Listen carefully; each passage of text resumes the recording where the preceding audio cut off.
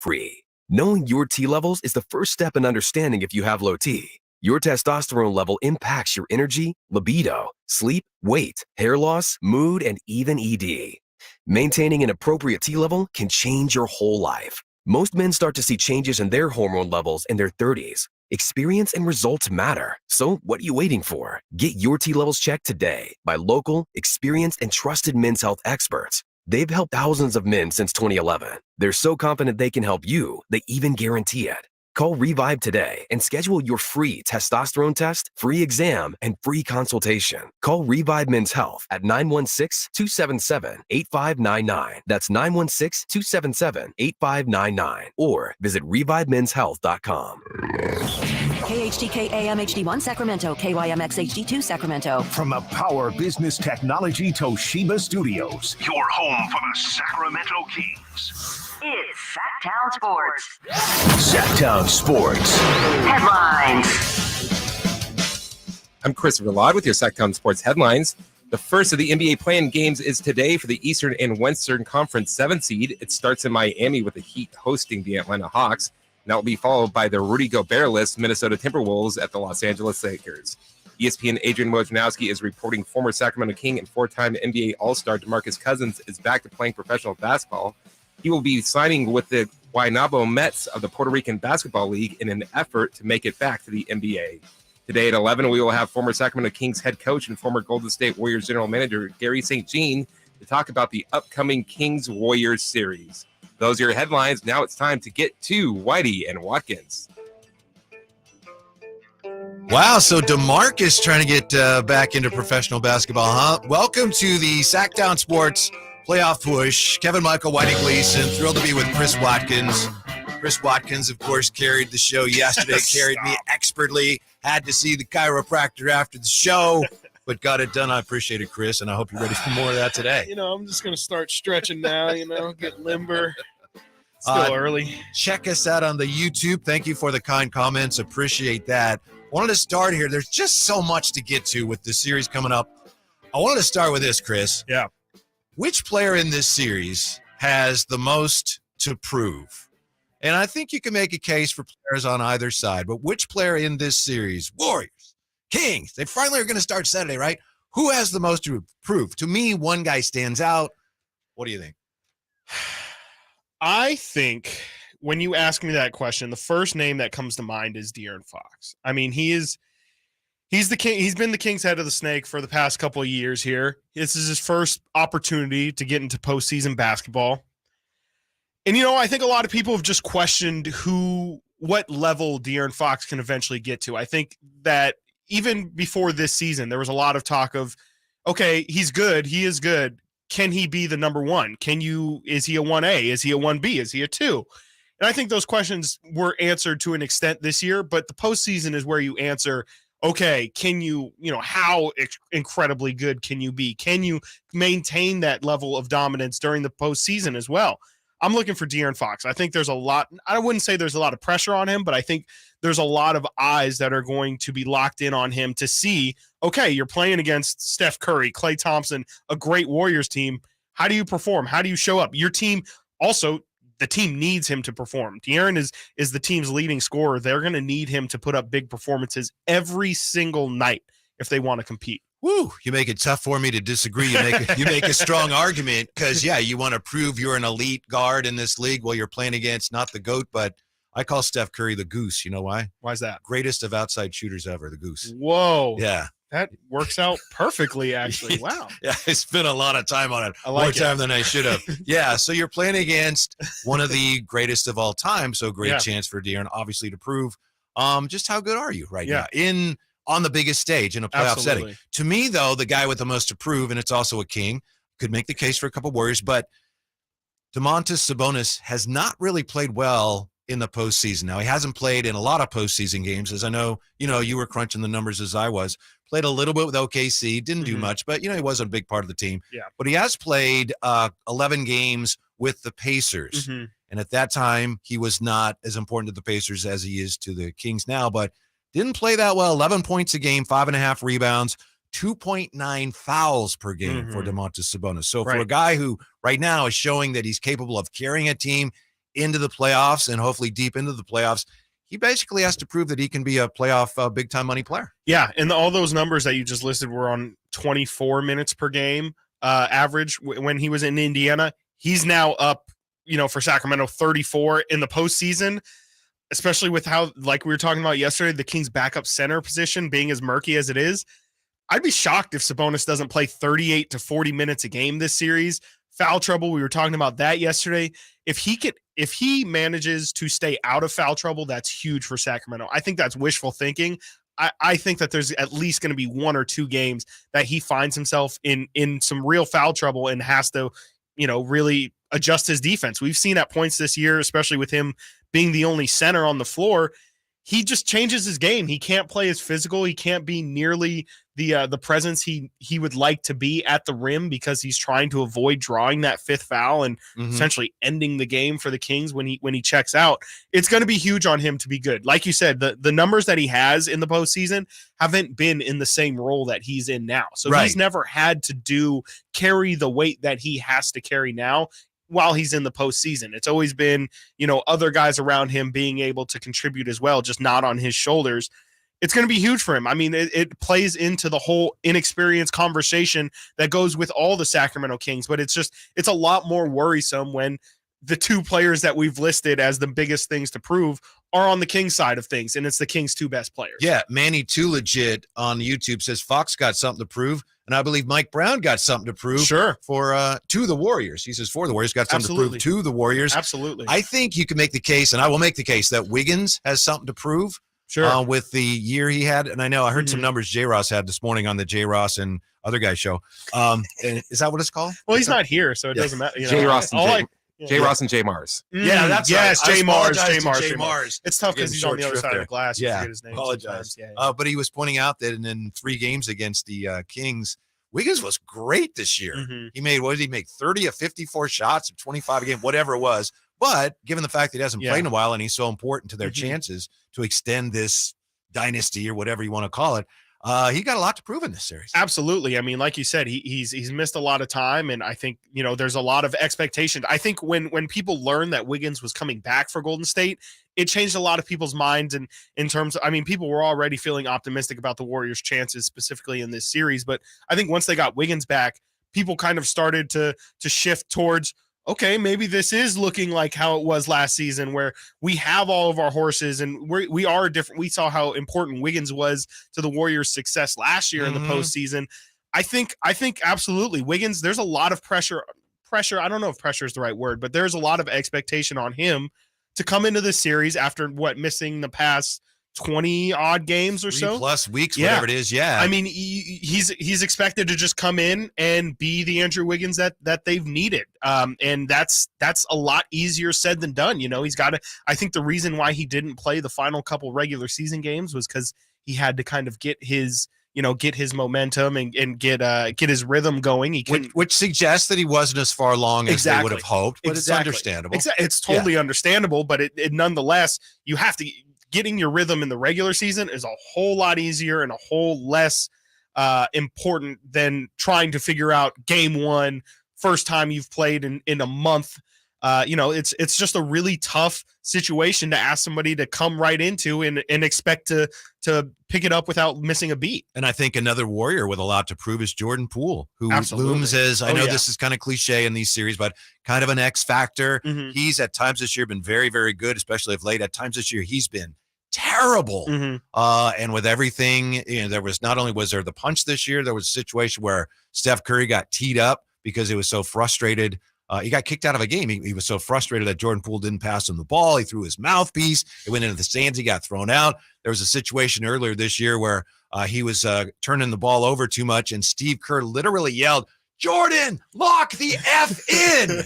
So that actually happened. So he is kind of he's really important to them, and they rely on his scoring. But there are times when it's like, hey, where are you? So, and he's, whether he will admit it or not, which he probably won't, he's still trying to prove that he's worth the extension that they've already given him. Right. And especially on a team like the Warriors, when you're a championship level team, you don't have room for that kind of waywardness. You have to, in order to win a title, you have to Like Steve Kerr is saying, Lock the you F have in. to lock the F in, okay? Yeah. You can't be trying to be flashy, be stylish. And that's all Jordan Poole's game. A lot of Jordan Poole it reminds me a lot of J.R. Smith, where it's very erratic, but the highs are so high and the lows are so low.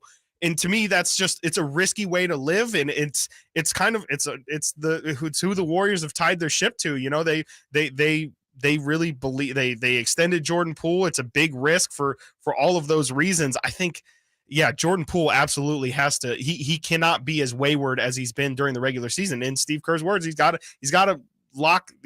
focus the F up. He really cannot. He cannot turn the ball over. That, by the way, is what Brian screamed at both of us today before we went on the air. Exactly. He said, guys, you can't be talking about sour cream cheese. Like, we need to lock the F in. Please. Christopher Law, do we have a poll up and running yet on this very topic? We're supposed to be getting that up right now. So wonderful. Yes. Soon. So we on our website. On our YouTube page, all right, great, on our YouTube page. Thank you. So we'd love to know what you think. Which player in the series has the most to prove? I'm still saying Sabonis, but Chris made a great case for De'Aaron Fox. So what do you think? We have a couple of guests coming up today. Yeah. One at 11 and one not till 1 o'clock. Hopefully you can be around for those. Just want to tell you who they are briefly, because it's really a special time of year to have both of them on. Only 3 guys have ever coached the Sacramento Kings in the postseason. You had Phil Johnson, their first year here. Of course, Adelman, many, many years. But in 1996, Garry St. Jean coached the Kings in the playoffs. They nearly rattled Seattle. He went on to become a GM and briefly a coach with the Warriors. So the saintly one's going to join us at 11 o'clock. Excited for that. Yeah. Yeah. I mean, isn't that an insane stat, though, that only 3 I know. Since 1985, the Kings have only had 3 head coaches, soon to be 4, that have actually coached postseason basketball for the Sacramento. Yeah, and of course, Rick Adelman did it many, many, many years. But then at 1 o'clock, we're going to talk to the guy who had the call right here on Sactown Sports the radio call the last time the Kings won a playoff game. My friend Jim Kozimor is going to join us. That's a great call, too. I don't know if you've heard it. We've been playing it in our promos recently. The last time the Kings made the postseason, this happened. And they play Koz's call of the Kevin Martin behind the head lay-in against the San Antonio Spurs. Fantastic call by Koz. Yes. So we're looking forward to that. And Chris, I just want to tell you this ahead of time. This may or may not come up. Maybe you'll want to broach it with Koz. This is a true story. Koz told me years ago he used to work with the 76ers. And I think he did pre and post. I'm not sure. Filled in. This is just when he was starting out. Mm-hmm. And one day, Steve Mix, who was with the Sixers, says, "Hey, Koz, Doc is having a pool party at his house, and he wants everybody to go." Doc being Julius freaking Erving. Oh, not Doc Rivers. Okay. Right. Yeah. Julius Erving. Yeah. So Koz says, to his undying regret, I guess, because he shakes his head when he tells the story, he said, "Nah, I got to do laundry today." And he didn't go. That is unforgivable. I cannot. How? I don't think he's forgiven himself.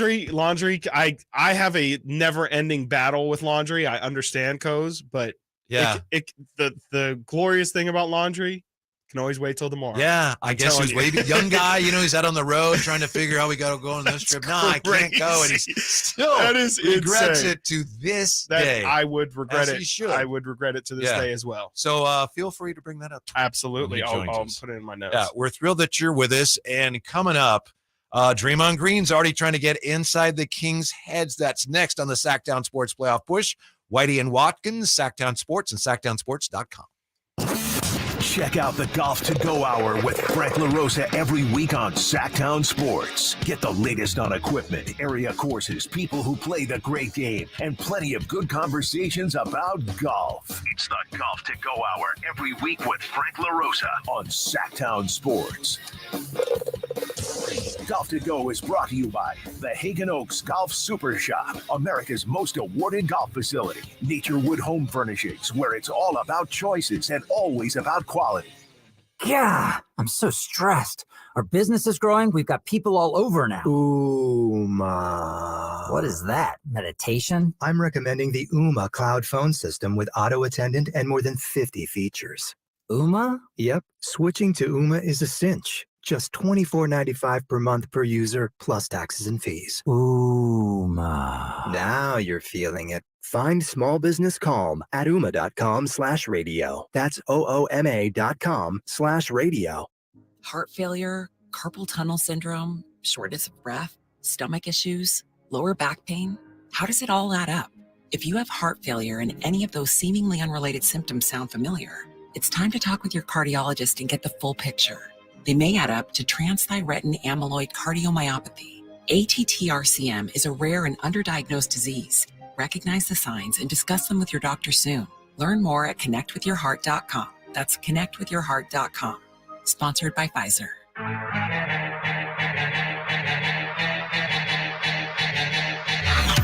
Sactown Sports. Check us out on YouTube. Search Sactown Sports and subscribe. Well, we don't need this. It's a Sactown Sports playoff push with Whitey and Watkins. We don't need people on the YouTube chat coming down your road, Chris Watkins. 916 says, Chris Juice Irving was a great basketball player in the day, one of the best. I am aware who Julius Irving is. He played basketball a lot. LOL. Yeah, you know who Julius. I knew who Julius. It's just natural. I said Sixers and Doc, and you're thinking, okay, yeah, Doc Rivers. Yeah, Doc Rivers. Yeah, It's natural. Makes sense. Yeah, I know some of these words. I know people. You know, I can tell you some things about some old basketball players. Maybe not ABA style, but who was your first favorite basketball player? Maybe we'll make that the question of the day. Yeah, that's a good one. Yeah. Just a little seasoning for the soup today. Your Yeah. first favorite That's a great basketball question. player. That's a great question, especially because I was a kid in like the early 2000s, so I'm going to go Kings excluded because obviously I was 7 when the early the mid early 2000s Kings teams were going. So Webb, Bibby, they were all one. It was one entity. Yeah, certainly legitimate answers. Yeah. Any one of those? I think I would probably go with Tim Duncan if I Wow. had to say anybody. That's an Just awesome because answer. But it it's surprising. couldn't be Kobe for obvious reasons. Shaq, obvious reasons. Garnett was up there, but he just had a little bit too much fire for me. I wasn't, yeah. As I go with my answer of This Tim is a Duncan, really I think I can interesting tell window you into your psyche. Yeah. I think I'm gonna go Tim Duncan, the big fundamental. It was always, it was just everything. He was a winner. What's not to like about a winner? You know, Well, that's great. Yeah. That shows that you appreciate the little things, substance more than style. drop steps. Yeah. Bank shots aren't pretty, but there's a reason why the glass is there. Yeah. I was Julius was one of my very first favorite basketball players. Right. Yeah. He was on top of the world too Yeah. at that time. He was. I think me and everyone guy? around my age, it was Michael Jordan. Who's that guy? Yeah. The I guess that Bulls, makes a Michael little bit Jordan, or sense. the Wizards? What Michael is Jordan? what is weird, like talking to younger people like you, Chris. Yeah. You could actually watch more Bulls games in Sacramento than you could watch Kings games in Sacramento when I was growing up. Yeah. Really? Oh, Yeah, They would just be on all national TV. WGN. Yeah. Uh-huh. Oh, WGN. Right. Yeah. Yeah.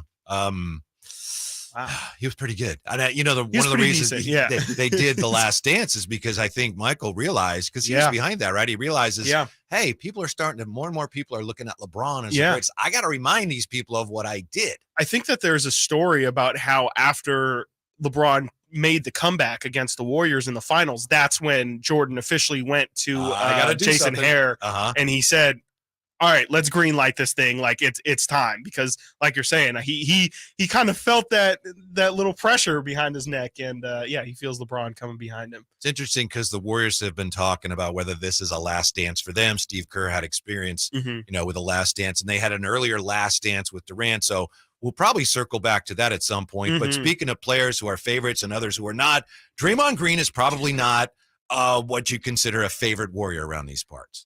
And that's just the way he wants it. Definitely not. Yeah, he is. He is Guy the you want on your agitator. team. If he's not on your team, boo! Mhm. Yes. Yeah, definitely the type of guy. And I expect Kings fans are going to hate Draymond by the end of the series. I already know he's going to do something that's going to get under everyone's skin. He's going to, Draymond, he likes to live in the gray area. He likes to, kind of play in the margins and get guys riled up without drawing the actual text. Pretty good podcaster, though, wouldn't you say? He's a great podcaster. He's a phenomenal podcaster. He understands like the wrestling element of basketball, which I Mhm. love. Well, Draymond already trying to gain access to the Kings melons. Here's what Draymond had to say about playing the Kings yesterday on his podcast.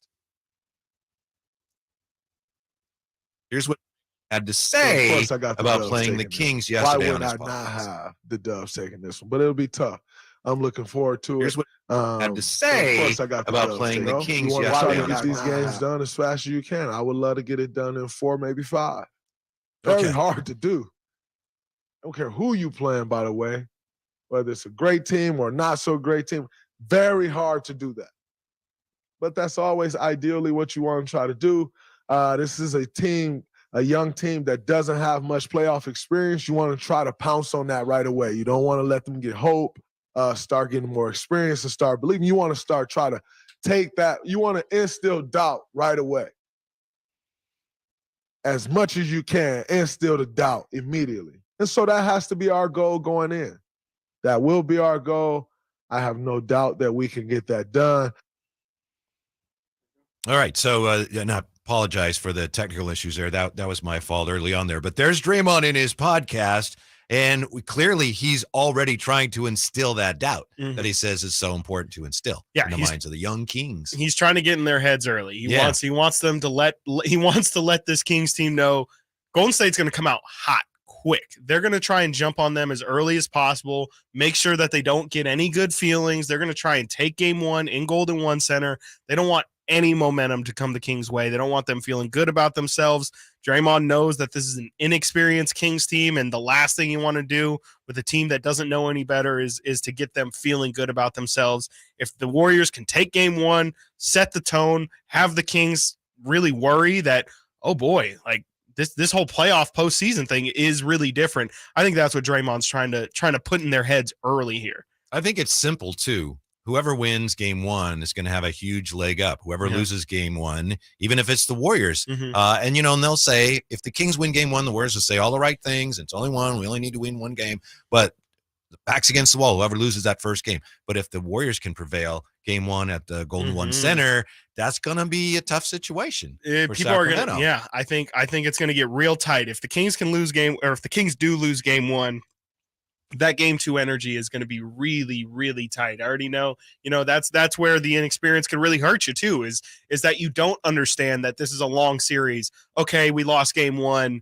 We just need to take it a game at a time. Absolutely. Take it a game at a time. Just because you lost game 1, the series isn't over. You still have a ton of other opportunities, but with an inexperienced team, you just don't know how they're going to react. They could lose game 1 and feel like, well, now we just lost home court advantage. Now Chase Center is going to be, where things are decided and it's over. This is the beginning of the end. That could be where the inexperience hurts you, is just not knowing how to treat each individual game and kind of let go of the emotions after. Here's the genius of Draymond Green. Draymond Green is great at distracting the other team. Absolutely. Of disturbing their focus. At the same time, he knows he can do that, and he can still do the things he needs to do. Right. And his teammates are going to be laser focused, other than maybe Jordan Poole here or there. Right. But he knows that, like we talked yesterday about what he did earlier, just a few weeks ago, to the Pelicans when they played them. And got Brandon Ingram riled up, and even got CJ McCollum who loses composure a little bit. So that's already started. So for the Kings here, it's like, what did Draymond say? It doesn't matter. It shouldn't. We just have to go out and focus on the things that we're going to do that will help us beat them. That's what it's all about. Yeah, absolutely. And I hope that's the message that Mike Brown is pounding home this week. Is just like, we don't even think about doesn't matter what he says. Don't think about their legacy. Don't think, because that's what they're trying to, like you said, Draymond's trying to get in their head. He wants them to hear this, and he wants them to think about it. And he's good at it too. Let's face it. Good at it. And he knows. And even if this is just the start. This is a podcast. He's not even face to face. Right. Just wait for him to get face to face, the things that he's going to say to you to try and get in your head. So the Kings need to be mindful that this is just the beginning of the games, and Draymond is not one to play with. He is not one that you want to get into this kind of battle with, because what the Kings need to do right now is just focus on their game. They can't think about how upset Draymond's making them, or if, whatever, if he's playing all these games. They just need to focus on what they need to do and take care of business, because they can't forget, no matter what the odds say, they're the better team. They are the favored team in this. They should be the favored team in this. They can't stoop down to the Warriors level and get in their own head. Yeah, you can't be distracted by, wow, we could bring an end to their dynasty or this right. or that. No, all that. Years ago, there's at least 2 ways to do what Draymond's doing. Years and years and years ago, I was getting ready for the Super Bowl a long time ago, between the 49ers and the Dolphins. And a couple of receivers on the Dolphins Mark Clayton and Mark Duper, they were talking about the 49ers secondary and how they're overrated. They're no good. We're going to torch them. And in one of those media scrums, I got to ask Ronnie a lot. Ronnie, these guys say that you guys are overrated, trying to, what do you think?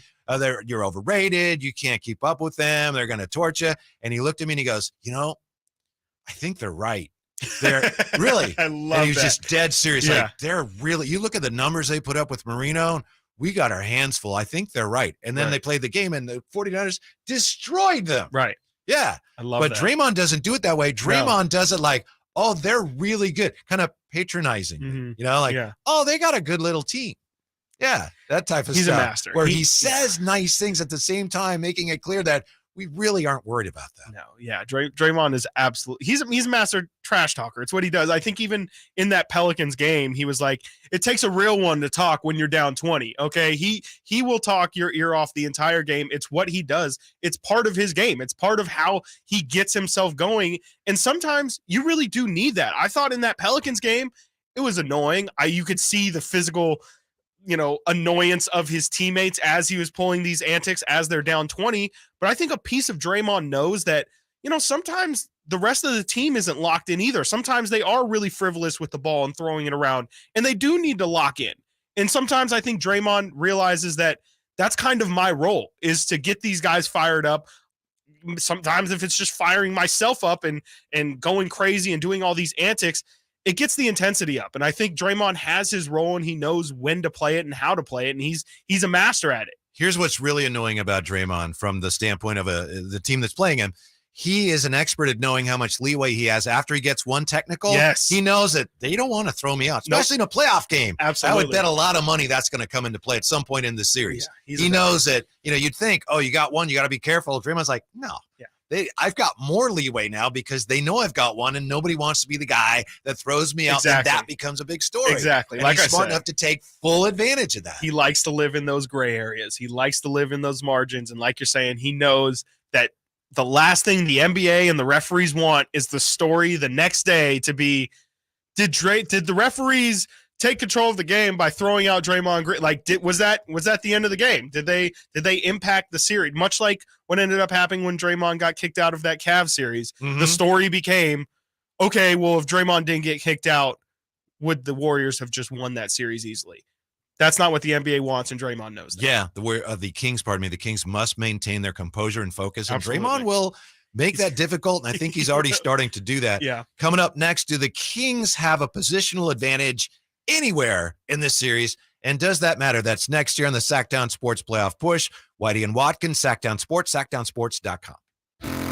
Sactown Sports is Sacramento's new home for the San Francisco 49ers. It feels awesome. We deserve this. Let's go, Niners! Purdy. Purdy going to throw, and it is Kittle in the back of the end zone. Samuel. Debo 10. Debo. Touchdown! And McCaffrey. Touchdown! CMC! They all live here on Sactown Sports. Your official home for 49ers football. Sacramento weather is brought to you by Arnold Law Firm. I'm Eileen Javor in the KCRA3 Weather Center. Our temperatures today noticeably cooler in the low 70s this afternoon. We'll dip into the low and mid 40s tonight. Temperatures in the 60s tomorrow. Get the latest forecast on the KCRA3 News and the KCRA3 app. The Arnold Law Firm has seen how a collision can turn anyone's life upside down in a heartbeat. So remember to be a little more alert on the road and stay safe. The Arnold Law Firm, providing real justice for you since 1975. Call 916-777-7777. When you take the time to shop at Folsom Lake Honda, there's one thing you'll always find: happy people ready to serve you. As a family-owned and operated dealership since 2009, customer service is our #1 priority. Our customers love doing business with us, and you will too. Get an instant cash offer for your trade at FolsomLakeHonda.com. We'll buy your car whether you buy from us or not. Folsom Lake Honda is your one-stop Honda shop. Folsom Lake Honda, yeah, your one-stop Honda shop. Hey guys, this is Keenan Thompson. I have a problem with you. Yes, you. None of y'all told me that AutoTrader has millions of new and used cars that I can shop from home. I thought we were friends. I put smiles on your face, but I'm not smiling. No one told me that with AutoTrader, a dealer can deliver cars to my home, or that I could shop by price on AutoTrader. No one. Consider this friendship that you just learned we had officially over. Finally, it's easy. Auto Trader. When I want to stretch out after a long day, my sofa needs to be comfortable, but it also needs to look attractive and inviting when guests come to visit. Hi, I'm Frank LaRosa with a word about Naturewood Home Furnishings. We spend so much time on our living room sofas that we forget they're a focal point and a hint to our decorating tastes. Right now, during Naturewood Home Furnishings sofa sale, you can save on every sofa, including gallery-exclusive custom-ordered FlexSteel furniture. Whether you're interested in a new sofa, sectional, or recliner, you can choose from hundreds of colors and fabrics. Nobody has more styles and choices than Naturewood Home Furnishings. And when it comes right down to it, it's all about choices and always about quality. Shop Naturewood for the look you love at a price you'll love even more. Visit Naturewood Home Furnishings right now for this remarkable sofa sale. Off Highway 50 at Hazel, look for the water wheel. ACR Solar and Home Services is here to help you, just like they helped me. Jason Ross here, and ACR did a great job for my family, bringing their impeccable reputation and great workmanship to keep my family covered with a brand new roof. Now we're comfortable and dry during Sacramento's rainy season, knowing our home's structural integrity is protected. Our value has increased, and the home itself, well, it's looking and functioning at its best. The proof, it's in our roof. Now, you could get this same quality experience with ACR Solar and Home Services. Just go to acrsolar.com now to sign up for a free estimate and see all that they have to offer, not only to protect your home and family during the cold and wet Sacramento weather, but also including premium made-in-the-USA solar electric systems. That's acrsolar.com. ACR Solar and Home Services is bringing us all the highest quality, highest value, and integrity since 1979. Go to acrsolar.com. That's acrsolar.com. At Game Time Sports Bar and Grill in Oroville, we know that you want to experience all the biggest games and fights of the season in larger-than-life detail on our 22-foot screen. Bigger is better. We have a fresh, tasty menu, and don't forget about our self-serve tap wall. Get in on the best action at Game Time Sports Bar and Grill. Bigger screens, tastier food and drinks, and the liveliest gaming experience around. Only at Gold Country Casino Resort.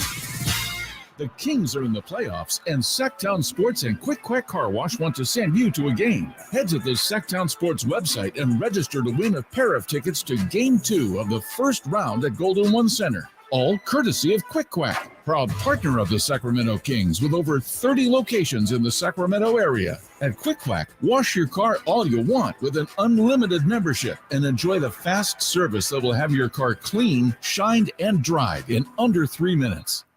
Are you an experienced AC and heating service technician or looking to be one? Would you like the potential to make more than $100,000 a year? That's right. I said $100,000. And on top of that, if you have the right experience and skills, you could qualify for a sign-on bonus. I'm talking about Bell Brothers, the most trusted name in heating and air conditioning in Sacramento. They need experienced air conditioning service techs right now. They already keep 127 techs busy, but business is booming. The pay is great, the benefits are amazing, and you will always have work all year round. At Bell Brothers, there's no such thing as a slow season. The team wants to meet you. This is no joke. If you're ready to make the best career move of your life, go online to book a confidential interview at theNoSurpriseGuys.com or attend our hiring event this Saturday at 8 a.m. sharp. Your life is about to get a whole lot better. It can't hurt to explore your options. Go to theNoSurpriseGuys.com to get the ball rolling. Sactown Sports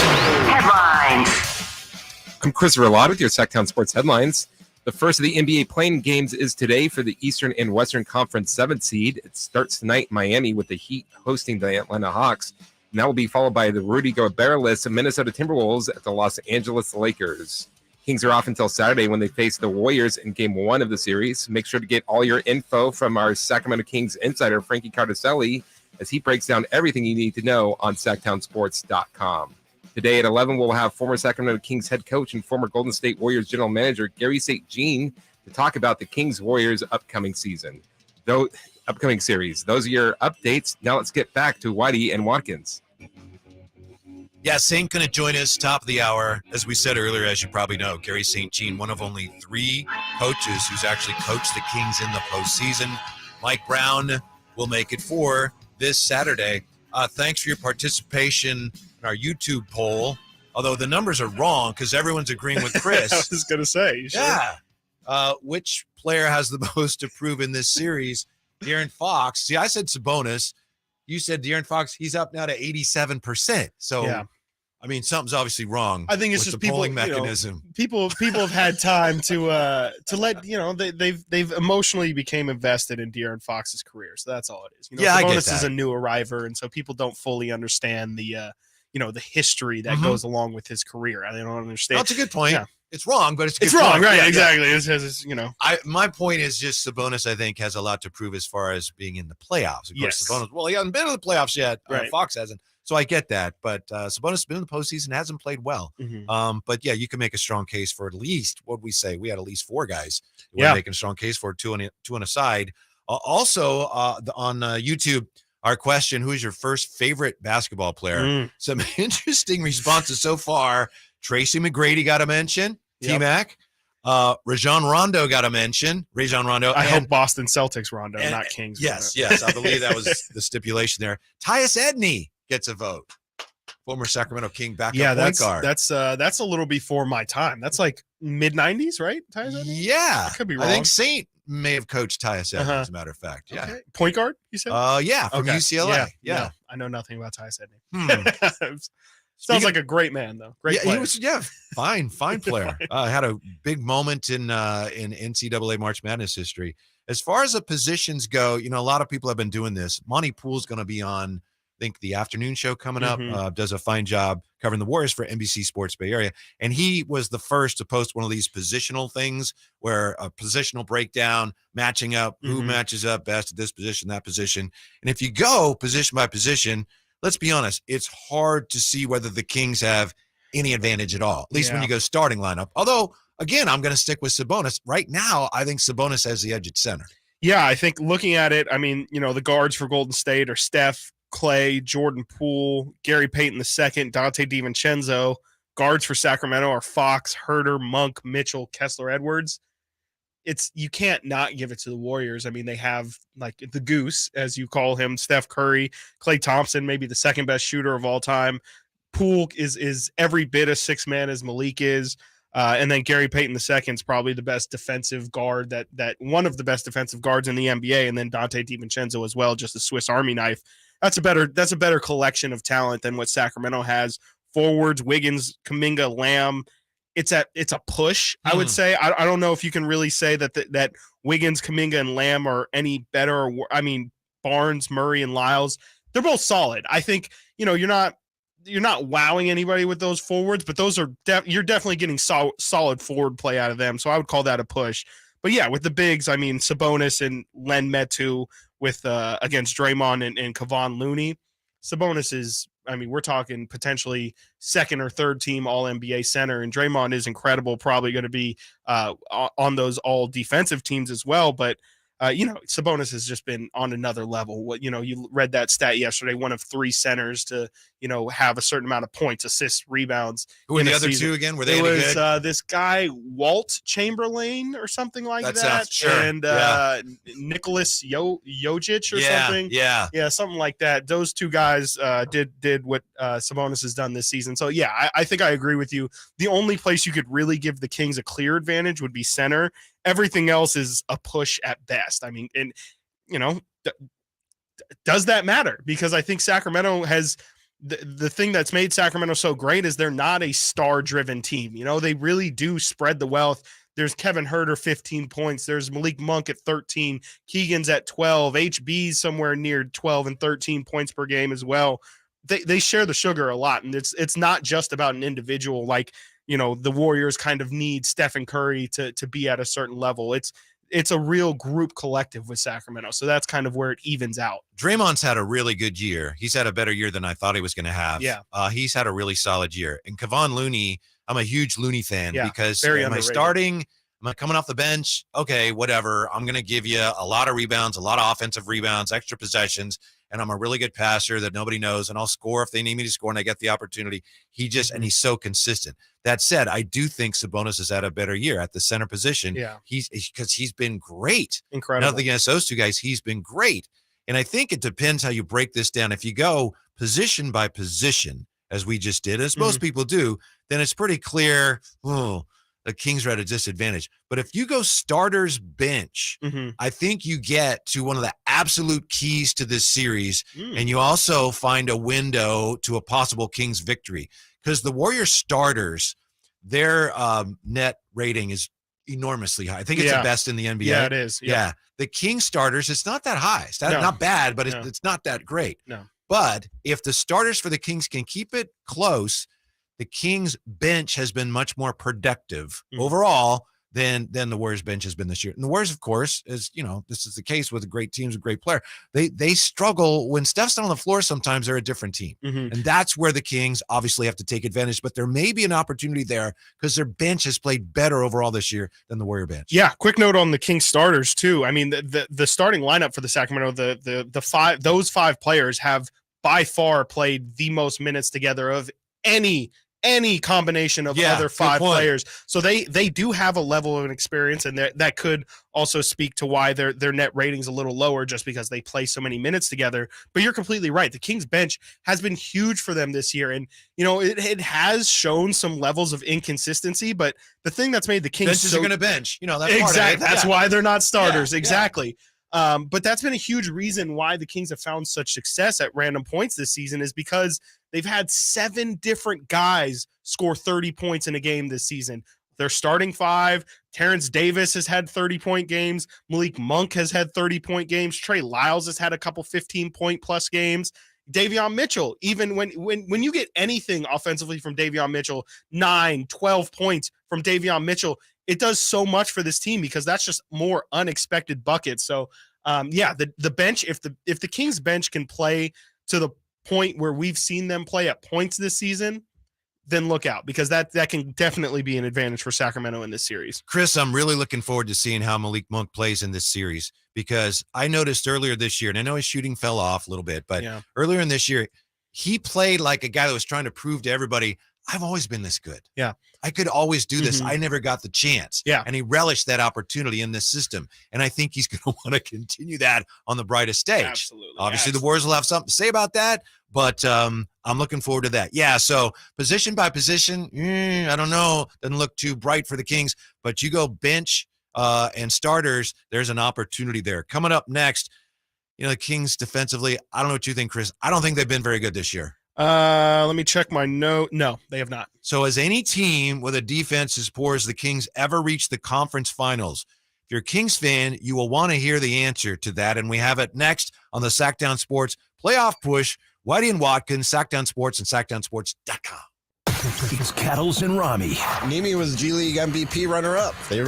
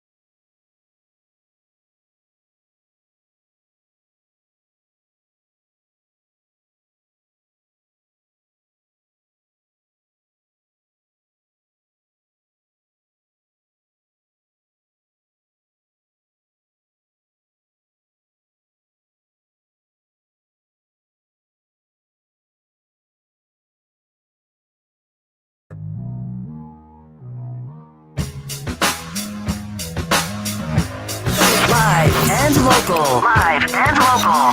This is Sactown Sports. Sactown Sports playoff pushing on with Whitey Gleason and Chris Watkins. Hey, like and subscribe on YouTube. We appreciate the feedback today. The poll today on YouTube, who has the most to prove in this series? Chris Watkins went with Fox. He's getting 86% of the vote. I went with Sabonis. He's getting a lower percent than other. Sabonis is at 6 and others at 7%. Who is this? Isn't The right. other? Right. It's not right. I think Christopher Law did something.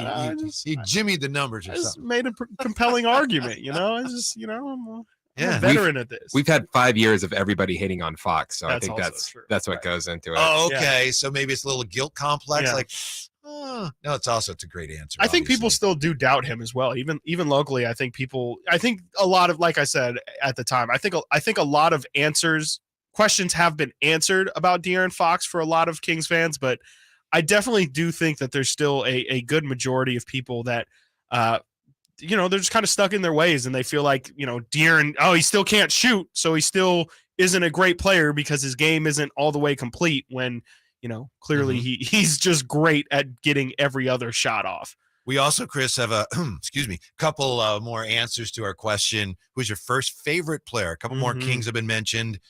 We had Michael the Animal Smith and White Chocolate. White Chocolate. I mean, Jay Will. That's an easy one, right? I mean, he was, early 2000s. He was probably the first really big.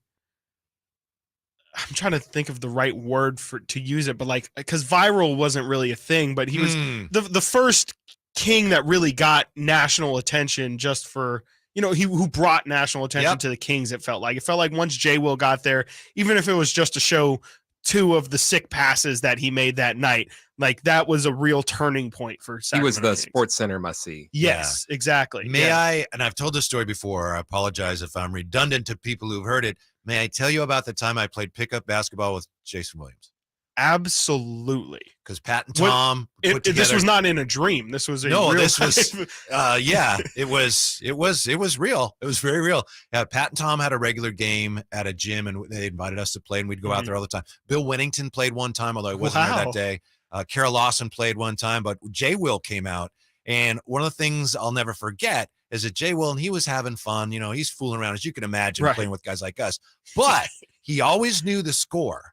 And it was when it was a winning basket, he always made sure everybody knew. So I thought that was fascinating. Yeah. He's just out there, and he could have done whatever he wanted, but he's like, all right, game point. So one time anyway, he gets the rebound, he comes down, and I'm the only one back. I'm the only one there. And because, I high school as a point guard, so you're the last guy back. So I'm at the foul line and he's coming at me, Jay Will. There's nobody else around. There ain't no help coming.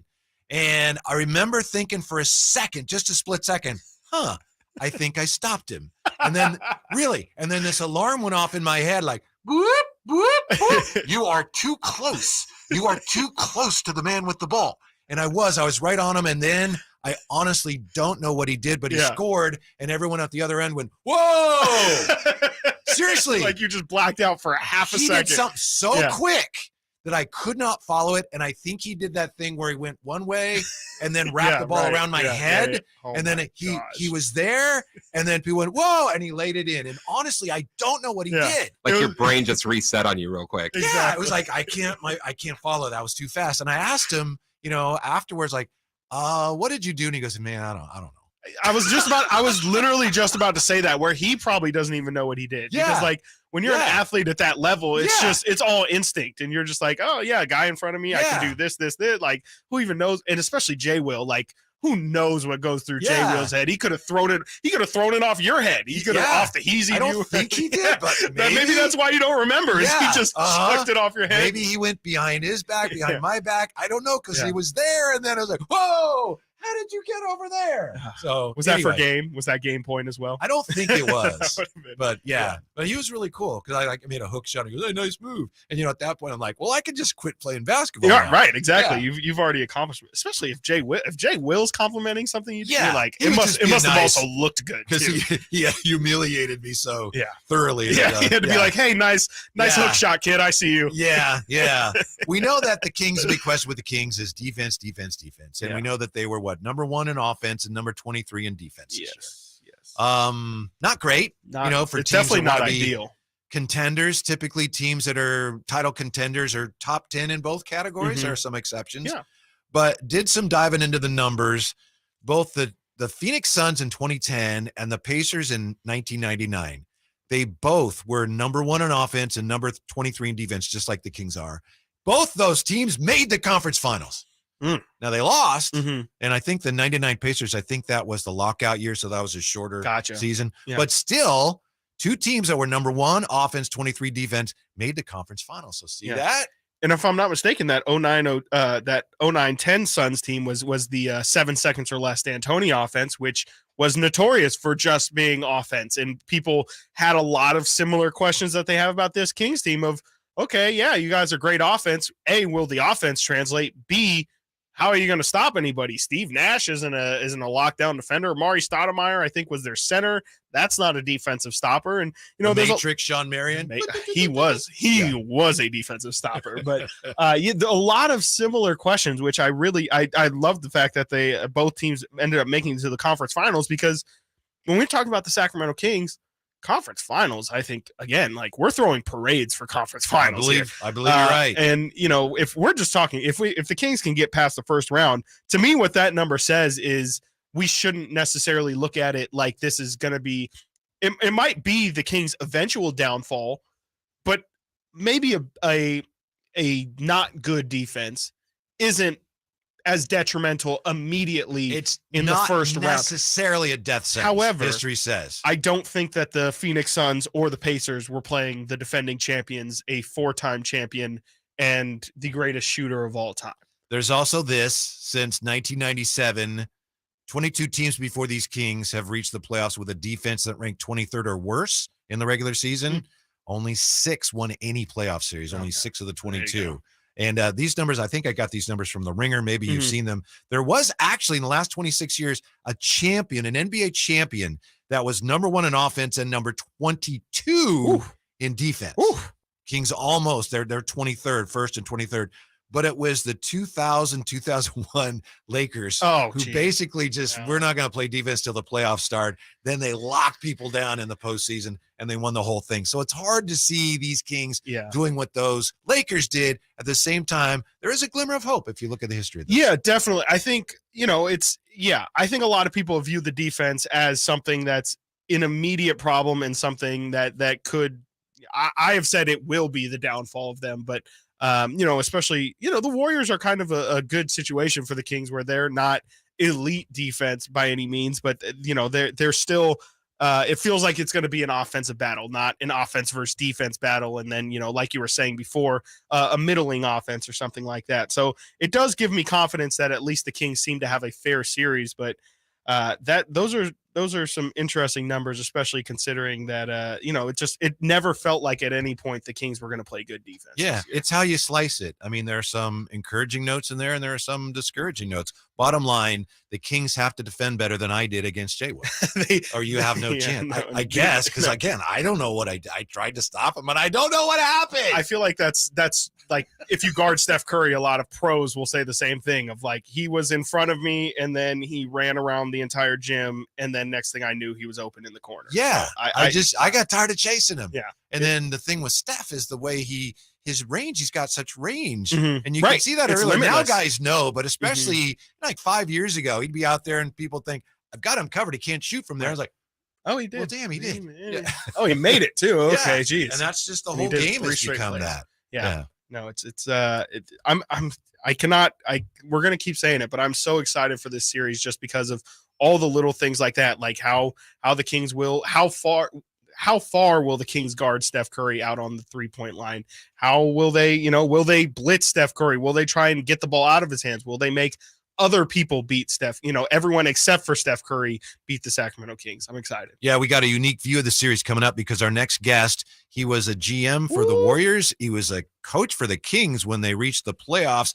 Garry St. Jean joins us next on the Sactown Sports Playoff Push. Sactown Sports, SactownSports.com. The regular season is over. Now the real test begins. Kings will have the number 3 seed. They'll have the home court advantage. Sactown Sports is your home for all things Kings as they enter into a first-round matchup with the Warriors. Clock steps into 3. He stops a triple, and the Kings have regained the lead. But against the explosive Warriors, you can't hold your breath. Stay tuned to Sactown Sports and SactownSports.com for the most comprehensive Sacramento Kings playoff coverage. When I want to stretch out after a long day, my sofa needs to be comfortable, but it also needs to look attractive and inviting when guests come to visit. I am Frank LaRosa with a word about Naturewood Home Furnishings. We spend so much time on our living room sofas that we forget they're a focal point and a hint to our decorating tastes. Right now, during Naturewood Home Furnishings sofa sale, you can save on every sofa, including gallery-exclusive custom-ordered flex steel furniture. Whether you're interested in a new sofa, sectional, or recliner, you can choose from hundreds of colors and fabrics. Nobody has more styles and choices than Naturewood Home Furnishings. And when it comes right down to it, it's all about choices and always about quality. Shop Naturewood for the look you love at a price you'll love even more. Visit Naturewood Home Furnishings right now for this remarkable sofa sale. Off Highway 50 at Hazel, look for the water wheel. Dr. Rick here. Another sign you're becoming your parents is getting particular about details that don't matter. The craziest thing happened when we got tacos the other day. Was it Wednesday or Thursday we got tacos? I know it wasn't Tuesday because that's when I went to my hairdresser. Shoot, what day was it? See how we all lost interest there? Progressive can't help you from becoming your parents, but we can help you compare rates on home insurance with Home Quote Explorer. Progressive Casualty Insurance Company affiliates and third-party insurers. Comparison rates not available in all states or situations. Prices vary based on how you buy. Springfest is here at Lowe's. Don't miss out on the best deals of the season. Refresh your yard with 5 bags of premium mulch for just $10. And refresh your home with savings on paint and stain. Right now, buy one, get one 50% off on 1-gallon cans and 5-gallon pails of HGTV Home by Sherwin-Williams Paint, Stainmaster Paint, and Cabot Exterior Stains. Shop Springfest today. Valid through 4/12. Mulch offer excludes Alaska and Hawaii. Selection varies by location. While supplies last. See store at Lowe's.com for details. Life is uncertain. It's okay to feel stressed, anxious, worried, or frustrated. It's normal. With CalHope's free and secure mental health resources, it's easy to get the help you and your loved ones need when you need it the most. Call our warm line at 833-317-4673 or live chat at calhope.org today. At Ashton & Price, we get injury victims to yes. Experience, yes. Ashton & Price has been around for over 25 years. No more insurance companies? Yes. Our clients focus on getting better and we handle all the rest. Results? Yes. We've collected over $100 million for injury victims. No fee until we win? Yes. Our clients pay nothing until we win. Ashton & Price, the best at getting to yes. Remember, for the best advice, don't think twice. Call Ashton & Price. Great team, great team. Where's the defense? Defense! Okay, everyone take a break. Greetings, Sacramento. Doug Christie here for the Good Feet store, asking, when is something too good to be true? When it probably is. And had I not experienced it for myself, this spectacular season would definitely qualify as too good to be true. So everyone out there in radio land, continue to enjoy. Something else that could seem too good to be true is Good Feet Arch Supports. But trust me, I've experienced firsthand the comfort, balance, and support possible with Good Feet Arch Supports. And so have countless others who have pretty much given up hope. It's time you felt good again. Take your feet to the Good Feet store for free personalized arch support, fitting, and test walk. Experience for yourself the comfort, balance, and support missing in your life. The Good Feet store in Sacramento, Roseville, Stockton, Modesto, and now Vacaville, online at goodfeet.com. The Mega Chevy Used Car Superstore has one of the largest selections in the area. Over 275 available vehicles, including a great selection of GM certified. And if you're selling, Meda Chevy is buying. See them all at MedaChevy.com. Find a new road. From the Power Business Technology Toshiba Studios. KHTKAM HD1 Sacramento, KYMX HD2 Sacramento. Your home for the biggest matchups in the NFL. Sactown Sports. Sactown Sports. Headlines.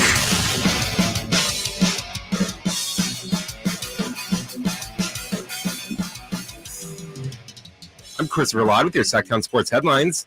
The first of the NBA playing games is today for the Eastern and Western Conference 7th seed. It starts tonight in Miami with the Heat hosting the Atlanta Hawks, and that will be followed by the Rudy Gobert-less Minnesota Timberwolves at the Los Angeles Lakers.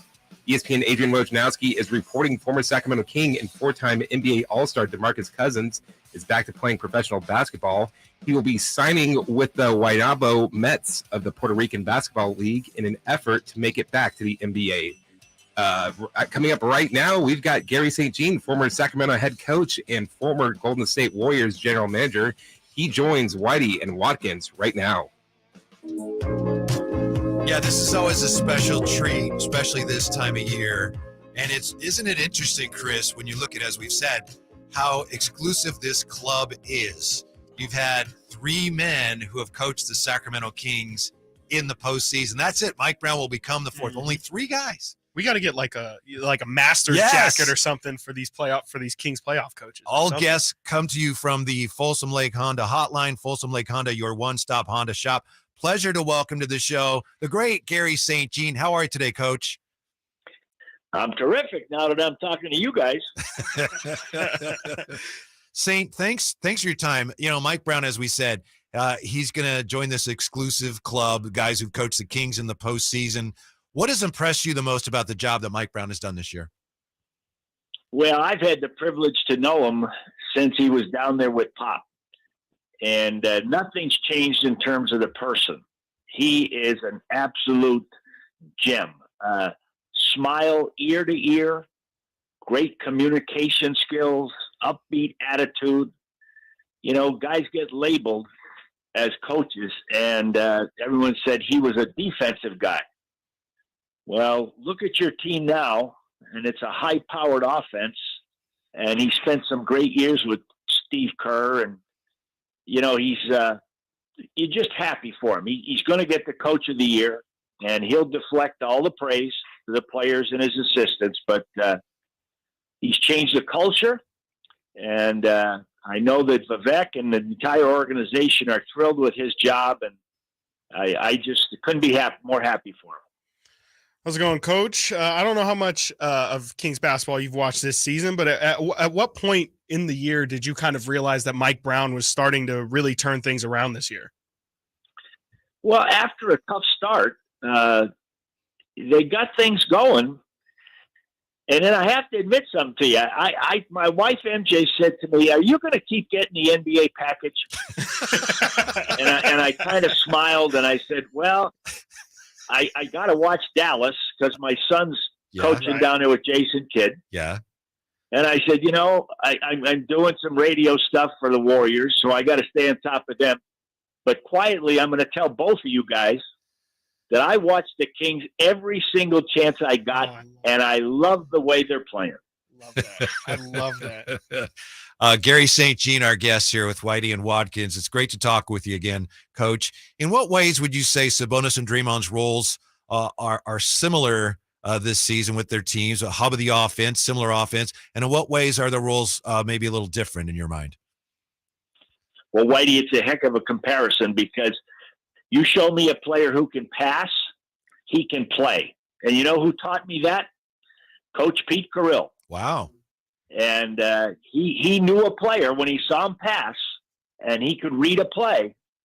That guy had a basketball IQ. And both of them have a huge basketball IQ. And, you know, it's a beautiful thing with Sabonis that you can run him in the low post, and he can score down there, obviously, much more effectively than Draymond.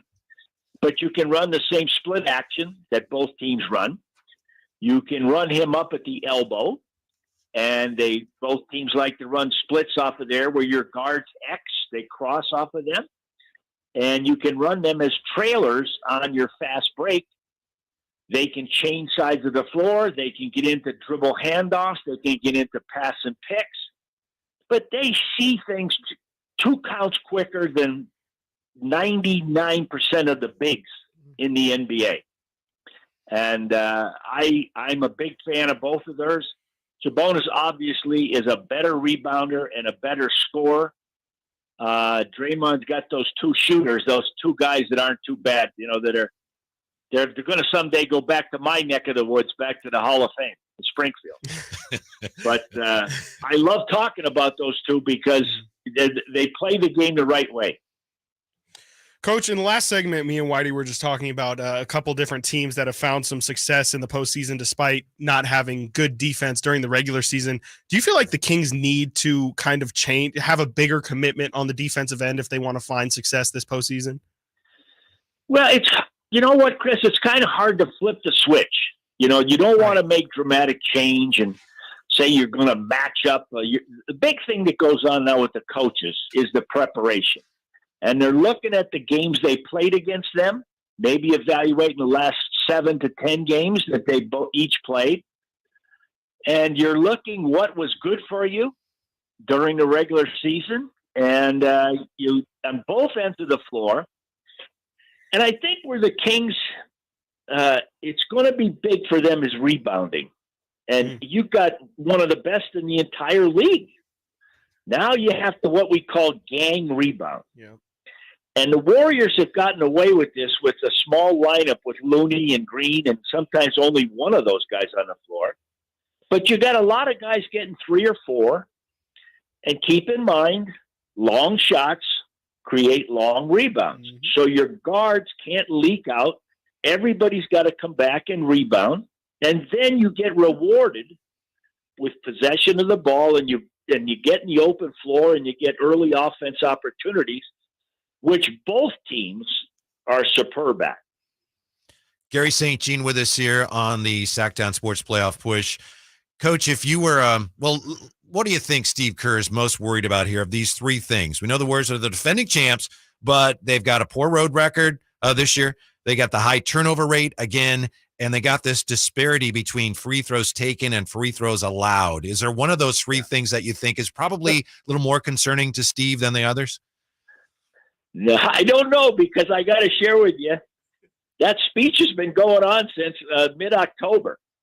And they're foul committing. That's why it's so important that Fox keep attacking. Uh-huh. Because they don't keep the ball in front of them. Mm-hmm. Now, he may not get all the way to the rack, and we all know how effective he is in the fourth quarter. Mm-hmm. But to get to that mid-range that he has, or he touches the paint where he kicks it out to a Murray or a Barnes or a help me, Herder. Yeah. So, guys, I think it's really important that you touch the paint, and he is the key guy. And I think that I'll touch on this after, but I think the 2 key guys for each team are Monk and Poole. And I'm going to say that because they're young and they're inconsistent. And when they play well, their teams are really in a position to win. Coach, how do you feel the return of Andrew Wiggins impacts your feelings about not just in this series, but the Warriors' potential this entire postseason? And how much do they really need from him realistically? Mm-hmm. Yeah. Well, I'll tell you guys, I don't know if I would make them a favorite against the Kings without him. That's how much. And listen, you 2 guys and myself and all the listeners know all about the cowbells. And there is nobody, maybe Steve Kerr, he's the only one. And I used to get complaints from the other coaches because the guys down by the other bench, the visitors bench, would ring those things during the timeout. And I remember Phil Jackson saying to me, "This is ridiculous. They can't be doing this. My players can't hear me." And I'm down the other end, and I'm cheering them on. Ring them louder. Ring them louder. So they think they've got fabulous fans down here. The Kings fans are every bit as good or better. And so I don't know. Fellas, I can go back to that year when we were the first Sacramento team to get into playoffs. And I'm sitting in the coach's office, and I know the guys are going to get a standing ovation. So out they go. Mitch leads them out. And this cheer starts. But then the noise kept going for 20 minutes. And I had to go back out there and take a look to believe this. Standing ovation for the entire warm-up. Wow. do not be surprised if that happens Saturday. Wow. That's how much I love the Kings fans. Guys, I came back for the 2 Dallas games right at New Year's. And it was my son Greg's birthday, and MJ and I came up. And, and for us to see all the old ushers and the people there, it's just tremendous. And the fans. And they let me ring that big bell out there. And I got a big bang out of that. And I sat with Vivek, and I looked around, and it just felt like old times. It was fabulous. And so there's all these other series and great matchups and all that kind of thing. It's not even close. Not even close. This is the best matchup in the whole first round. Yeah, that's a great story, Saint, and you had a lot to do with laying that foundation for all this. I got one more for you, and we've been throwing this out today, having some fun with this, and you have been a long-time student of the game. We're getting some interesting answers. Who was your first favorite basketball player? I'm guessing it was probably somebody with the Celtics, but I don't know. Garry St. Jean's very first favorite basketball player. You know how the young kids today are the in vogue thing is wearing those retro Converse shoes? Yeah. So growing up in Massachusetts, the Converse plant was in Malden, Mass, which is just outside of Boston. Now, I don't know the story why, but you know that they wore black Converse. And, of course, the low cuts on number 6 from Oakland, Massachusetts, from USF, 2-time Olympic champ, William Felton Russell. Yeah. That was my man. Yeah. Him, Bob Cousy. I'm going way back. Bill Sharman, Tommy Heinsohn, and then came John Havlicek. And so I was around a lot of winning. 11 championships? Yeah. And of course, Russ also coached the Kings and was a GM That's too. Right. Yeah. Saint, you're the best. Really, really appreciate your time. Great catching up with you. And thank you for your keen insight into this series. It's going to be a lot of fun. Well, I gave you a lot of history stories, but I didn't give you a lot of insight. So call anytime during the series and we can break it down more. Great. Appreciate that. We will, Saint. Guys, the matchups, watch the matchups. That's the whole key to this stuff. Great. Who's matched up on who? Thank you, Saint. We definitely will take you up on that. We appreciate it. Appreciate it, Coach. Take care. The great Garry St. Jean. All guests come to you from the Folsom Lake Honda hotline. Folsom Lake Honda, your one-stop Honda shop. Isn't he kind of like I told you he was? Yes. Great. Definitely has a pep in his step. And we should have guessed Bill Russell as his favorite player. That's such an obvious great call. Obviously. Yeah. All right. Coming up next year, from coaching jobs to LeBron's legacy, what is really at stake in these play-in games? That's next. Sactown Sports Playoff Push. Sactown Sports, SactownSports.com. Catch the Oakland A's every weekend on Sactown Sports. Friday nights, Saturdays, and Sundays. Sinking, that's going to get down for a hit. Around third to score is Tony Kemp. And the A's have taken the lead. Edge of the track, makes the catch. And the Athletics get a great win. Sactown Sports, your weekend home for the Oakland A's. Sactown Sports coverage of the Oakland A's is brought to you by Xfinity 10G, the next generation network. Hey, you want to be around people having a great time? You need to come check out Capital Casino, offering the most varieties of table games in the region in the friendliest environment. Come for the food, which is awesome, of course, and stay and play. Conveniently located in downtown Sacramento at 411 North 16th Street. Right there in downtown Sacramento for over 20 years. Cap Casino, best food, best games, and of course, the best action. And please gamble responsibly. 1-800-GAMBLER. When you take the time to shop at Folsom Lake Honda, there's one thing you'll always find: happy people ready to serve you. As a family-owned and operated dealership since 2009, customer service is our #1 priority. Our customers love doing business with us, and you will too. Looking to own or lease? During the spring sales event, drive a brand new Accord or Civic. Visit us today at FolsomLakeHonda.com, your one-stop Honda shop. Folsom Lake Honda, yeah, your one-stop Honda shop.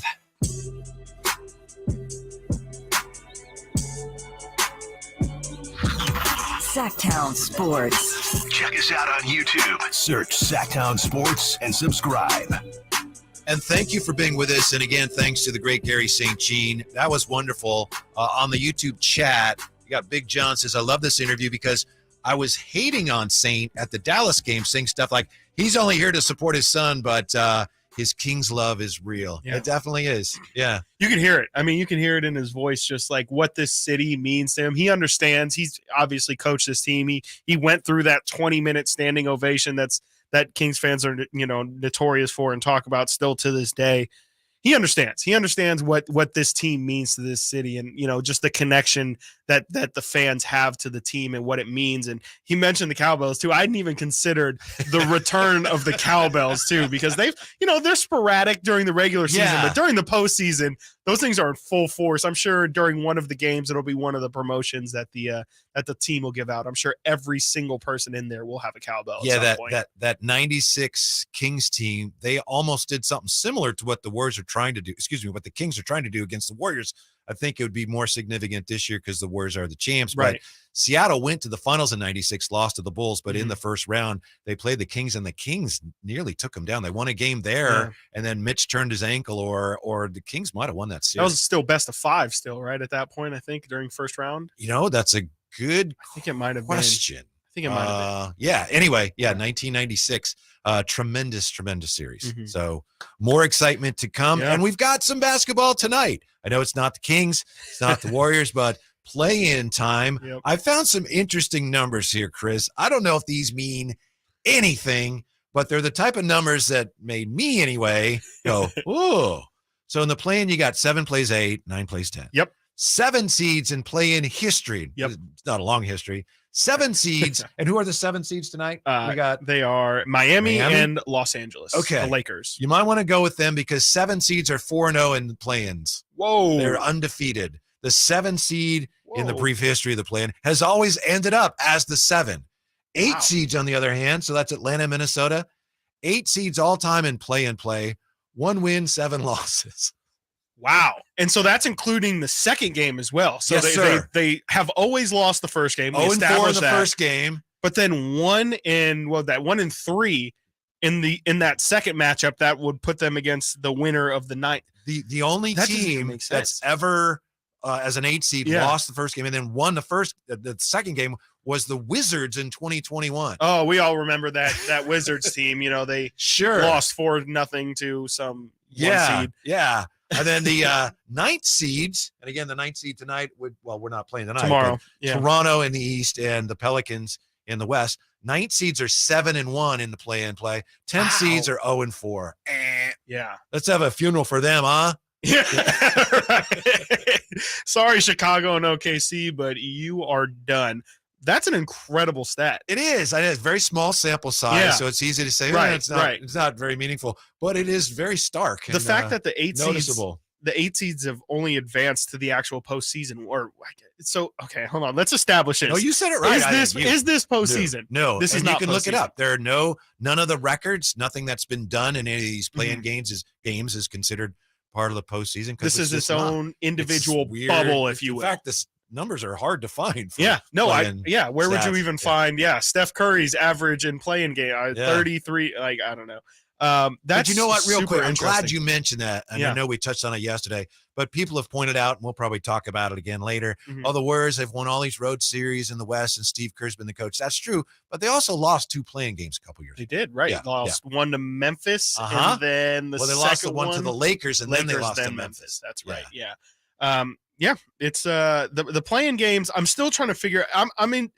So the lead, we were talking yesterday about, is the play-in tournament itself a success? I think the regular season portion, for sure. I think the fact that, like we said yesterday, the fact that teams all the way up until pretty much the last days of the season are still not mathematically eliminated, which was the point of the play-in.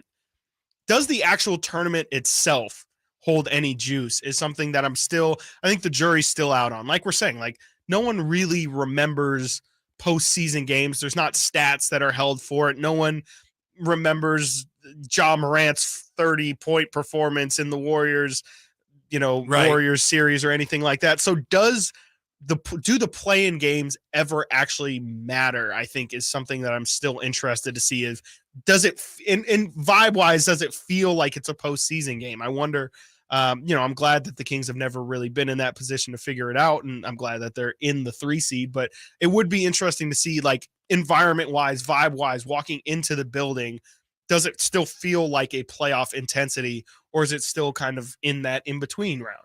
It depends who's playing and what your fan base is really interested in. The upside, of course, is that you have more for your TV partners. You actually have more product for your TV partners. And then, as we mentioned just a moment ago, the Lakers and the Warriors played a couple years ago. And as you probably remember, the ratings for that were incredible. Huge. Yeah. And that wasn't even a, win or go home game. Right. I can't tell you a single thing. I don't remember anything about that game, but I do remember that it was huge. I definitely remember that. I'm curious tonight. I mean, we have the Minnesota team that is completely falling apart. I don't know who's officially even listed for them. And then them going against LA. I'm curious if, this is a really big series for the Lakers, or, this play-in is going to be big for the Lakers because their season has been a journey.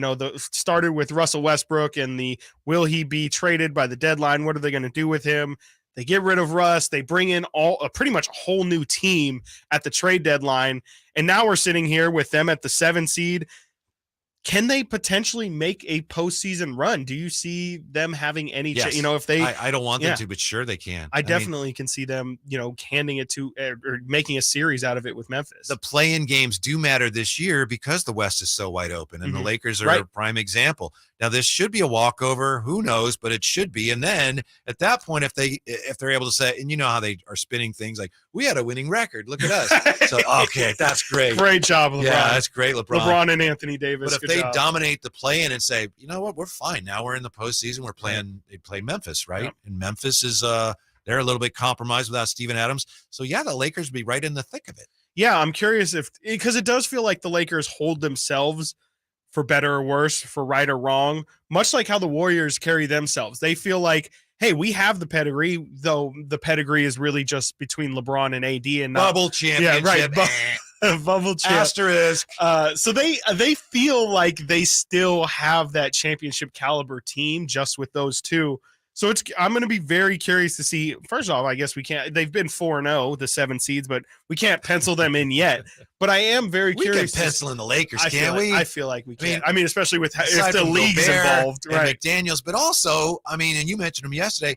Naz Reid's injury was huge for them. Yeah, that guy's good. Yeah, especially in a series or in a game where you have to play against Anthony Davis and the Lakers. They don't have Gobert now, and Karl Anthony Towns.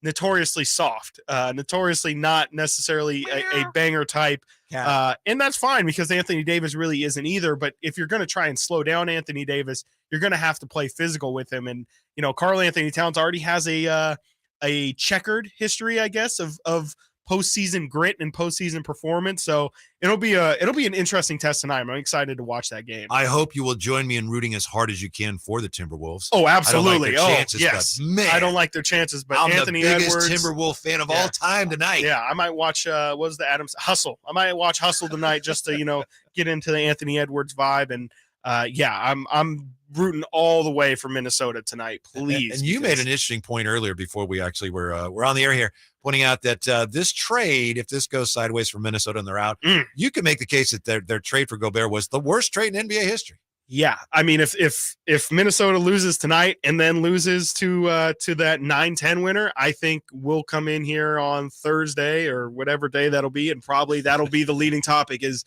holy crap, did Minnesota just make – I mean, it already – people have already labeled it that already. People are already firm in believing that it is the worst trade of all time. But, yeah, if they don't make the postseason after everything they gave up this year and actually took a step back, I mean, I think it's stamped. It has to be the worst trade of all time. I mean, we were talking about 4 first-round picks, a pick swap, and then 3 legitimate role players. Malik Beasley is going to be playing against Minnesota tonight on Los Angeles. Jared Vanderbilt will be playing against Minnesota tonight on Los Angeles. And they threw in Walker Kessler, who a lot of people wouldn't trade straight up for Rudy Gobert, Walker Kessler for Rudy Gobert, let alone the 8 other things that went along with that trade. So, we're stepping on territory here of possibly a very historically terrible move by Minnesota. And the other game, the early game, 4:30, Miami the 7 against Atlanta the 8. Yeah.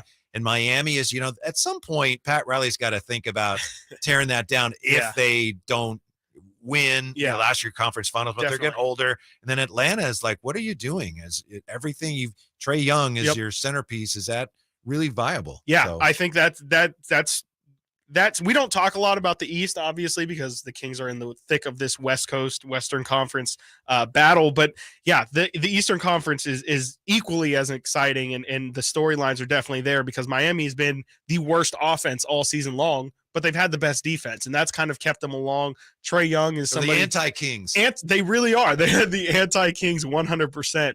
And Atlanta is a team that is super young, has made the conference finals, but like you're saying, they're kind of at a crossroads right now with Trae Young, where they've replaced his head coach. They've replaced his running mates.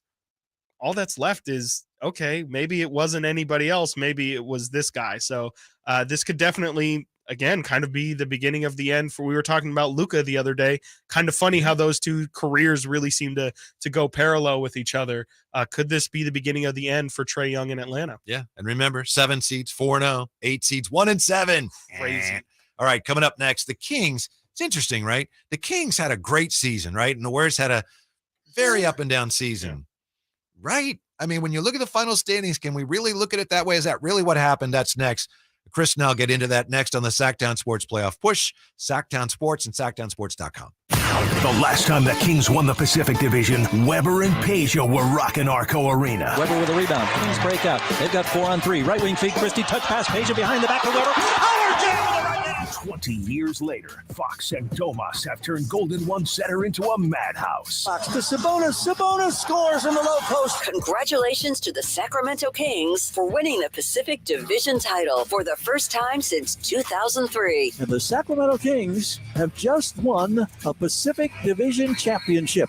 Are you an experienced AC and heating service technician or looking to be one? Would you like the potential to make more than $100,000 a year? That's right. I said $100,000. And on top of that, if you have the right experience and skills, you could qualify for a sign-on bonus. I'm talking about Bell Brothers, the most trusted name in heating and air conditioning in Sacramento. They need experienced air conditioning service techs right now. They already keep 127 techs busy, but business is booming. The pay is great. The benefits are amazing, and you will always have work all year round. At Bell Brothers, there's no such thing as a slow season. The team wants to meet you. This is no joke. If you're ready to make the best career move of your life, go online to book a confidential interview at theNoSurpriseGuys.com or attend our hiring event this Saturday at 8 a.m. sharp. Your life is about to get a whole lot better. It can't hurt to explore your options. Go to theNoSurpriseGuys.com to get the ball rolling. Dr. Rick here. Another sign you're becoming your parents is getting particular about details that don't matter. The craziest thing happened when we got tacos the other day. Was it Wednesday or Thursday we got tacos? I know it wasn't Tuesday because that's when I went to my hairdresser. Shoot, what day was it? See how we all lost interest there? Progressive can't help you from becoming your parents, but we can help you compare rates on home insurance with Home Quote Explorer. Progressive Casualty Insurance Company affiliates and third-party insurers. Comparison rates not available in all states or situations. Prices vary based on how you buy. SpringFest is here at Lowe's. Don't miss out on the best deals of the season. Refresh your yard with 5 bags of premium mulch for just $10. And refresh your home with savings on paint and stain. Right now, buy one, get one 50% off on 1-gallon cans and 5-gallon pails of HGTV Home by Sherwin-Williams Paint, Stainmaster Paint, and Cabot Exterior Stains. Shop SpringFest today. Valid through 4/12. Mulch offer excludes Alaska and Hawaii. Selection varies by location while supplies last. See store Lowe's.com for details. It's a myth to think you don't play golf well enough to get fitted for golf clubs. The professionals at the Hagen Oaks Player Performance Studio would argue that playing the game with golf clubs properly fitted to your body and swing characteristics is the best way to improve your game and have more fun on the golf course.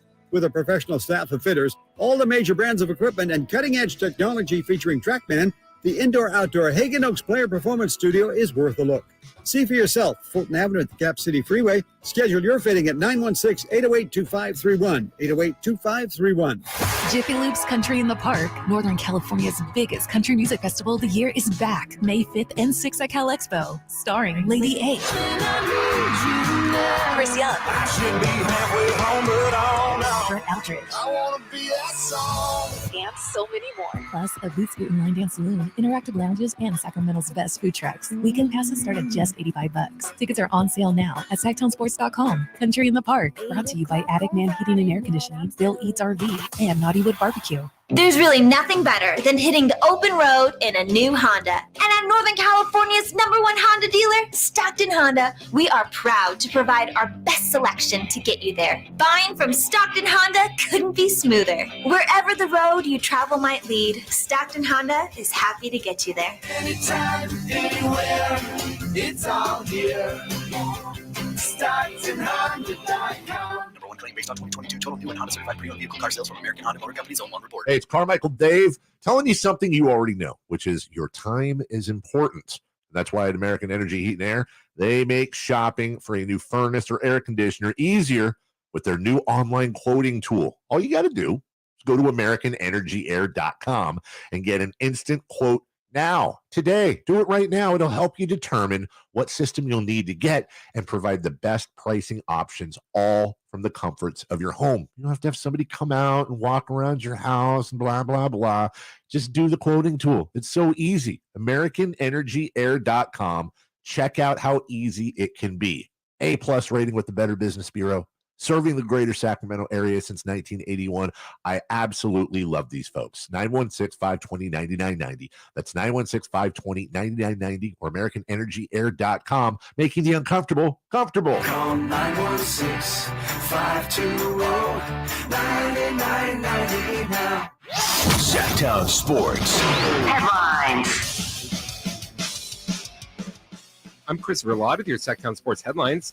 The first of the NBA play-in games is today for the Eastern and Western Conference 7 seed. It starts tonight in Miami with the Heat hosting the Atlanta Hawks, and that will be followed by the Minnesota Timberwolves, who will be without Rudy Gobert, at the Los Angeles Lakers. Kings are off until Saturday when they face the Warriors in Game 1 of the series. Make sure to get all of your info on the Sacramento Kings from Sacramento Kings insider Frankie Cardoselli on SactownSports.com. ESPN's Adrian Wojnarowski is reporting former Sacramento King and four-time NBA All-Star DeMarcus Cousins is back to playing professional basketball. He will be signing with the Guaynabo Mets of the Puerto Rican Basketball League in an effort to make it back to the NBA. Those are your headlines. Now let's get back to Whitey and Watkins. Wow, what do you make of that, Chris? Here we are getting ready for our Warriors-Kings playoff series, and a guy who played for both teams out of the league now. Former All-Star DeMarcus Cousins back in professional basketball anyway. Yeah, good to see him in the pros. I don't know if you saw yesterday, he was on one of the Showtime basketball shows and said that today he believes that he is the third best center in the NBA. Does he? Yeah. He said that yesterday, though, so maybe today. Yeah, that's true. Maybe today it's more like 6th or 7th or something. But yesterday he said he was a top 3 center in the NBA, which I'm going to go out on a limb and say probably not. But it's good to believe in yourself. It is good to believe in yourself. But why not just go for number 1 at that point? Bob Myers, who's currently anyway the Warrior GM, and he doesn't have a contract for next year, but he was on somebody's podcast this year, and he said on the podcast, it wasn't his own, although he has one now, but he said DeMarcus reached out to him. Said, Bob, how come no one is signing me? Why? Because he wanted to get back in the NBA. Bob Myers says he told him, it's you. It's everything that you've done. You've brought this on yourself. Yeah. You just have to prove that you're reliable. Yeah. And can be counted on. It is. That sounds not, I don't want to, delusional sounds a little too harsh, but frankly, I mean, yeah, for him to not realize that it's not about the on the floor thing. Like you're totally fine. You're a good enough serviceable backup center. You at the moment, you can prove to be a starting center, but nobody wants to deal with the headache. And that's really what it is. It's just, if I can have DeMarcus Cousins who brings all of this extra baggage and all of this potential for who knows what can happen, even if it's just potential for what can happen, or I can just sign DeAndre Jordan and not get a headache and he'll get along with teammates. And yeah, he might not be very good and he might be washed, but at least I know I don't have to worry about fight. It's just as simple as that. It's kind of in a almost completely opposite light. It's a lot like Tim Tebow, where it's like, yeah, Tim Tebow probably could have gotten another shot at being a quarterback or a backup quarterback or being on a roster at least. it's just not worth the headache with your backup center, with your backup third string quarterback to deal with the circus that comes along with it when you can just bring somebody who's low maintenance, gets the job done, and you don't have to think twice about it. Chris, I want to congratulate you, and I don't know, maybe we have some fanfare. I believe you are the first person in history who's compared Tim Tebow to DeMarcus Cousins. Thank you. Thank you, ladies and gentlemen. I will take this award and do nothing with it. Yeah.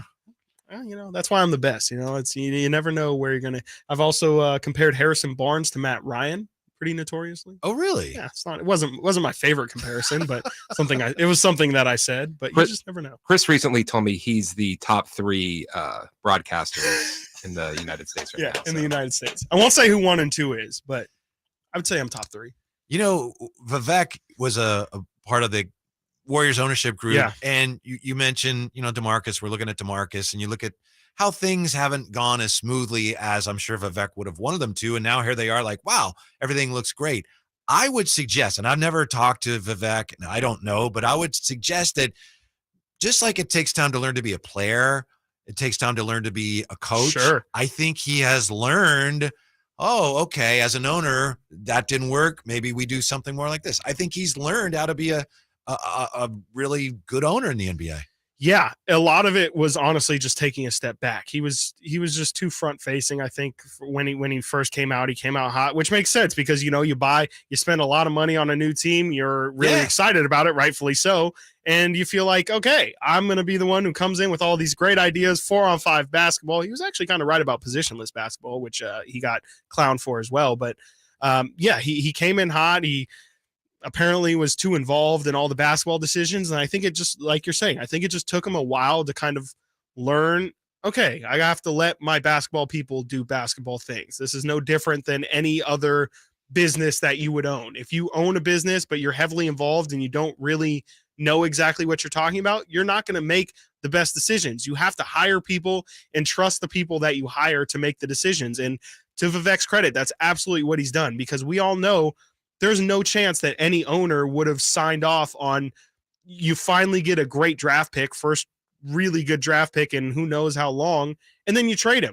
And that's what they did with Tyrese Halliburton. There's no way I'm sure Vivek had to have some say in that trade, but that trade is all Monty McNair. That is Vivek letting Monty McNair do his job and do what he truly believes was the right move at the time. And you're completely right. Like there's a huge step for Vivek, especially coming from where he came from in terms of the narrative around him. That's when he first bought governor. The team. I apologize. Governor. Yeah, that is governor. True. It is governor. Yes.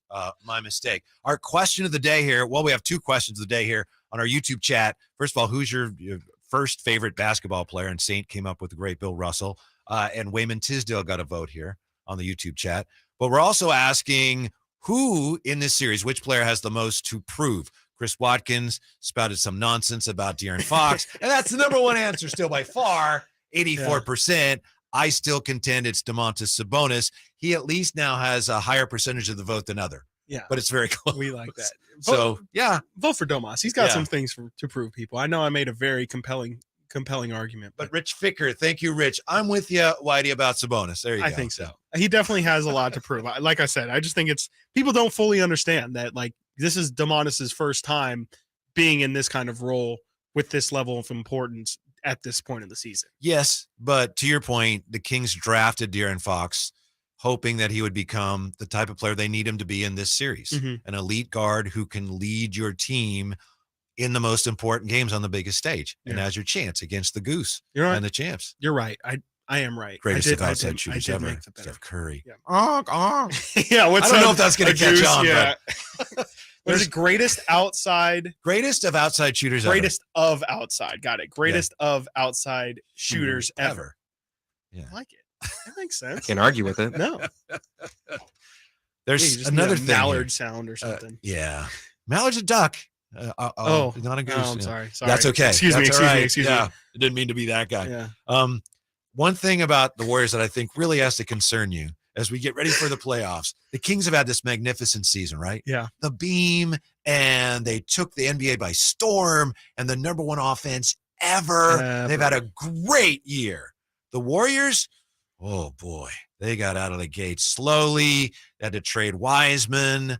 They had the fight with Poole and Draymond. I don't know if it was a fight, it was a punch.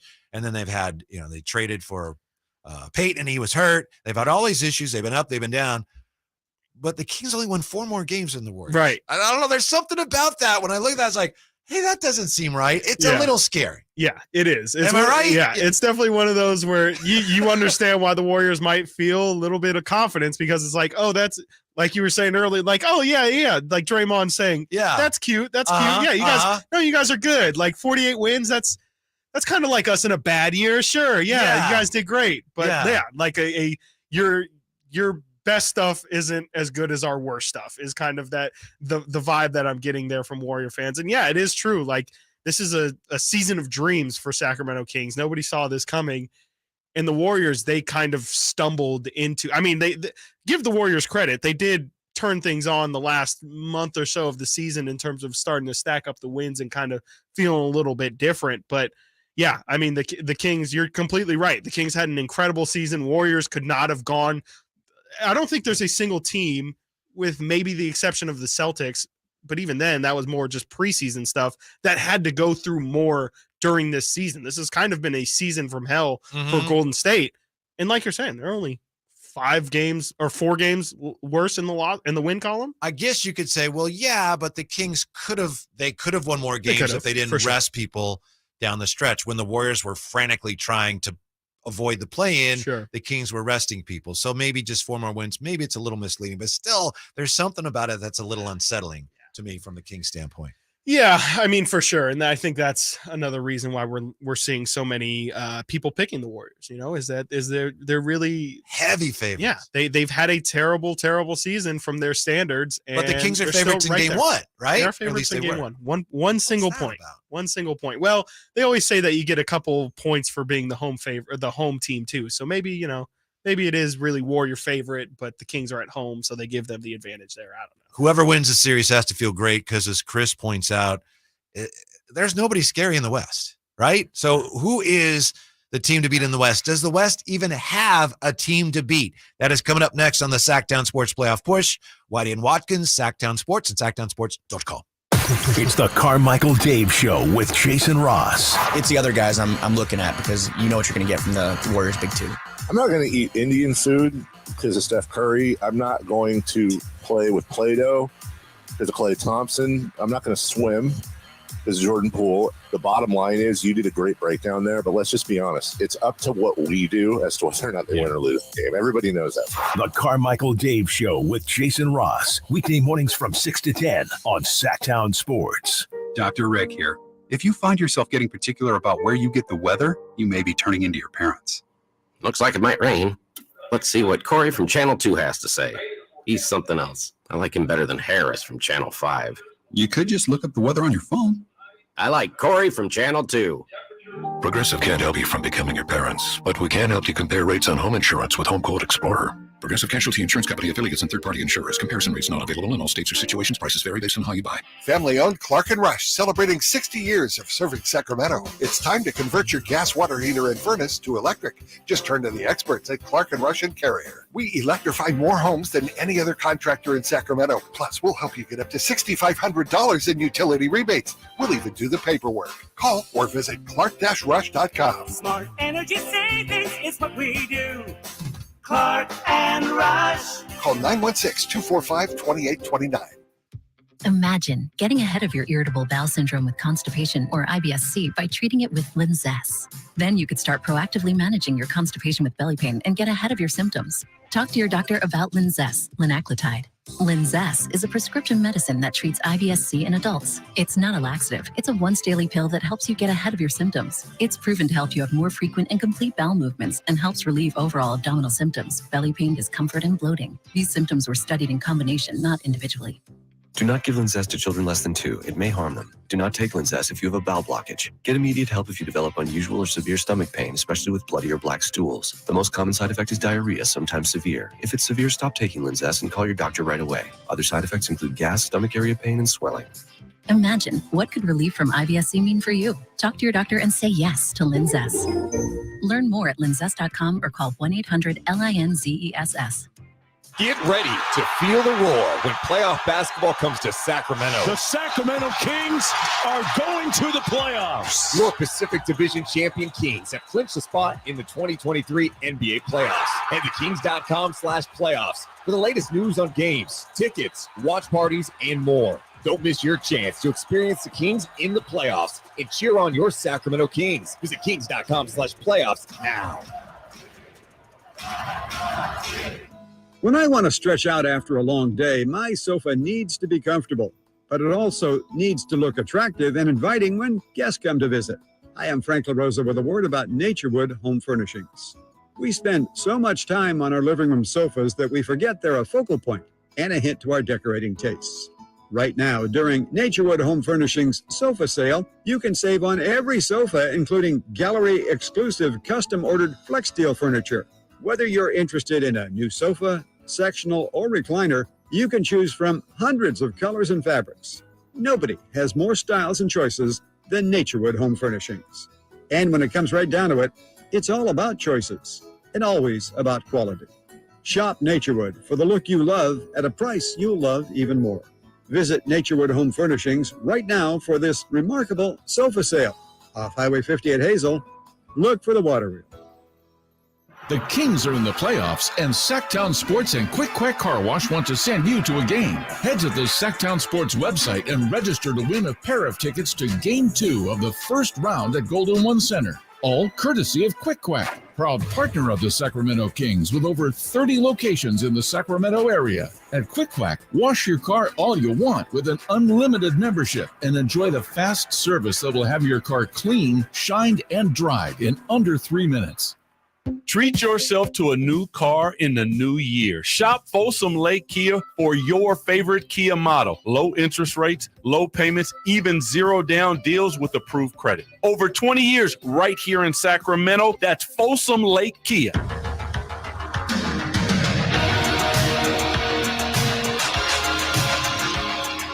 Sactown Sports. Call or text at 916-339-1140. If by chance you missed Garry St. Jean on our show, you want to make sure and check that out.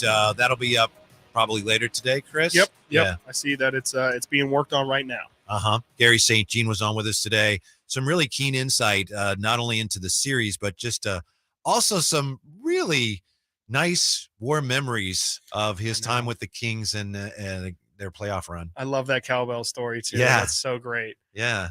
And we're going to take him up on it. Saint said, fellas, I'll come on anytime during the series. Yep. Yeah. And we will have him on. Yes. We will definitely have him on. So, Garry, you better stay true to your word.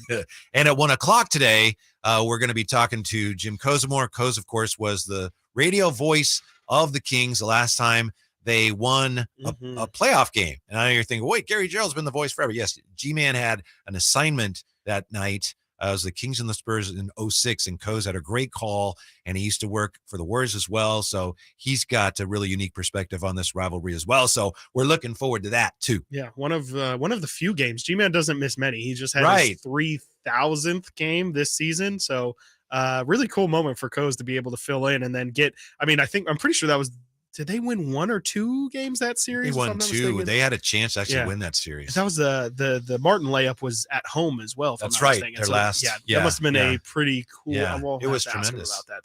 Almost spilled my nachos. Talking about Koz, I think he's done some sort of work with every Northern California team around. Right. Oh, yeah. He's done Sharks, I know. He's done A's, I know. Soccer. He and I were the radio voices of the Sacramento Mountain Lions of the UFL. That's right. You were telling me that yesterday. Yeah, he was telling me that yesterday. That's incredible. We were hanging out in Nebraska, get ready for the Molos against the Nighthawks. So, I'm sure you have some great stories from the about it. That's the best story, and there's not much to it. What was the travel like? Where would you do plane? Was it still? Yeah, okay. I wasn't sure how how much money was in the league. Yeah. It was so you were just funny. busing down to Nebraska. The first game we went. I'll make this real quick. We played the Hartford Colonials.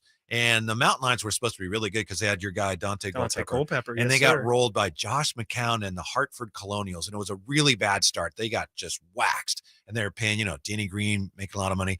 So the plane ride home was kind of quiet. For some reason, the pilot of the plane felt the need to try to comfort everybody. Well, this is welcome on board. Boy, that was a tough one today. Just things didn't go your way. It's like, shut up! What's wrong with you? Yeah. And I remember a guy came back on the way there. A That's guy not came great. back with the flight attendant. Yeah. He's like, "Do you guys need anything?" And like me and Cozy, "Yeah, I'll have a Coke." And he goes, "You're not players, are you? Because I'm not supposed to give caffeine to the player." Like, no, we're not. We're not on the team. I thought No. maybe coach had been like, no, soda's for winners. We no. If they're players, they can't have any. Yeah, but Coach saved me because we got That's on the great. bus and actually sat like in Denny Green's seat. I didn't know. And he goes, "You can't sit there." Oh yeah. So anyway, Coach is going to join us at 1. Are you competitive?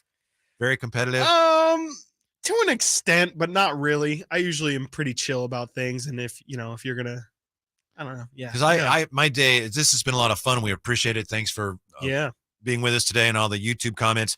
My day got off to a bad start because Sheena, my wife, and we always do Wordle. Oh yeah, Wordle, yeah, and for sure. She's really good, and I get mad when she does it quicker than me. And she got it in 3, and I was in 4 today. And she's really good, and I'm just like, Yeah, that's always filling up my family group text is with my sister and my parents both doing Wordles every day, and I'm like, I don't care, guys. Like, I love you guys, but at least I know if I do match or beat her, I feel like I accomplished something. But how competitive is the West? Is competitive, sure, because all the teams bunched up, right? But are any of these teams in the West teams that you should fear? Are they really good, quality contender type teams? Yeah, I think that's the big question, because it does feel like nobody's afraid of Denver, who's the number 1 seed. That's its own interesting case. I think people have fear of Memphis, but I think that people feel like Memphis is beatable. There's not really an aura of, oh wow, yeah, you got to get through They've lost this their team. mojo a little bit. A fine team, Right. but still there's some. They don't have quite the swagger that they took into the postseason last year. Right, exactly. And they're the whole John Morant situation as well. They Mm-hmm. don't have Steven Adams this postseason, so they're not a complete team.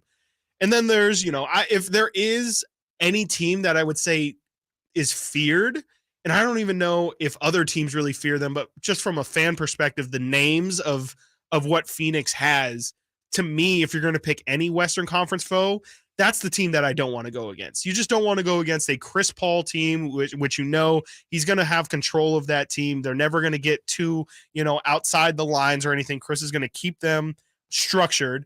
They have Devin Booker, who's one of the best shot makers we have in this league. Kevin Durant, who resume speaks for itself, and DeAndre Ayton, who's incredibly efficient and a real load in the paint. Like, to me, if there's any team that is scary, it's Phoenix, but they also have their flaws. They had to get rid of pretty much all of their depth in order to acquire KD. And Bridges, as it turns out, is pretty good. Right. Yeah. Bridges putting up 30 points a game in Brooklyn, pretty decent. Also Cam Johnson, a big shooter. They have to rely a lot on campaign playing 20 plus minutes. Josh Okogie, somebody who has to play some minutes off the bench. It's a lot of guys that you're like, Jock Lawndale as well. Like there is some holes in that Phoenix roster, but if anybody's going to put the fear in you, I think it is Phoenix, just because of the Durant and Booker situation. John Williams on the YouTube chat agrees with you. Thanks. Remember to like and subscribe. We appreciate it. Chris Paul, is he injured again? He will be soon. I mean, I thought I heard Dave say yesterday that he might miss the first game, and it's just it's what happens with him, especially in the postseason. It just feels like he's a smaller guy. He's now 37 or 38. He's getting up there. He can't. He's also doing the race walking now, which is putting more strain speed, on his power walking. Yeah. It's probably messing up his back a little bit. He's still going to be a force, but he's absolutely not the Chris Paul of old. For sure. I mean, he is Chris Paul of old. I still don't understand exactly what happened to the Suns last year. Oh, right. Yeah. And I know They that just the kinda fell company apart. line, I heard Right. Eddie Johnson, former King, doing an interview, and he said they got COVID. And I don't know, but he said that's what happened to Chris Paul got COVID. Yeah. Because they were, they it looked like, the Warriors and ran the through Suns, the it's gonna regular be season. great. And then Right. they just lost to Dallas. In an collapsed. incredibly embarrassing fashion in that Yeah. elimination game as well. Yeah, it'll be interesting. And so that also adds to me, that makes Phoenix a lot more dangerous, because to me, they have something to prove. I'm sure that doesn't sit well with them. And, again, Chris Paul's clock is ticking, and Chris Paul is one of the greatest to play of this generation. The only thing he's missing is that ring. And so I'm sure that that he views, you only have a couple more opportunities to really be in a situation as good as what Phoenix is in this season. I have a tough time believing that they're just going to squander it like they did last year. I think you have to include in a group of teams that are really worth fearing. I think you may have to put the Lakers in there, and I don't want to. And you look at their overall record; it's underwhelming. But they have a really good team now. I've been telling people this for weeks now that this is. I know everyone wants to not fear the Lakers. Everyone wants to laugh at the Lakers because they've the history with that team in this city, but the Lakers are a really, really talented team post-trade deadline.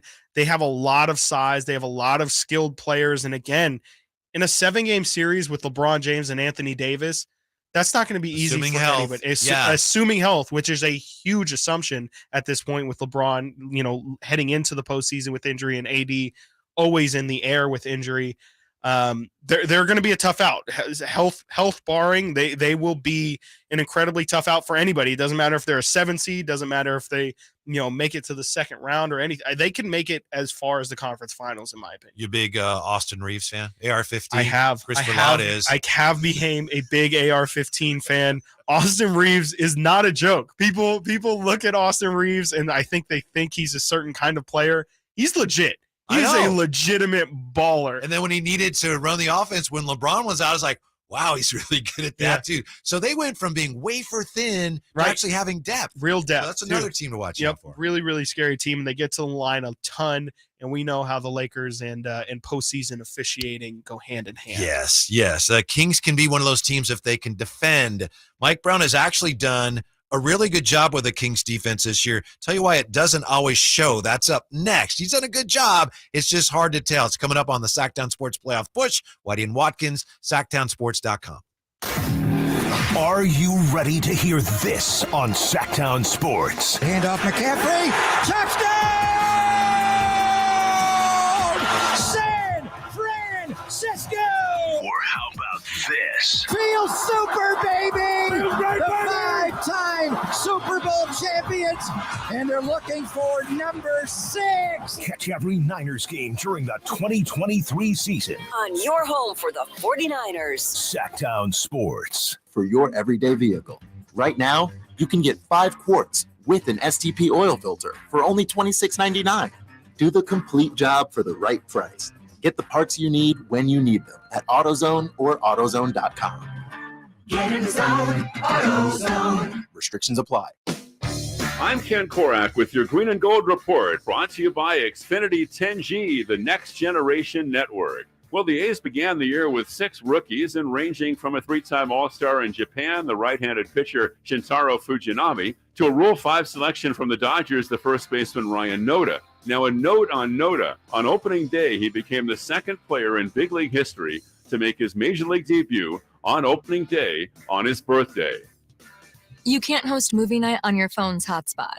It's time for real home internet on the Xfinity 10G network. The future starts now. New customers can get 200 megabit Xfinity internet for just $25 a month for 2 years during our Xfinity 10G network launch celebration, now through April 23rd. Go to Xfinity.com/10G, call 1-800-XFINITY, or visit a store today. Requires paperless billing and auto pay with stored bank account. Restrictions apply. Taxes and fees extra. After promo, regular rates apply to internet service and devices. Actual speeds vary. When you take the time to shop at Folsom Lake Honda, there's one thing you'll always find. Happy people ready to serve you. As a family-owned and operated dealership since 2009, customer service is our #1 priority. Our customers love doing business with us, and you will too. Looking to own or lease? During the spring sales event, drive a brand new Accord or Civic.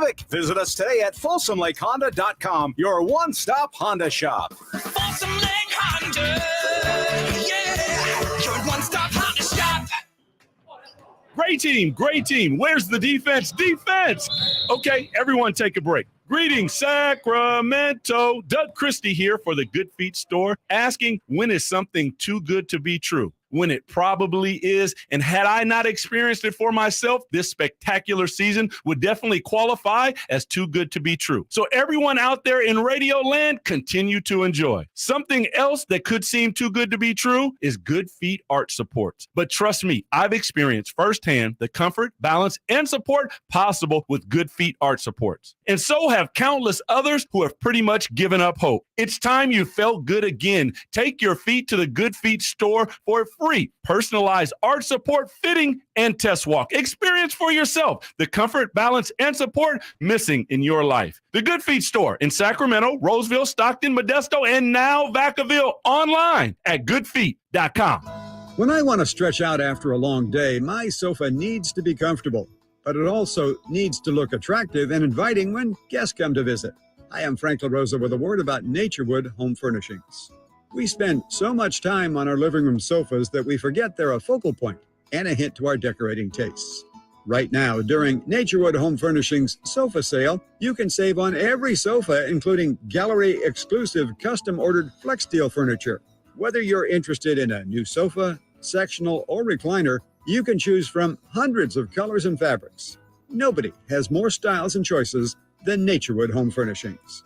And when it comes right down to it, it's all about choices and always about quality.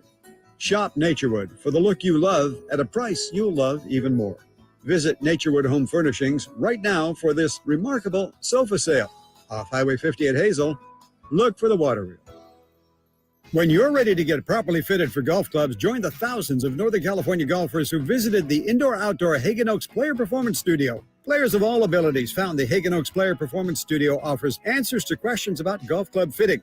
You'll find a professional staff of fitters, major equipment brands, and cutting-edge technology featuring TrackMan. See for yourself at the Hagen Oaks Player Performance Studio, Fulton Avenue at the Cap City Freeway. Call 916-808-2531 to schedule your fitting. 808-2531 for longer, straighter drives. KHTK AM HD1 Sacramento, KYMX HD2 Sacramento. From the Power Business Technology Toshiba Studios, your local sports leader in the 916. This is Sactown Sports. Sactown Sports. Headlines. I'm Chris Verlot with your Sactown Sports headlines. The first of the NBA play-in games is today for the Eastern and Western Conference 7 seeds. It starts tonight in Miami with the Heat hosting the Atlanta Hawks, and that will be followed by the Minnesota Timberwolves will be out without Rudy Gobert at the Los Angeles Lakers. Kings are off until Saturday when they face the Warriors in Game 1 of the series. Make sure to get all your info from our Sacramento Kings insider, Frankie Cardacelli, right here on SactownSports.com. ESPN's Adrian Wojnarowski is reporting former Sacramento King and four-time NBA All-Star DeMarcus Cousins is back to playing professional basketball. He will be signing with the Guayabo Mets of the Puerto Rican Basketball League in an effort to make it back to the NBA. Those are your headlines. Now back to Whitey and Watkins. All the best to DeMarcus Cousins. That'd be interesting. The Guayabo Mets, you planning to go out there? Is Max Scherzer on the Mets? Right. DeMarcus Cousins and him and Pete Alonso, and can't wait. Yeah, wish him the best. Really do. Wish him the best for sure. Yeah, Mm-hmm. He clearly wants to play. I mean, making the decision to go play in Puerto Rican Basketball League is definitely a clear indication that he wants to play basketball. It is no joke that he wants to get back out there, but it's gonna be a long journey. People around here used to make the comparison when DeMarcus was making all-star teams, but still something of a disruptive factor. People, and I heard Carmichael Dave doing this, people would say, well, what's the difference between DeMarcus and Draymond Green? And to me, the big difference was Draymond ultimately was about winning. And everything else was secondary because he wanted to win. And I'm not sure DeMarcus ever was able to see it that clearly. Mm-hmm. I think he was more, he felt persecuted or was more concerned about the lot more things personal that were keeping him from doing what he wanted. Mm-hmm. Both very volatile. And I also think maybe I'm giving Draymond too much credit. I think there are times when his outbursts were a little more planned, or Pointed, at least he knew what he was doing. Mm-hmm. And I don't think DeMarcus ever really, when he lost his cool, he genuinely lost his cool. Yeah, I think I completely agree with you. I was going to say, in fairness to DeMarcus's end of the argument. Draymond was in the winning situation and was able, you could point to the winning, but right. Maybe they won in spite of that. Right. And it looks like, it led to the winning. Yeah, but I do agree with you that it always felt like DeMarcus's outbursts were always personal. It wasn't about the team winning, because it would be something as small as, I feel like I got tapped on the arm there. And like we were talking about with Luka the other day, it would prevent him from playing defense. And it was like, okay, if you truthfully, honestly cared, you would run back on defense, especially knowing how important DeMarcus was to those teams. I mean, we talk about Sabonis being the centerpiece of these Kings teams now.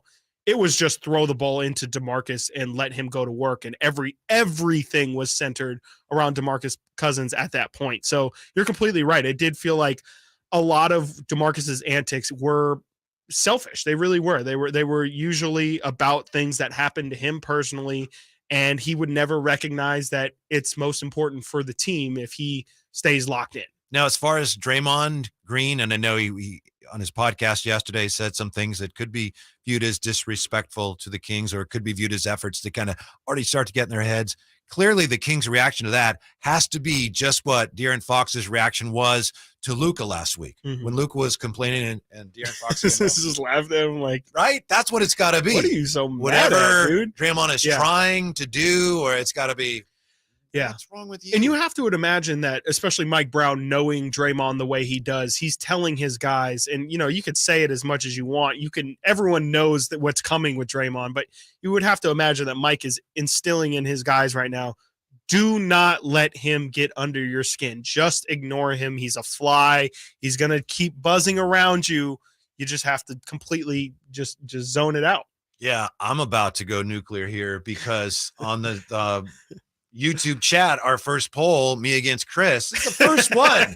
I'm getting destroyed. Hey, you got to know the people. Hammered. Got to know the people. Who has the most to prove in the playoffs in this series? I said Domantas Sabonis. I thought I made a halfway decent case. He's got 7% of the vote. And of course, Chris, I think De'Aaron Fox. 85% of the vote. Wiggins has 4%. Other has 4%. So I'm barely beating other.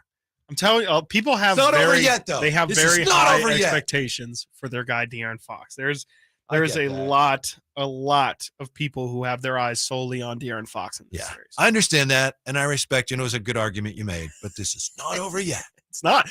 We still got another 2 hours. Okay, you can still, late push. You can do it. Yeah. And for those who perhaps haven't heard Draymond Green's comments, we will get to them again as well. And it was nothing really inflammatory, but it was interesting. It was interesting. I think it was definitely interesting. Efforts are already underway there. He definitely made some statements. He made some statements that he wanted this Kings team to hear for sure. Mm-hmm. The Kings, of course, need to play better defense if they're going to have a chance to win the championship. You can look at all the numbers that say if you're 23rd in defense, you can't win a championship. No one has ever done that. Yep. Teams have been 22nd, first in offense and 22nd in defense, have made the conference finals, but it's an awfully tough putt, if not an impossible putt, to get to a championship from the 23rd slot in defensive ratings. Turns out, Mike Brown, a lot of people wondered why the defense hasn't been better when you get this defensive coach. He actually has done a good job. There are some numbers that say he has coached the Kings well. There's only so much you can do. And I found some numbers yesterday, Chris. Maybe you saw these. I have not. There's a stat, and I know some of these things, again, you get ice cream headaches, so we try to limit the numbers to ones that mean something. As expected effective field goal percentage. Wow. Based on shot locations. Yeah. So there's a measure of, well, how good is your defense? Well, what's the quality of shots you're giving up? Right. And you look at that, the Kings are 11th. They're 11th best in allowing the best shots. So only 10 other teams do a better job of limiting another team's good shots. But they fall to 27th in their actual effective field goal percentage because the defenders aren't very good. You don't have great rim protection from Sabonis, and some of the wings don't have the size and the quickness to get out there and contest those shots. So I know it's a little convoluted, but the way the defense has been, they've done a good job at limiting the other team's shots, good shots, but they just don't close out well and physically aren't good enough defenders to maximize. Yeah, that. no, I hear you. And I'm going to use something that I've been waiting to use for a while now. It's Zach Lowe said it about the Kings defense a couple months ago, and I've been holding on to it because it's my favorite thing anyone's ever said. Wow. About defense. Oh, about defense. They're just unlucky. Like I think it's just unluck. It's just sometimes, yeah, like you said, the stat says the Kings have done the 11th best job of giving teams bad looks, essentially. Yes. However, what's happening is the teams are just making those looks, whether it be like you were saying at the end of that, whether it be because they aren't necessarily still defending those shots well, they're not closing out, they're giving too much space. Mike Brown has pointed countless times this season, and Doug Christie used to say it all the time when he worked here at the station. You got to make people feel you defensively. That is step one. You have to get physical. You have to, especially at a pro level, you can't just give guys open, easy practice looks. Essentially, they can't feel like they're just doing a drill.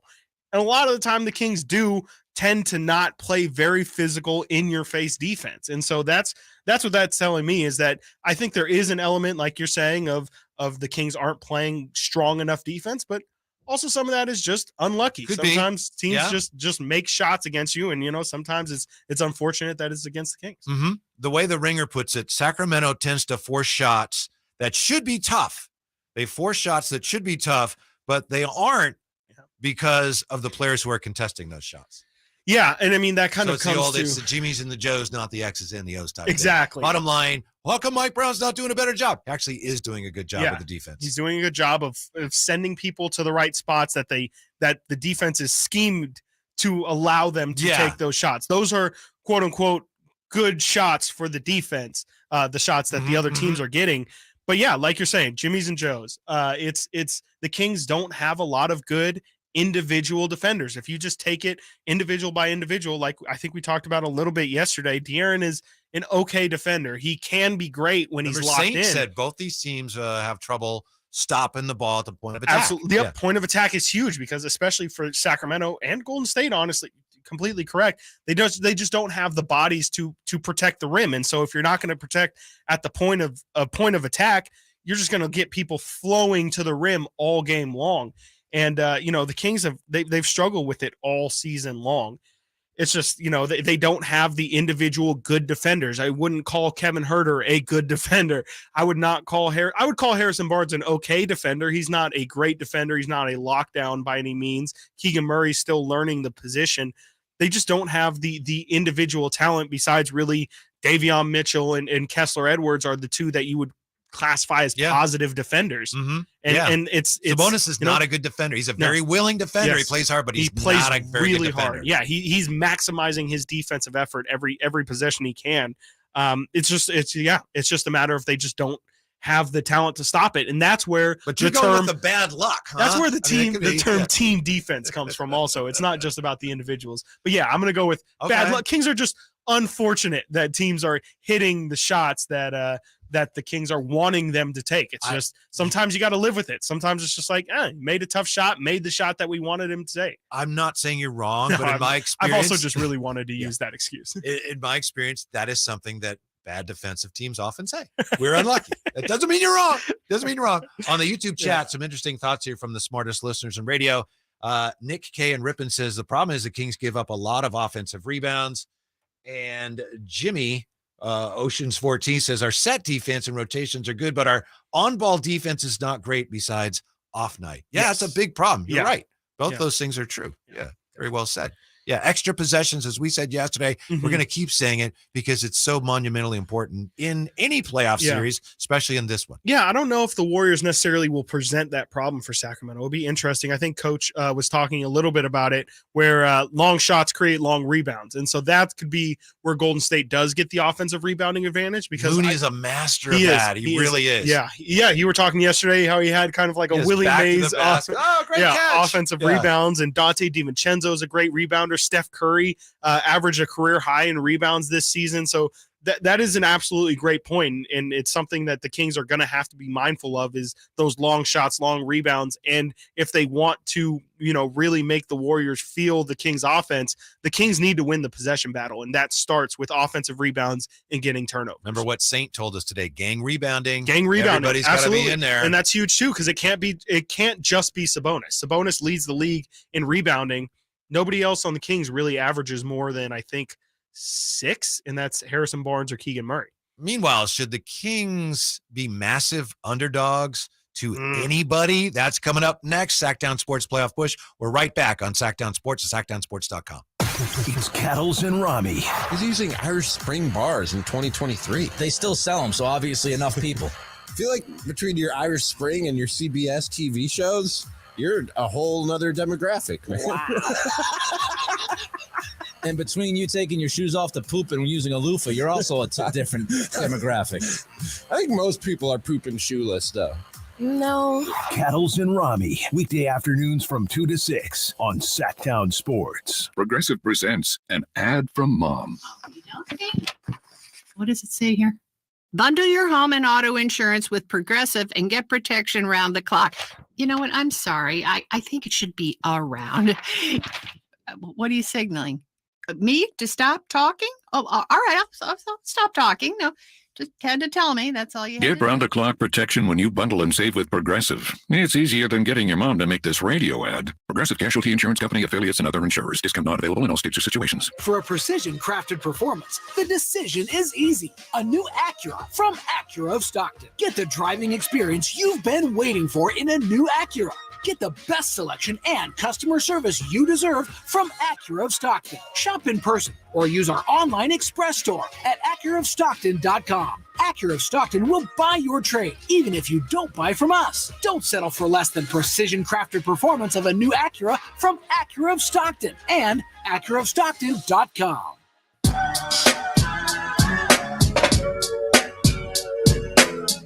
Live and local. This is Sactown Sports. You get nervous at all, Chris Watkins? Have you seen the poll? I haven't seen the poll. How's it Sactown looking? Sports YouTube poll. Which player is the most approved in the playoffs? Well, Fox is still leading. That's your guy at 84%. But Sabonis, my guy's up to 8%. Uh-oh. Here we come. And down the stretch comes Sabonis. Here we go. Broward County still has not been counted. Yeah, right. Thank you, Steve Kornacki. Chris Kornacki. Yeah. I would love some John King, Kornacki updates from Verlaud with the plays. Yeah. Hey, help me get to double digits at least. Yeah, Can come ya? on, guys. Sactown Sports. You know what? I'm going to hop in the YouTube. poll right now, and I'm going to vote for Sabonis. No, you No, can't do no, that. I feel bad. I feel bad. Anyway. You're getting the sympathy vote. Yeah. No. It's it's taking people a while. My There we argument is so nuanced that it takes people longer to consider it. They'll get it on the drive realize, home. Oh, yes, I see. They'll be like they'll be taking a shower, making dinner tonight, and they'll be like, yeah, it's like ding. Oh, Domas kind of does have a little bit. I am kind of. He's not played well in the postseason. That Whitey guy made a pretty good point.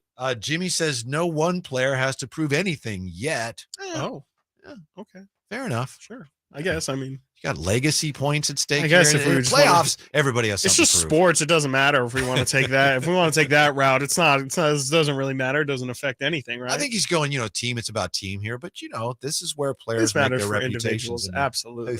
Thieving.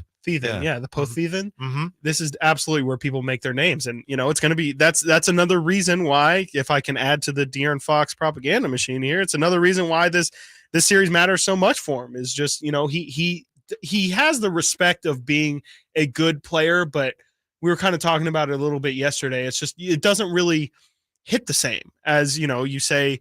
The Kings' options playing in this series were Paul George, Kawhi Leonard, Steph Curry, Klay Thompson, LeBron James, Anthony Davis. Now, granted, those are some of the best players we have in the NBA right now, but De'Aaron Fox's name just doesn't quite hit the same in terms of winning putting 84% to 8%. All right, can you just let it go? Sorry. Hey, remember when I said I wasn't competitive? Kornacki, did you vote on this? I did. And he did. I chose Fox. Okay. I'm curious who the other is. The 4% of people who put other I am very curious who everybody else still feels. Well, right now Wiggins at 3. Yeah, the other I don't know. I believe early on someone said Mike Brown.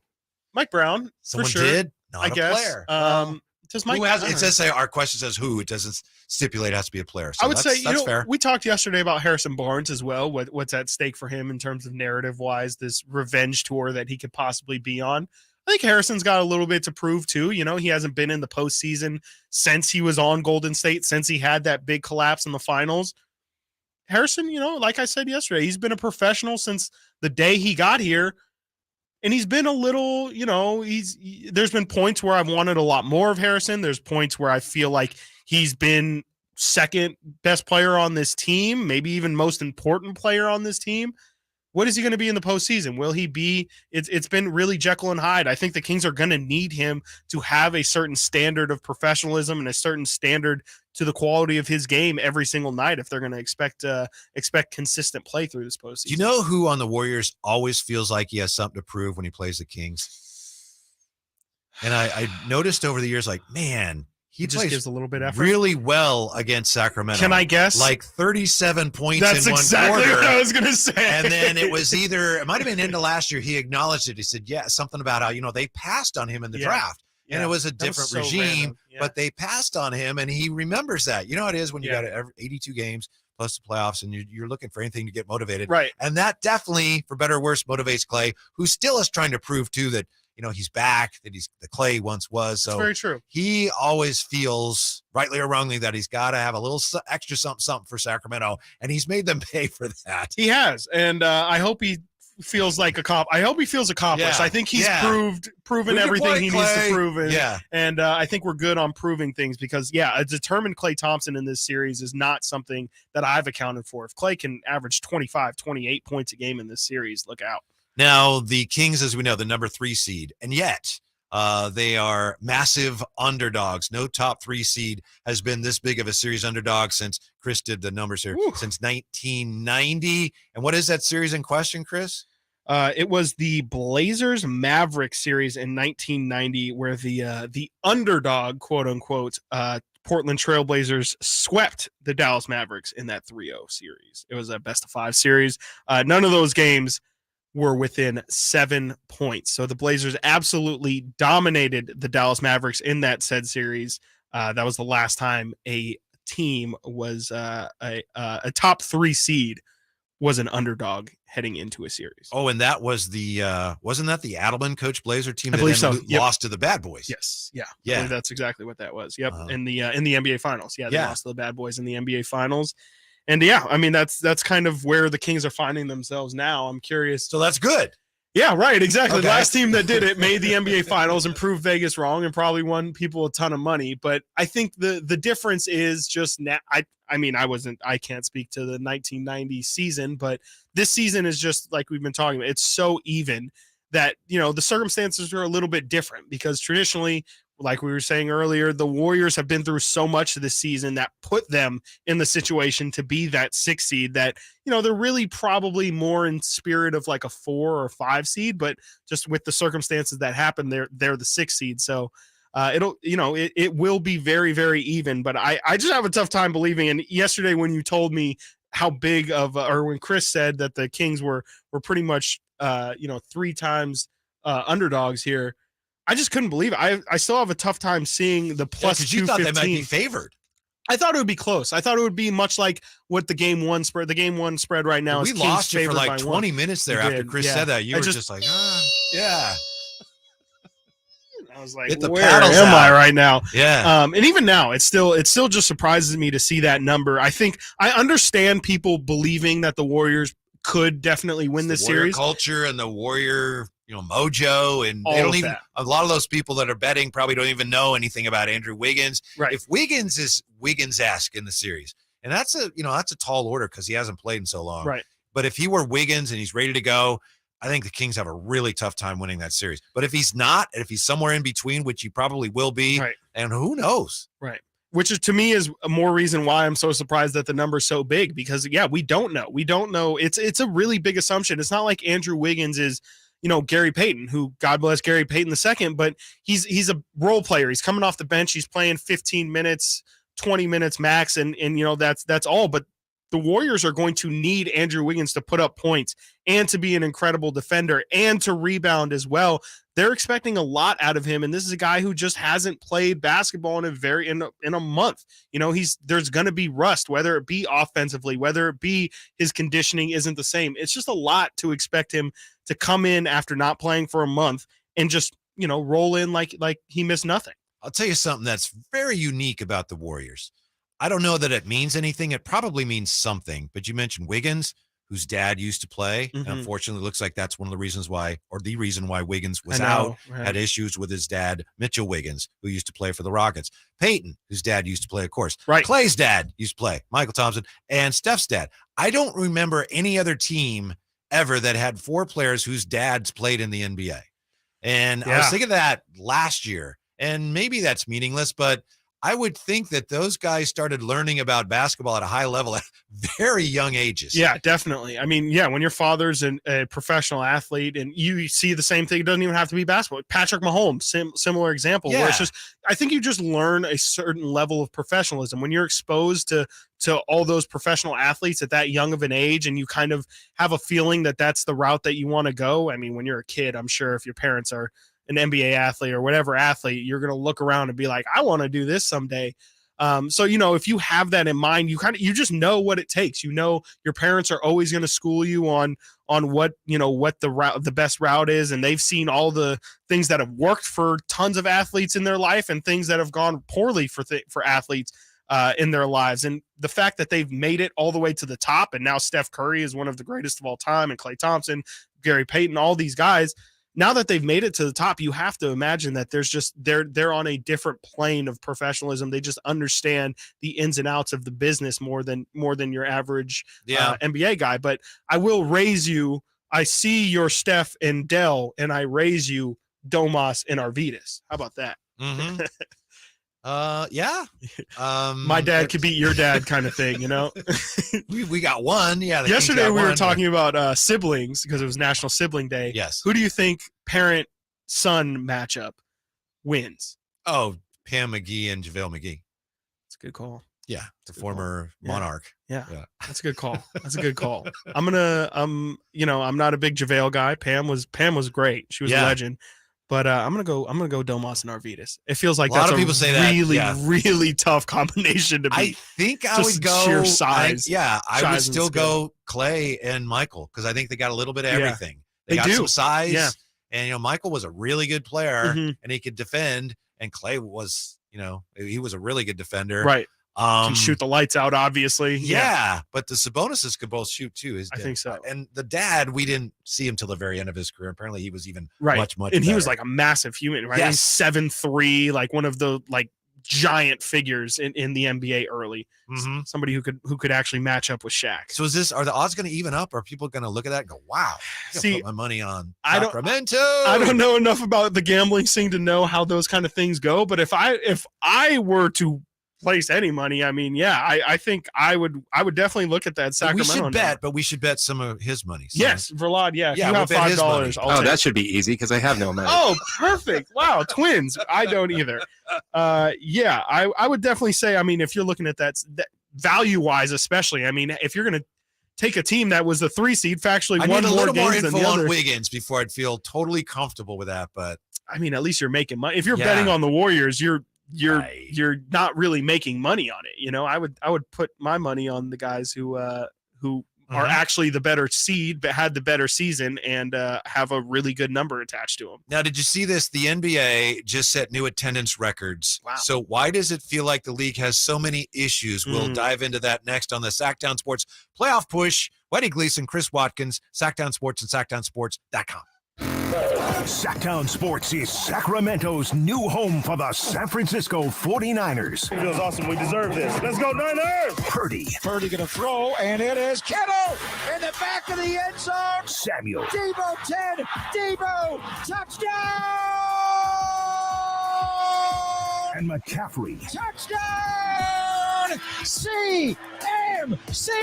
They all live here on Sactown Sports. Your official home for 49ers football. Sacramento weather is brought to you by Bonnie. I'm Eileen Javor in the KCRA 3 Weather Center. Our temperatures today noticeably cooler in the low 70s this afternoon. We'll dip into the low and mid 40s tonight. Temperatures in the 60s tomorrow. Get the latest forecast on the KCRA 3 News and the KCRA 3 app. A nice warm shower is not so nice if it doesn't drain like it should. Well, let's fix that right now. Get a sewer inspection, including mainline drain cabling and video analysis, just $97. Plumbing, sewer, electrical, heating, and air, Bonnie.com.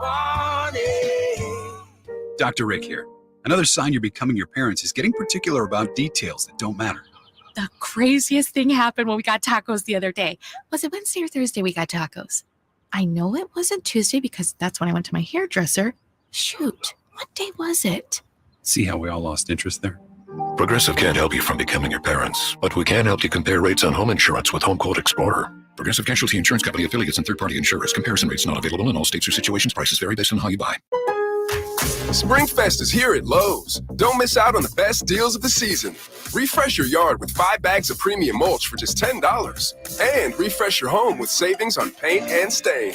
Right now, buy one, get one 50% off on 1-gallon cans and 5-gallon pails of HGTV Home by Sherwin-Williams Paint, Stainmaster Paint, and Cabot Exterior Stains. Shop Springfest today. Valid through 4/12. Mulch offer excludes Alaska and Hawaii. Selection varies by location. While supplies last. See store at Lowe's.com for details. My brother-in-law died suddenly, and now my sister and her kids have to sell their home. That's why I told my husband we could not put off getting life insurance any longer. An agent offered us a 10-year, $500,000 policy for nearly $50 a month. Then we called SelectQuote. SelectQuote found us identical coverage for only $19 a month, a savings of $369 a year. Whether you need a $500,000 policy or a $5 million policy, SelectQuote could save you more than 50% on term life insurance.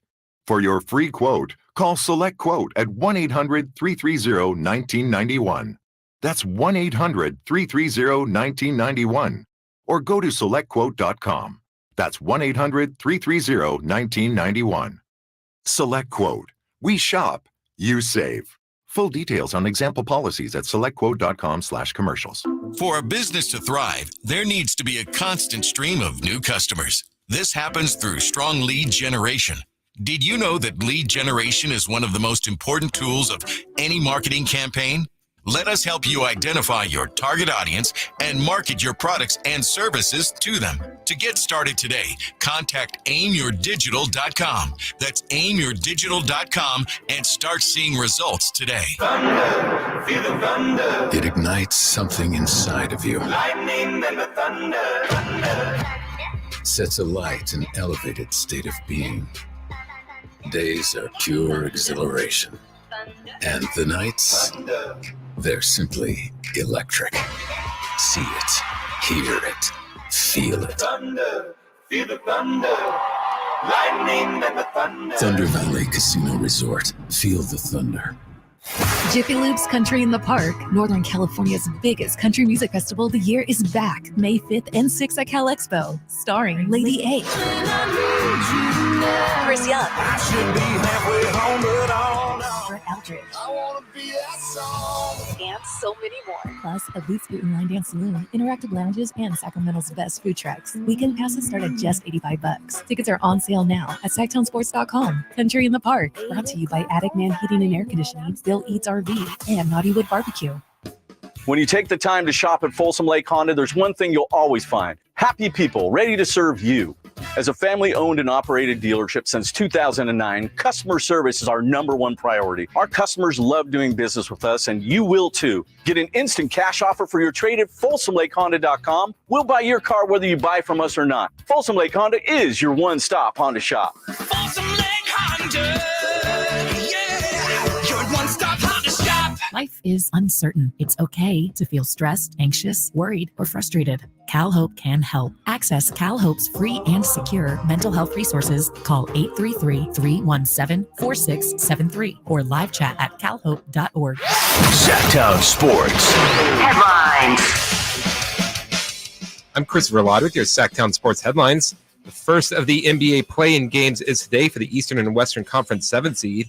It starts tonight in Miami with the Heat hosting the Atlanta Hawks. and that will be followed by the Minnesota Timberwolves, who will be without Rudy Gobert at the Los Angeles Lakers. Kings are off until Saturday when they face the Warriors in Game 1 of the series. Make sure to get all your info from our Sacramento Kings insider, Frankie Cardicelli, on SactownSports.com. ESPN's Adrian Wojnarowski is reporting former Sacramento King and four-time NBA All-Star DeMarcus Cousins is back to playing professional basketball. He will be signing with the Guaynabo Mets of the Puerto Rican Basketball League in an effort to make it back to the NBA. In just about a half hour, we will have all-around Northern California sports expert and former Sacramento Kings play-by-play man Jim Kozimor to break down the upcoming Kings-Warriors series. Those are your headlines. Now it's time for more of Whitey and Watkins. Looking forward to talking with Coz. Great to have you with us today on the Sactown Sports Playoff Push. Hey, real quick, before we get back to basketball, Chris Watkins just shared with me some interesting baseball beer news. Yes. The MLB has officially extended their, now I'm trying to find it. Beer sales? Yeah, their beer sales through the 8th inning. Huh. So now you can purchase your beer all the way through the 8th inning. Why are they doing that? Well, it's because of the pitch clock. And it's people, I think Rami was telling us. I was going to say, maybe they must be listening to Rami. Exactly, yeah. Rami was telling us yesterday that that everyone, that he was waiting in line to get a drink. And he was in front of some people, and they were talking about how they normally will get to the game at this time. And they get here today, and it was the 5th inning. And they were like, oh, man, like we have to hurry this thing up and kind of readjust our clock. So is it hurt? I wonder, it must be hurting concession sales. And, anytime a sport adopts these rules like this, there are always unintended consequences. Yep. Good luck. I didn't expect that would be one of them. Yeah, drunker people late in the game. It's a bad recipe for baseball. Yeah, we'll see. Games do, for better or worse, they seem to be like, woof. Yeah, flying by. Yeah, they are absolutely fine. I don't think, is anyone complaining? I haven't heard really much complaints about just maybe, some of the hitters. The pitchers. Oh, Juan Soto. Yeah. Okay. Yeah. Bit. Right. Yeah. Stepping out of the box and just kind of getting their own. Yeah, it's interesting because I've seen also that there's some pitchers who have not abused the pitch clock, but used it to their advantage of kind of taking all 15 seconds, waiting for you to step out. That way you get your timeout out of the way, and then they'll quick pitch you the next time. So it's interesting, just the gamesmanship that's going on. Webb against the White Sox. Webb got hit pretty hard by the Dodgers, but in his start against the White Sox, there was an issue where they thought he was quick pitching him, and it's like, you have a clock now. Right. I mean, what is quick pitching if it's, that's all we do now. Yeah, exactly. It's 15 seconds. It's not that long. And I've really liked it. We went to, on opening night, we went to the A's opening night against the Angels, and it was flat. It was really fun. It was really I'm not even talking to you about that because you left early. Yeah. Well, how did everybody hear about that? What is it? I had a show to do the next day. Okay. I was busy. Yeah. Opening night. Ohtani. Hey. Yeah, I gotta get it. We waited for Ohtani and Trout to go up to hit if that's worth anything. Did you see, I guess was this NBA.com where they had the story about the NBA setting attendance records, and the picture they showed was Golden One Center, Sacramento Kings fans being loud, being proud. Yeah, absolutely. Golden One Center was back this year. Yeah, so the NBA set new attendance records, all kinds of attendance records, right? They had records for let's see, total attendance, sellouts, average attendance, percentage of capacity, up. All right. So if all that is true, why does it feel like the association has so many problems right now? Yeah, it does, right? I mean, even, and I love the NBA. I'm coming at it from the standpoint of someone who wants the league to do well. Yeah, it's like, even the referees have been a problem all season long, and that debate kind of got sparked up the other day with the Dallas Mavericks, Mark Cuban protest situation where, that was just one of many examples of referees this season having blunders. There's the referee issue. But that was the Mavs' fault. That's too. the Mavs' fault. That's relitigate all that. Yeah. But there's also load management, which is a real issue, not just for quality of game, but also watching experience and going to the actual arenas, paying the money to get the tickets, buy enough for your family, get the sodas, the drinks, the food, the beer, all of that.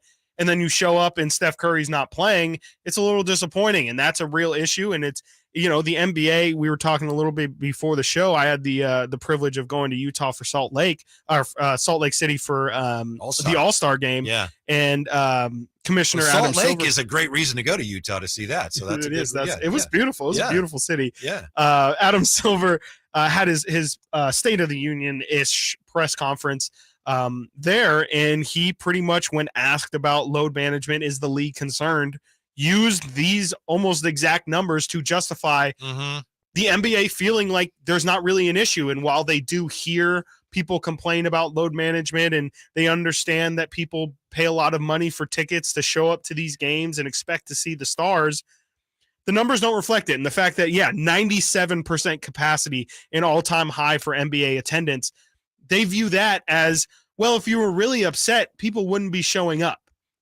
And I don't know if that's really a fair thing to tell people when they're trying to voice a legitimate concern about your product. He was doing some posturing there because just, I don't know, a day or two before that, he'd done an interview with ESPN where he talked about how bad it was that they had so much load management, and that they, he said also, I believe, that players going from team to team so often is bad for the league. So the fact is, these numbers, you can massage them a little bit here or there, but the TV ratings do not show the same things. They don't show the same level of NBA popularity because there's too many games, and that's already an issue. But then when you have players, as we all know, when you have players that are like, I'm not going to play that game, or you have Jimmy Butler, you understand it, but when he publicly says, I don't really start playing until after the All-Star break, you have players telling fans, these games don't really matter. Yeah. So why am I paying for that then? And why am I watching? I'd watch, six kids playing 3-on-3 in my driveway. Is like, oh, good game.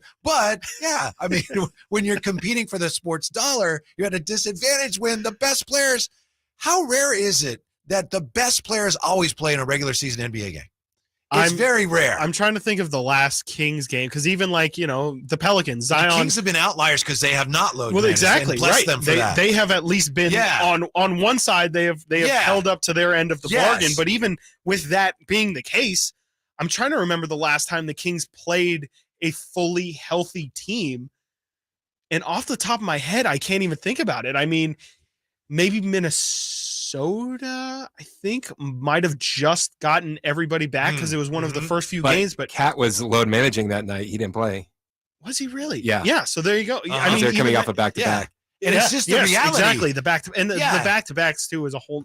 There's no reason why in today's day and age the back-to-back should exist. Just extend either cut down the number of games like you were saying, or extend the league week 2 weeks or something. I don't know, but there should be no reason why teams are playing back-to-backs, especially in the fashion where this season, you had teams going on 4-game road trips, and then the last game of the road trip would be a back-to-back at home. Like, it would be a road, and then the Kings would have to fly from Utah to Sacramento, where Utah's been chilling for the past 3 days. Meanwhile, Sacramento's been in 4 different time zones in the past week. Yeah, I understand it from the player standpoint, especially older players. Believe me, I understand why they need their loads managed here or there, but the league can't pretend like it's not an issue. You just can't convince me to spend all that money for tickets when there's a very good chance that the player I'm paying to see is not going to play. Right. That's a huge problem. It is a massive, massive problem. In the NBA, I'm telling you, they do not see it as I think they see it as an issue, but they don't see it as something that they immediately need to fix. They're pretending that it's not. Right. Yeah. And they just point to as the they try to figure out how to fix it, and good luck with that. Coming up here as we get ready for the Warriors and the Kings, this could be the most important tactical decision the Kings make in this series. Tell you what that is next here. Sactown Sports, SactownSports.com. It's the Carmichael Dave Show with Jason Ross. Hey, my mom, Frankie, my mom says you are the cutest thing. Oh, no. It's the cutest thing. He is just so cute. He does have like a pinchable cheeks face, doesn't he? Very, very wholesome. I told her that you kick dogs. I kick dogs? Not dogs, Dave. Puppies. Tell her I said thank you, though. Tell her I said thank you. I appreciate it. The Carmichael Dave Show with Jason Ross. Weekday mornings from 6 to 10 on Sactown Sports. Great team. Great team. Where's the defense? Defense. Okay, everyone take a break. Greetings, Sacramento. Doug Christie here for the Good Feet store, asking, when is something too good to be true? when it probably is. And had I not experienced it for myself, this spectacular season would definitely qualify as too good to be true. So everyone out there in radio land, continue to enjoy. Something else that could seem too good to be true is Good Feet Arch Supports. But trust me, I've experienced firsthand the comfort, balance, and support possible with Good Feet Arch Supports. And so have countless others who have pretty much given up hope. It's time you felt good again. Take your feet to the Good Feet store for a free personalized arch support fitting and test walk. Experience for yourself the comfort, balance, and support missing in your life. The Good Feet store in Sacramento, Roseville, Stockton, Modesto, and now Vacaville, online at goodfeet.com. Power Business Technology is proud to be 100% independent, locally owned and managed Toshiba copier dealer. Local ownership cuts out the red tape, allowing ourselves to never be too busy to personally answer the call when our clients need us. Recognized for excellence in service execution, training, and customer service, we're proud to be named a 2022 Toshiba ProMasters Elite Dealer. Contact us today for all of your business printing needs at 844-POWER-BZ. That's 844-769-3729, or visit us at powercopiers.com. When you're ready to get properly fitted for golf clubs, join the thousands of Northern California golfers who visited the indoor-outdoor Hagen Oaks Player Performance Studio. Players of all abilities found the Hagen Oaks Player Performance Studio offers answers to questions about golf club fitting. You'll find a professional staff of fitters, major equipment brands, and cutting-edge technology featuring TrackMan. See for yourself at the Hagen Oaks Player Performance Studio, Fulton Avenue at the Cap City Freeway. Call 916-808-2531 to schedule your fitting. 808-2531 for longer, straighter drives. When I want to stretch out after a long day, my sofa needs to be comfortable, but it also needs to look attractive and inviting when guests come to visit. I am Frank LaRosa with a word about Naturewood Home Furnishings. We spend so much time on our living room sofas that we forget they're a focal point and a hint to our decorating tastes. Right now, during Naturewood Home Furnishings sofa sale, you can save on every sofa, including gallery-exclusive custom-ordered flex steel furniture. Whether you're interested in a new sofa, sectional, or recliner, you can choose from hundreds of colors and fabrics. Nobody has more styles and choices than Naturewood Home Furnishings. And when it comes right down to it, it's all about choices and always about quality. Shop Naturewood for the look you love at a price you'll love even more. Visit Naturewood Home Furnishings right now for this remarkable sofa sale. Off Highway 50 at Hazel, look for the water wheel. Guys, did you know your testosterone level impacts your energy, libido, sleep, weight, hair loss, mood, and even ED? And right now, Revive Men's Health Sacramento will check your testosterone for free. They've helped thousands of men since 2011 feel and perform better. They're so confident they can help you, they even guarantee it. Schedule your free testosterone test, exam, and consultation today. Call 916-277-8599. That's 916-277-8599. Or visit ReviveMen'sHealth.com. Make your New Year's resolutions yet? Let me help. Trade out of that old car and into something safe and reliable, like a new Folsom Lake Kia with a low payment. Shop Folsom Lake Kia, family owned for over 20 years.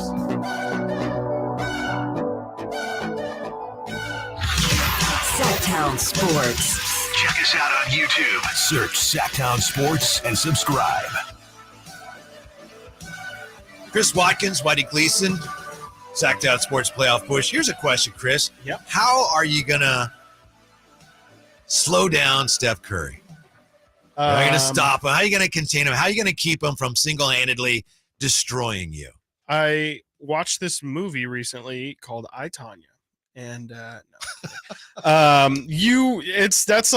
is a task that a ton of people have wondered. And, there's not really a good answer to how do you stop Steph Curry, especially with the Kings options. I mean, you would have to imagine that they'll probably try and throw Davion Mitchell on him at some point, maybe throw a couple double teams at him, but it's not easy. Even then, Steph has seen it all. People have tried everything to try and slow him down.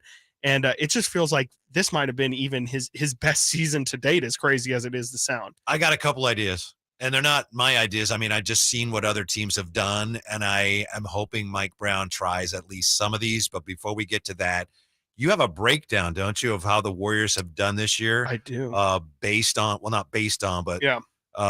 What their record's been with Steph scoring certain amounts. Yes, and shout out Will Z Stats, who always has the incredible stats here for the Sacramento Kings.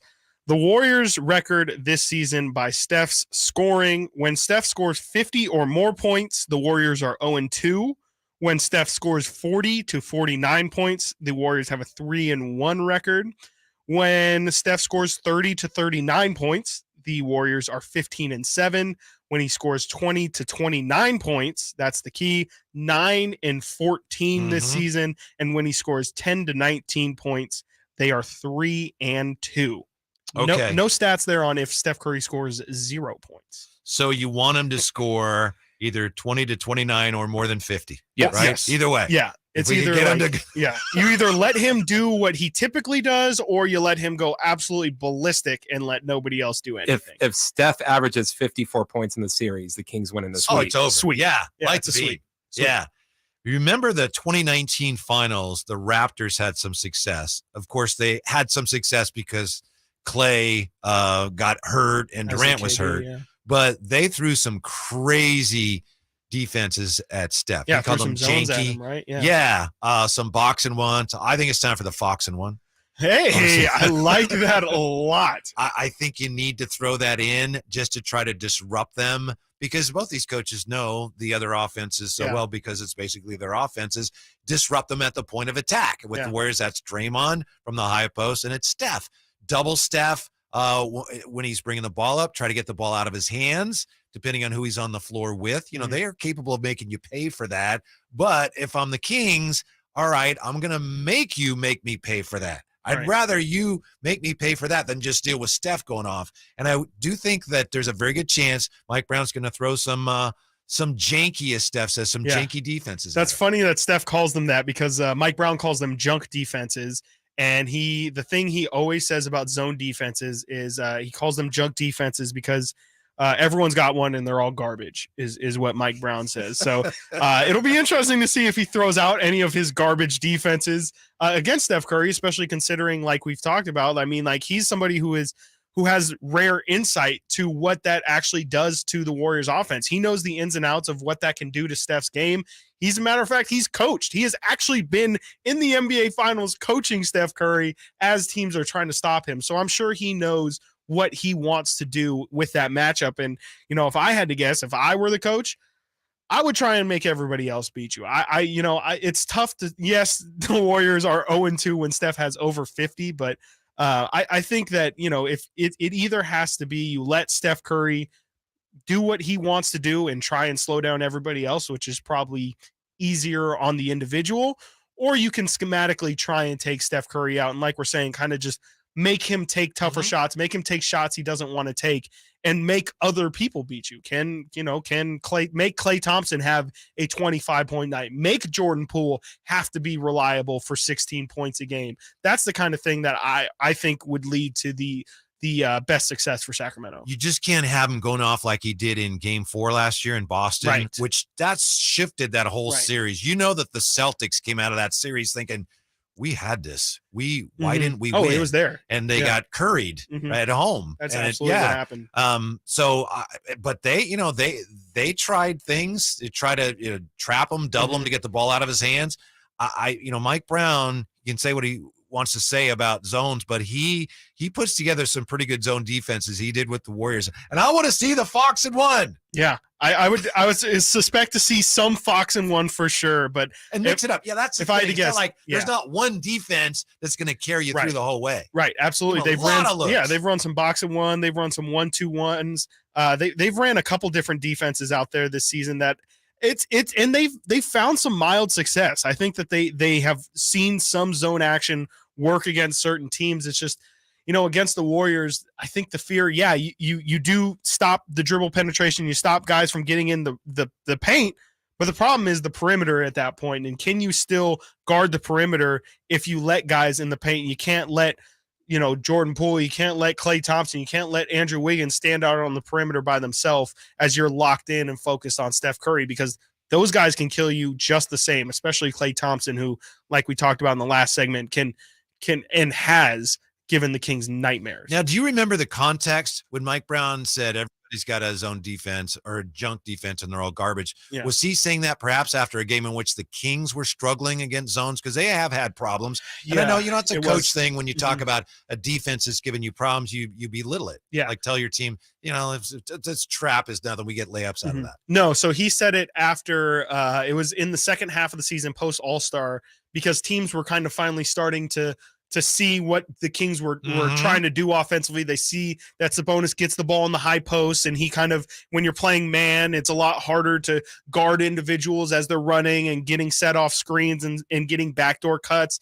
And so teams started to go into a zone, and instead of, I think the Warriors are gonna do a lot of that. I think so too, because at that point you can kind of sit back, you can analyze, and you don't put as much pressure on Sabonis, but you also take away the passing lanes. And that, to me, that's when Sabonis's brain has kind of been broken a little, is when he's trying to analyze and you're taking away what he wants. He doesn't naturally want to be that aggressive mindset. He's not really having that scoring mindset outside of the first quarter. Really, he really tries to get his guys involved. And so if you can take away Sabonis's passing lanes, a la taking away everybody else's shots, can you take away Kevin Huerter and Keegan Murray's game and HB's game as well?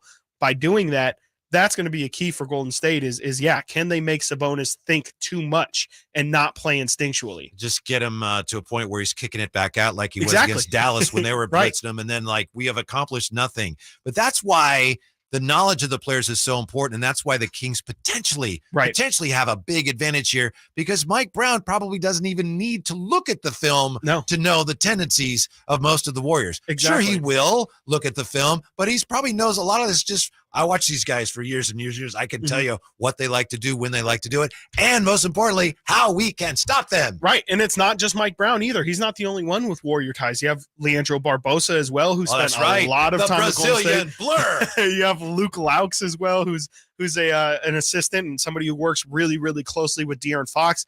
He spent a lot of time in Golden State, and I believe with Steph Curry specifically as well. So they have a lot of guys who have a lot of insight on this Warrior team, and they're going to need it all. They're going to need every single bit they have of to that win insider on those knowledge. Margins, because straight up, it's a tall task. No, absolutely, and that's where they can kind of even out that experience, is using everybody's collective experience to try and get everybody up to speed and up to a level as much as they can, because Golden State's coming in, we already know, with a supreme level of experience, and that the Kings are going to have to find a way to counter that some way. I can see the Fox and One being successful. I love that so I much. can see a Fox and One T-shirt. Yes, that's exactly what I was commemorating thinking. the series win over the Warriors. Oh yeah. I can see a shirt right now, just like a Fox emoji at the top and a little basketball design with just like exit. Yeah, I love it. Let's make it happen. And all proceeds will go to Chris Law, so he can finally have some money. Chris, what was the other shirt that we came up with? Oh, I survived the playoff drought. We're gonna make I survived the playoff drought. You should do that. Yeah, that's so really good. That'll go right along with it. All right, Jim Kozimor is going to join us. Jim Kozimor had the radio call, as you may know, the last time the Kings won a playoff game. He's worked for the Warriors. He worked for the Kings for years and years. He's got a unique view of this series. He joins us next on the Sactown Sports Playoff Push. Whitey Gleason, Chris Watkins, Sactown Sports and SactownSports.com.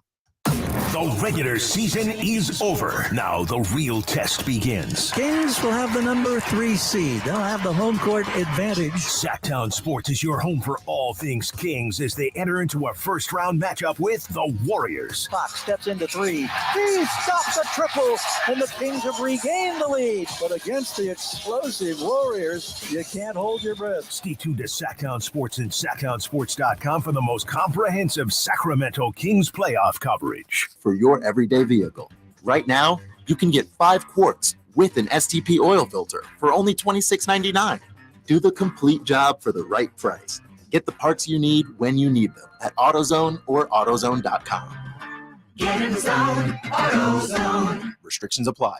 Bonneville International Radio Station contests are open to participants at least 18 years of age and older that are residents of California and who reside in one of the 6 counties that make up the Sacramento metro area, unless otherwise specified. Employees or agents of the station, Bonneville International Corporation, other area radio stations, or any entity associated with the contest are not eligible to win, unless the station otherwise specifies in its own discretion. Persons who have won in the last 30 days from a station contest or event may not be eligible available. For a copy of the general contest rules, visit khtk.com. Bartley Kavanaugh Golf Course is Sacramento's #1 course for fun. Players love Bartley Kavanaugh's fun design and great mixture of holes. Near the banks of the Sacramento River, Bartley Kavanaugh's moderately sized greens and generous fairway landing areas make for an affordable and fun round of golf.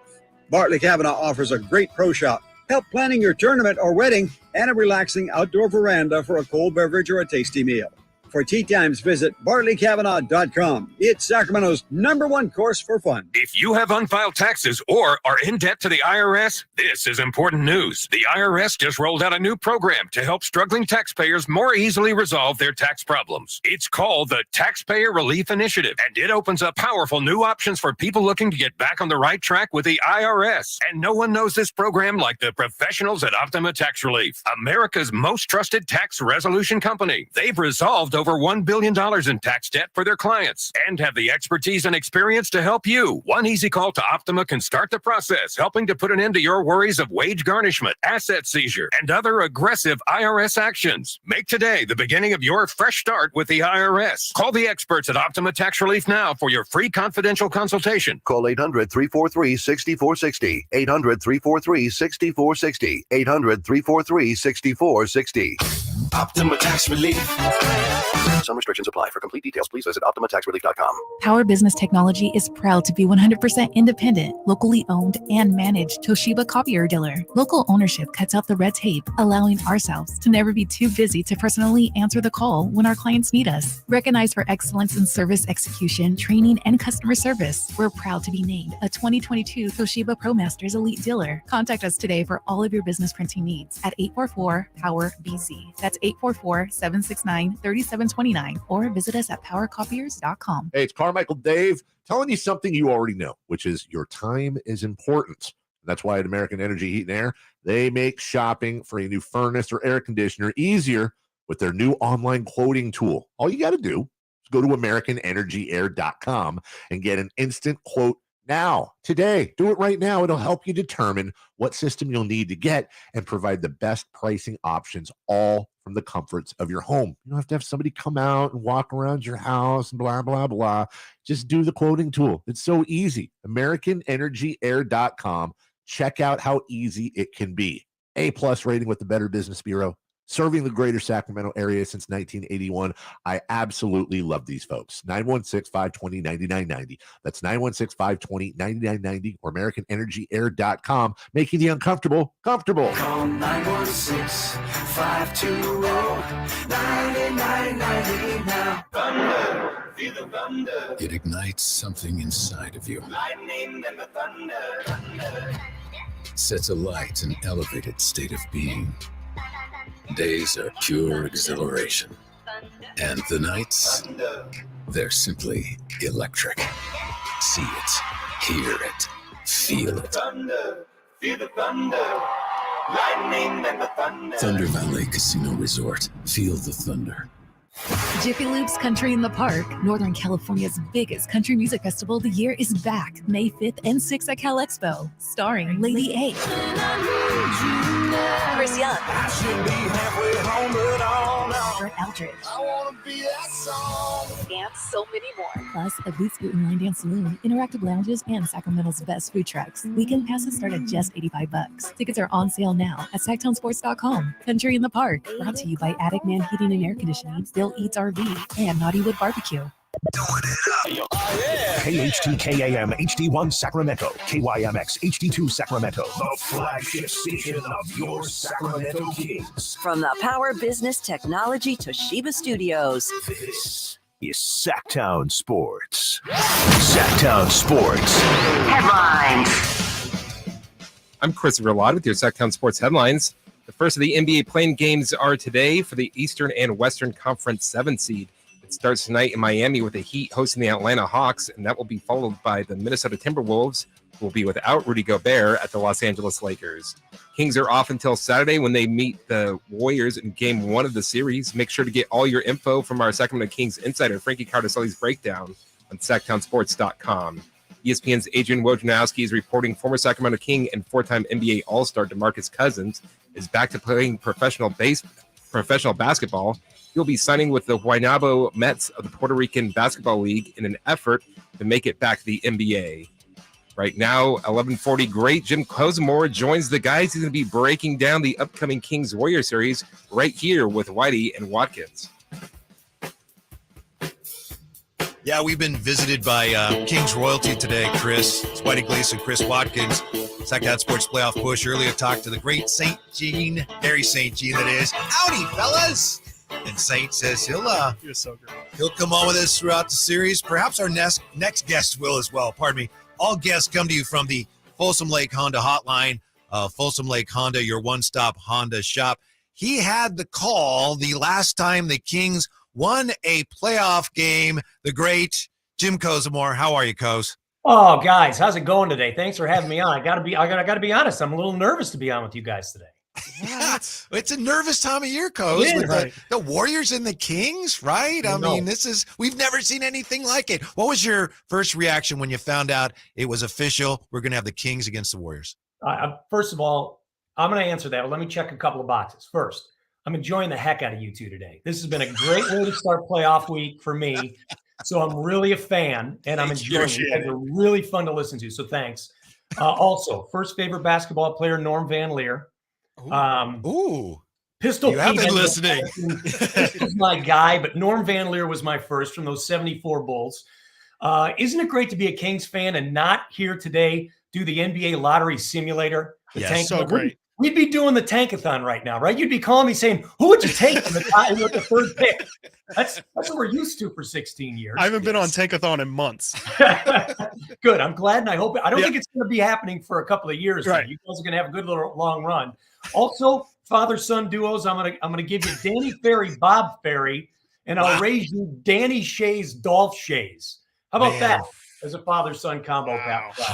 Yeah, I got Matt Kukas Jr. and Sr., but I think you got me beat. Oh, those are good ones, man. Those are solid. I really like them. So. Yeah. All right, you asked a question about finding out about Yes. But I just wanted to prove I've been listening all day. It's not like I picked it up like 5 minutes ago. I've been listening all day. I'm excited. Appreciate it. It's playoff week, and we haven't had that for 16 seasons. Oh, my goodness. I actually was praying for this. I went to mass on Sunday saying, don't move the Warriors into the 5. Don't move them up at all. In order to be the champ, you have to beat the champ. I wanted this as Northern Californian supremacy. We've never had it. We've always had the Warriors drubbing the Kings and then the Kings drubbing the Warriors. I remember talking to Doug Christie about it, how we used to take 11 busloads of Kings fans to Golden State because no one would watch the Warriors. And it was like Arco Arena West, for crying out loud. But now to have both teams seemingly relevant at the same time, the basketball gods are smiling on Northern California. Yeah, Coz, can you just speak a little bit more to how special this is for both fan bases, really, to be meeting in this potentially historic series? Yeah, the thing, Chris, that I think is going to be in the Kings' favor is that for Kings fans, and many of you don't know what you're about to experience. For instance, my twins, Ava and Sasha, are 17 years old. They've never seen the Kings in the playoffs. They have no clue. Exactly. They don't know what that's like. But Whitey, there is an element of Kings fan who understands what Saint was talking about when he was on with you guys. The standing ovation when Mitch comes out onto the floor that last 20 minutes. And the time when Vlade and Chris and Jay Will and that crew leads the team against the Utah Jazz in the 98-99 strike shortened year, lockout shortened, however you want to term it. Sure. Those are special times. And you're about to experience that. And if I could implore Kings fans on this, you have a chance to make this special. Be a part of the activity. You can sway games and momentum.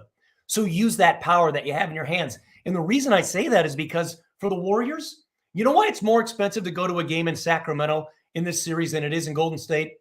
Golden State fans don't start paying attention until it's near the conference final. You've got them hoodwinked right now. So use your power. And that's how special, Chris, I think it is. These fans are going to experience something they can't fathom yet. They won't know until they know. And I do think Saint is right. This is the only series to watch in the first round of the NBA playoffs. Coz, can you share with us, if you remember, I know that you do, you've done a lot of games and you did a great job with the Mountain Lions and the great, Culpepper touchdown passes. I'm sure it all runs together, but do you have specific memories of that Kevin Martin coast to coast, that shot that won the last playoff win for the Kings at the old Arco Arena? If I'm not mistaken, Whitey, it was probably an award-winning call, maybe my best game that I've ever called in the history of my long broadcast career. It was a lot of fun. It was one of those moments where I remember being up out of my seat. I remember being part of that cacophony of Kings fans, and you don't want to fight the Kings fan, the roar of 17,317. You don't want to fight it. You want to punctuate it and let the orchestra play. Mm-hmm. And so I just remember the play unfolding, and somehow Kevin Martin gets the ball and is able to go end to end. And there's that great picture of him going to the hoop, scooping the shot up, and then the call comes, and then I get out. I just remember the electricity, because it might be the last time we've had that level of electricity. You guys have had great moments this year. You guys have really great moments this year. Yeah. But I cannot implore upon you enough. You still don't know what those moments can raise to once you get into the playoffs. So Whitey, I think that's what stands out to me. The electricity. It might have been the last time Arco, with a basketball reason. We remember when we closed it down and there was an energy there. But the basketball energy that was created, what might have been the last great basketball moment of that facility. Right.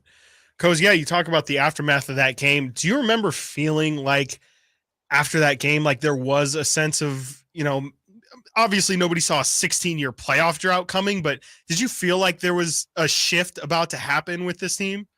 You did sense, Chris, that an era had ended, right? You realized that those pieces who were there for you for years, who gave you the greatest basketball sports experience for many in the 916 and beyond of their entire lives, it had started to move away. Remember, Doug Christie was traded to Orlando. Mm-hmm. Webb gets traded to the Philadelphia 76ers. It slowly starts to fall apart. And you did sense that a change was happening. As much as you wanted to remain relevant, you knew that your best days were behind you. And that is a tough moment. But let's not stay maudlin. You guys now are at the front end of that. Mm-hmm. Just as that experience was there, Chris, that experience in the 98-99 season and the loss to the Utah Jazz in 5 games when Vlade missed the rolling hook through the lane that would have knocked out the Jazz. Mm-hmm. It started something, and you sense the start. Let's hope you guys sense the start of something special with this series against the defending champs. That, of course, is a great Jim Kozimor. Coz, taking a broader view of this year, and I know this is, we got a lot of pizza left in the box, hopefully, but it is a good time to reflect. One of the most impressive things to me is that as a franchise, I think the Kings this year have gotten rid of that dark cloud that was left over from the 2018 draft when, they could have Luka, they didn't take him. You take Bagley. Oh my goodness. And that was hanging over the franchise for many years, and that left a mark. And right now it feels like with what's going on with Luka and the way the Kings are playing, it looks like that has gone away. Would you agree with that? I know you were here during all that. Would you agree with that assessment? When I was still working those games at the new building, there was that one fan who has a Kings jersey with Doncic on the back, with the numbers, right, with his number on the back, right? Yeah. I believe that's what he has. Yeah. And so, that was a real painful pill. And it was tough because when Luka would come to town, there were fans who wanted to pay to see him. And Bagley had an unfortunate time in Sacramento. So, yes, I do think some of that cloud is lifting. It really lifts if you win a series, if you're able to extend your season somewhat. But I do think that this team has turned the page. A lot of that also has to do with the fact that they've changed in the front office, right? Yeah. There's a new philosophy. Right. Even if this happened under Vlade Divac and Peja Stojakovic, people still might say, well, why didn't you take the European guys since you guys are European experts? But you know what? You've got a new infrastructure in place making decisions you hope on their own. Clearly, it seems to be working. And so, I think you're right. But let's lift that entire cloud and do it by knocking off a great Warriors team, because I think that'll speak loudly to the Sacramento fan base. Yeah, Coz, we were talking yesterday, me and Whitey, about, just the potential for this series and what this could potentially, how big this rivalry could potentially get. Do you think that there's potential that this Kings Warriors can kind of be like a new age of the Kings Lakers animosity, or, maybe even some of, I wasn't around for, but the A's Giants World Series kind of, is there some parallel there? I should have brought my A's Giants split cap, Whitey. No, those are so bad. Split cap. I have it in the next room over, and I almost had it. 'Cause I grabbed my Kings jersey is what I grabbed here, guys. Not a fan of that. Not a fan. Yeah. Oh, exactly. That's incredible. I know, huh? So, but to get into that, Chris, I would tell you this: enjoy the Kings Warriors rivalry for 1 year, because I do believe the trajectory of the Kings is going up, and I do believe that we are starting to see, like we saw the end of the Kings run. We're starting to see the Warriors run not sputter out, because it's been tremendous. You win 4 championships. You can't. I'm not ripping the Warriors. I'm just saying Father Time is undefeated. You can take him to overtime, but he always wins in the end. And so I think we enjoy this rivalry, especially in this playoff series. Enjoy it next year, because the year after, it's going to be the Kings who own Northern California. Coach, do you still have a few moments you could share with us? I know you have a lot going on here. We'd like to talk to you a little. Nothing going on. I am retired. I have nothing going on in my life. I've listened to you guys since noon, and 10 your time, noon my time, or whatever it is. I don't even know what time it is. Yeah. So, I've got all the time in the world, Whitey. If you heard the whole show, and maybe you missed here or there, then you heard me tell the Julius Erving pool party story to Chris, and I'm wondering if because I heard you talking about Dr. J earlier, and I had that on my notes, so I want to bring that up. Yeah. Yeah. Can you explain for those who didn't hear, and to make sure Chris gets it right, how is it that you turned down an invitation to go to Julius Erving's house? Yeah, I'm still wondering that myself, Whitey. So I'm the voice of the Philadelphia 76ers, and I'm calling games. And then in the offseason, I'm there, and I don't have much to do. And so I used to play basketball with the St. Joe's women's team, and Steve Mix, who was a former NBA All-Star for the 76ers, great guy. And we'd all play together. And so we're playing, and it's like a Wednesday, and I don't know what I'm thinking, but we're playing, and Mix goes, "Hey, guys, Doc wants us to go swimming at his house this afternoon." And I'm thinking, oh, all right. And then I'm playing. I finished playing. He goes, "All right, let's go to Doc's." And I go, "You know what, Steve? I'll take a rain check. I got some things I got to do today." And he looks at me, and everyone's like, "All right, let's go. What's the address? Where are we going to go?" And so I leave. I get in my car, and I'm driving to pick up dry cleaning. And it's not like I had anything immense that I had going on. And I'm halfway to the dry cleaning, and I go, "You just turned down an invitation." It sunk in. And it's not like you had cell phones or you had a app that could give you a direction. It's not like I can say, "Hey, Steve, I'm changing my mind. Can I come to you?" It was over. I had made my decision. I'm driving down the Schuylkill, and I can't get to Julius Erving's house. And so that is my story. I could be having, hey, Turquoise, can I have a little more lemonade here? I could have been having that whole conversation with his ex-wife. It would have been a beautiful time at Dr. James' pool party. house. Yeah, a pool party at Julius Erving's house, and I said no. So one of my famous moments. Can I give you the other famous moment I had? Yes, Please. yes. Real quick. So I'm doing A's pre and post for NBC Sports in the Bay Area. Dave Stewart, dear friend, lovely man. We're doing a show together, and we finished the show, and he goes, "Hey, where are you going to watch the game?" And I said, "I'm press box or walk around." He goes, "Hey, Ricky wants me to come to his box. You want to come to Ricky's box?" And I look at him, and I think, Ricky Henderson doesn't want me hanging, skulking around his box. So I go, Dave, I'll take a rain check. I go, I'll take a rain check. I'll do it next time. So I don't go, and he goes up. He goes, "You should have gone. It was loaded with food. Everything was great. We had everything in the world." The next day, I'm like, "I'm going to Ricky's box. I am going to Ricky's box. I'm doing it." Dave and I do the show. I said, "Hey, you going to go up to Ricky's box?" He goes, Yeah. He gave me the box. He said he's not coming to the game today, but you can sit up in his box all you want.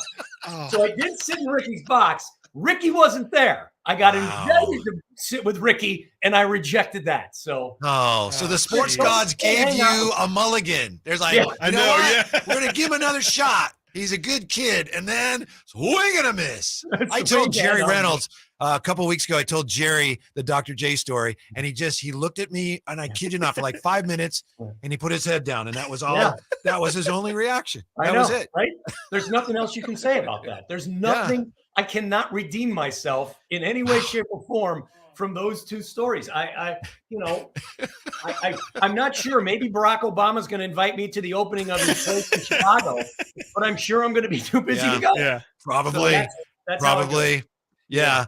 As far as the breakdown of this series goes, and Coz is a play-by-play guy, but he's got a keen basketball mind. He's a good shooter, too, when he plays basketball.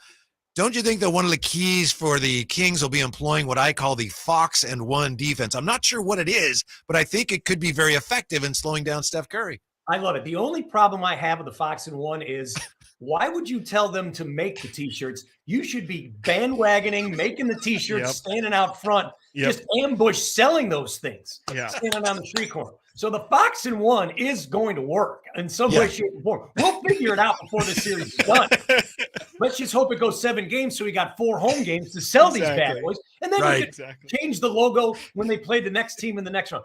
And by the way, I just also want to say this. If I'm praying to the basketball gods, and I am, if you're a real Kings fan, you wanted the Golden State Warriors in this round because in order to be the champ, you got to beat the champ. But you also want somehow, some way, and I don't know how it would have to happen, you want to face the Lakers in this playoff round. Because if you can oust those two teams, you can rip those two Band-Aids off that you've been having a suck on for the last 16 years, that would be the sweetest taste in the world. If they play the Lakers and we have another funeral, should I save a spot for you? Oh, goodness gracious. That was my question. Whitey wanted me to come on. I said, only if we're going to talk about having a funeral for the Warriors. Oh, absolutely. The Warriors, I don't know. Dave made me promise not for the Warriors, but if it's the Lakers, all bets are off. We may have to, it'd be unfinished business there. Yeah, that sounds good. To do it. That sounds good. But guys, thanks so much for having me on. It's always a joy. I always get teary-eyed. The greatest times of my life were in Sacramento. I met my wife, had my kids, and my greatest NBA experience. So thank you for having me on. It's real sweet. Absolutely. Well, thank you, Coz. I mean, you were part of it. Like, honestly, this great fan base and people are so excited. And you were a huge part of the foundation for that. And, you see the comments and people love you and they'll never forget you. And it's, of course, we won't I'm afraid forget of the comments. Actually, I'm afraid because my assumption is like Chris is like, Chris must, here's the conversation just to let everyone know. Whitey's like, hey, we got a big week. We should talk to some people who knew the playoffs. Let's have Garry St. Jean. And Chris goes, yeah, okay, I remember Garry St. Jean. He goes, let's have Jim Kozimor. And Chris is like, Jim Kozimor? Who's Jim Kozimor? Like, I can imagine half your audience was probably so untrue. Preschool. Yeah, it was in preschool when I was working there, for crying out loud. So you were just there. You were just there, Coz. Come on. No, well, that was my second stint. That was my second. I'm talking about the good years. The good years is when I was there. Can I ask you one more? Seriously? Yeah, go for it. Okay. Again, you've got, as I say, I keep saying this, unique perspective. How would you compare these two really still brand new arenas? The Golden One is built, and then I always felt like, Sacramento's perspective is like, oh, then the Warriors are going to, they'll come up with their new arena. Chase Center, Golden One. How do you compare the two of them? One is transformational in a number of ways. It transforms or tries to transform a downtown. It transforms the way arenas are built, where you can walk anywhere and still watch the game at all times. It is a combination indoor-outdoor arena. When you have those big, beautiful windows open up on a gorgeous day, you can hear concerts. The other one's just a building with a lot of seats. And that's not to rip the Warriors. To build something in San Francisco of the scale the Warriors are trying to do is a monumental move in its own right. So they should be rewarded and awarded for getting it done. But because the rules are so much trickier there, they couldn't do what they did in Sacramento. But that building in Sacramento was the greatest new building in the game. I'm still partial to the one in Indianapolis because it fits that city. But if you're looking at a new build, what was needed in a city that moved mountains to get it done, and I've been tweeting about this in the last week, and it's controversial, but without Kevin Johnson, you're watching the Seattle Kings or the Anaheim Kings play in the playoffs this weekend, you're not watching the Sacramento Kings. So Coz, let me just, off the YouTube chat, just unedited share with you. Miss you, Coz. Coz was always such a welcome and positive energy during those years. Love that dude for reals. Love Coz. Coz will always be a legend. Coz number one. There you go. That's just the last 5 that have come in there. Yeah. The jersey can't be wrong for those of you on the stream. The jersey can't there be you go. That's number one. Oh, that is Let's so hope nice. the Kings are number one. This is our year. This is our year where we get Great. it done. And I told you, Whitey and I were talking about this prior to the end of the regular season. I really would like to get out there for a game or two, because how long will, if it goes 7, when's the last game? Because I am scheduled to come out to Northern California the next couple weeks. I'm not entirely sure yet, but it's a ways off. I would guess 2 weeks from Saturday if I had to guess. But Coz, the last time we talked, I was in Pleasant Hill at Friedman's. Remember that? And yes. Yeah. And so JD and I are doing the show, and people are coming around. Hey, are you guys on the radio? You got on the radio? And I kid you not, this guy comes up and goes, hey, are you Whitey? And I said, yeah. And he goes, you're the one that did the funeral for the Lakers. To this day, you can't get away from it. Yeah. No, it's going to be on your tombstone. Is what it'll come all full circle. It'll come full circle. We hope that we will have the opportunity to catch up with you again. We certainly want to. We know you're busy. Thanks, Coz. We appreciate it very much. All the best to you. You guys Legend. are great. Thank you, Coz. So much, Chris. It's an honor to be on with you guys. I'll be listening all week. Kings fans, please enjoy this moment. You don't know what's about to hit you. So be a part of the experience and move mountains. So good luck to all you guys, and thanks so much. And you guys are great. You guys are fabulous together, and I'm enjoying listening. Thank you, Coz. Thank you, all the Coz. best. Appreciate it. It means a lot. We'll talk to you soon. Yeah, that's the thing. I understand what Coz is saying. Hadn't thought of that. And a lot of people have been through all of it. But for those who are in the area and this is your first playoff experience, right? If it ends up being anything like it was before during the Weber era, we're all in for some really glorious times. And maybe ultimately the end result will be even better. It could be, right. But like Coz is saying, we just got to enjoy it for what it is. We're right now, we're even just this week, even before the action starts, we need to enjoy this before the animosity comes before. And, you can apply this to the entire Kings season in whole. Let's just enjoy what we've had, because once expectations come in, that's where, like we were talking about earlier, the Kings had the season of their lives, 48 wins. The Warriors had a season from hell, 44 wins. Really not that much different. It's just how you really view it. And so we need to, us all here in Sacramento need to just appreciate where we are and just take it moment by moment. Yeah. And that's why we don't need to worry about all that. Oh, we're being disrespected. So what? Yeah. If we are, so what? Right. But I got to tell you, I didn't expect to get a little emotional today with Saint talking about ringing the cowbell and the echoing Arco playing the Sonics, and then Coz. That was tremendous stuff. That was awesome. Thank you very much for listening. And coming up here, Stephen A says the Kings deserve more respect. I say, so what? That's next on the Sactown Sports Playoff Push. Whitey and Watkins, Sactown Sports, and SactownSports.com. The last time the Kings won the Pacific Division, Weber and Peja were rocking Arco Arena. Weber with a rebound. Kings break out. They've got 4-on-3. Right wing feed Christie. Touch pass. Peja behind the back of Weber. Howard down with it right there. 20 years later, Fox and Domas have turned Golden One Center into a madhouse. Fox to Sabonis. Sabonis scores in the low post. Congratulations to the Sacramento Kings for winning the Pacific Division title for the first time since 2003. The Sacramento Kings have just won a Pacific Division championship. Hey, you want to be around people having a great time? You need to come check out Capital Casino, offering the most varieties of table games in the region in the friendliest environment. Come for the food, which is awesome, of course, and stay and play. Conveniently located in downtown Sacramento at 411 North 16th Street, right there in downtown Sacramento for over 20 years. Cap Casino, best food, best games, and of course, the best action. And please gamble responsibly. 1-800-GAMBLER. There's really nothing better than hitting the open road in a new Honda. And at Northern California's #1 Honda dealer, Stockton Honda, we are proud to provide our best selection to get you there. Buying from Stockton Honda couldn't be smoother. Wherever the road you travel might lead, Stockton Honda is happy to get you there. Anytime, anywhere, it's all here. StocktonHonda.com. #1 claim based on 2022 total new and Honda certified premium vehicle car sales from American Honda Motor Company's own report. Get ready to feel the roar when playoff basketball comes to Sacramento. The Sacramento Kings are going to the playoffs. Your Pacific Division champion Kings have clinched a spot in the 2023 NBA playoffs. Head to kings.com/playoffs for the latest news on games, tickets, watch parties, and more. Don't miss your chance to experience the Kings in the playoffs and cheer on your Sacramento Kings. Visit kings.com/playoffs now. We all know the pain of being stuck in the past. But with Roseville Electric, you can get current. Roseville Electric provides you with clean, reliable electric solutions for your home or business. Whether you're looking to go electric, reduce your carbon footprint, or simply save on your monthly energy bill, Roseville Electric has a solution for you. For more info, visit getcurrentroseville.com today. The Hagen Oaks Golf Super Shop garage sale of nearly new showroom clubs is on right now. With discounts up to 75%, you'll find full sets of irons, metalwoods, wedges, and more at the Hagen Oaks garage sale featuring $500,000 in Cleveland, Strixon, and Zexio closeout inventory. This kind of opportunity is rare and available right now. Visit the Hagen Oaks Garage Sale and find discounts up to 75% on selected clubs at the Hagen Oaks Golf Super Shop, the #1 choice for golfers everywhere. Fulton Avenue at the Cap City Freeway or online at hagenoaks.com.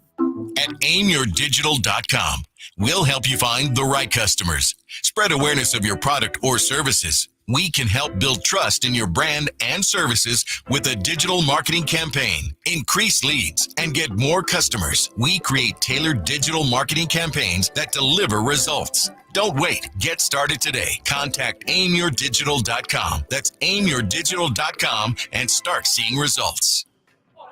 Great team, great team. Where's the defense? Defense!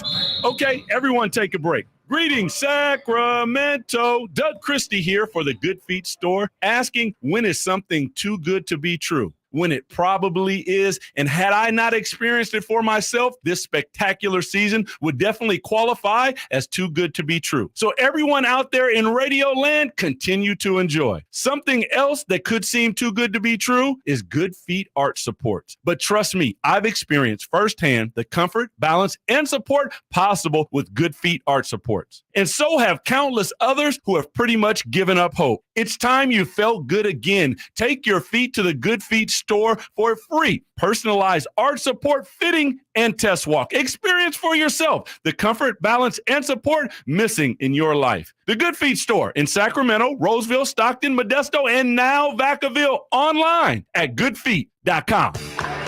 Listen to Oakland A's baseball on the weekends all season long right here on Sactown Sports, beginning with the pregame show brought to you by Xfinity 10G, the next generation network.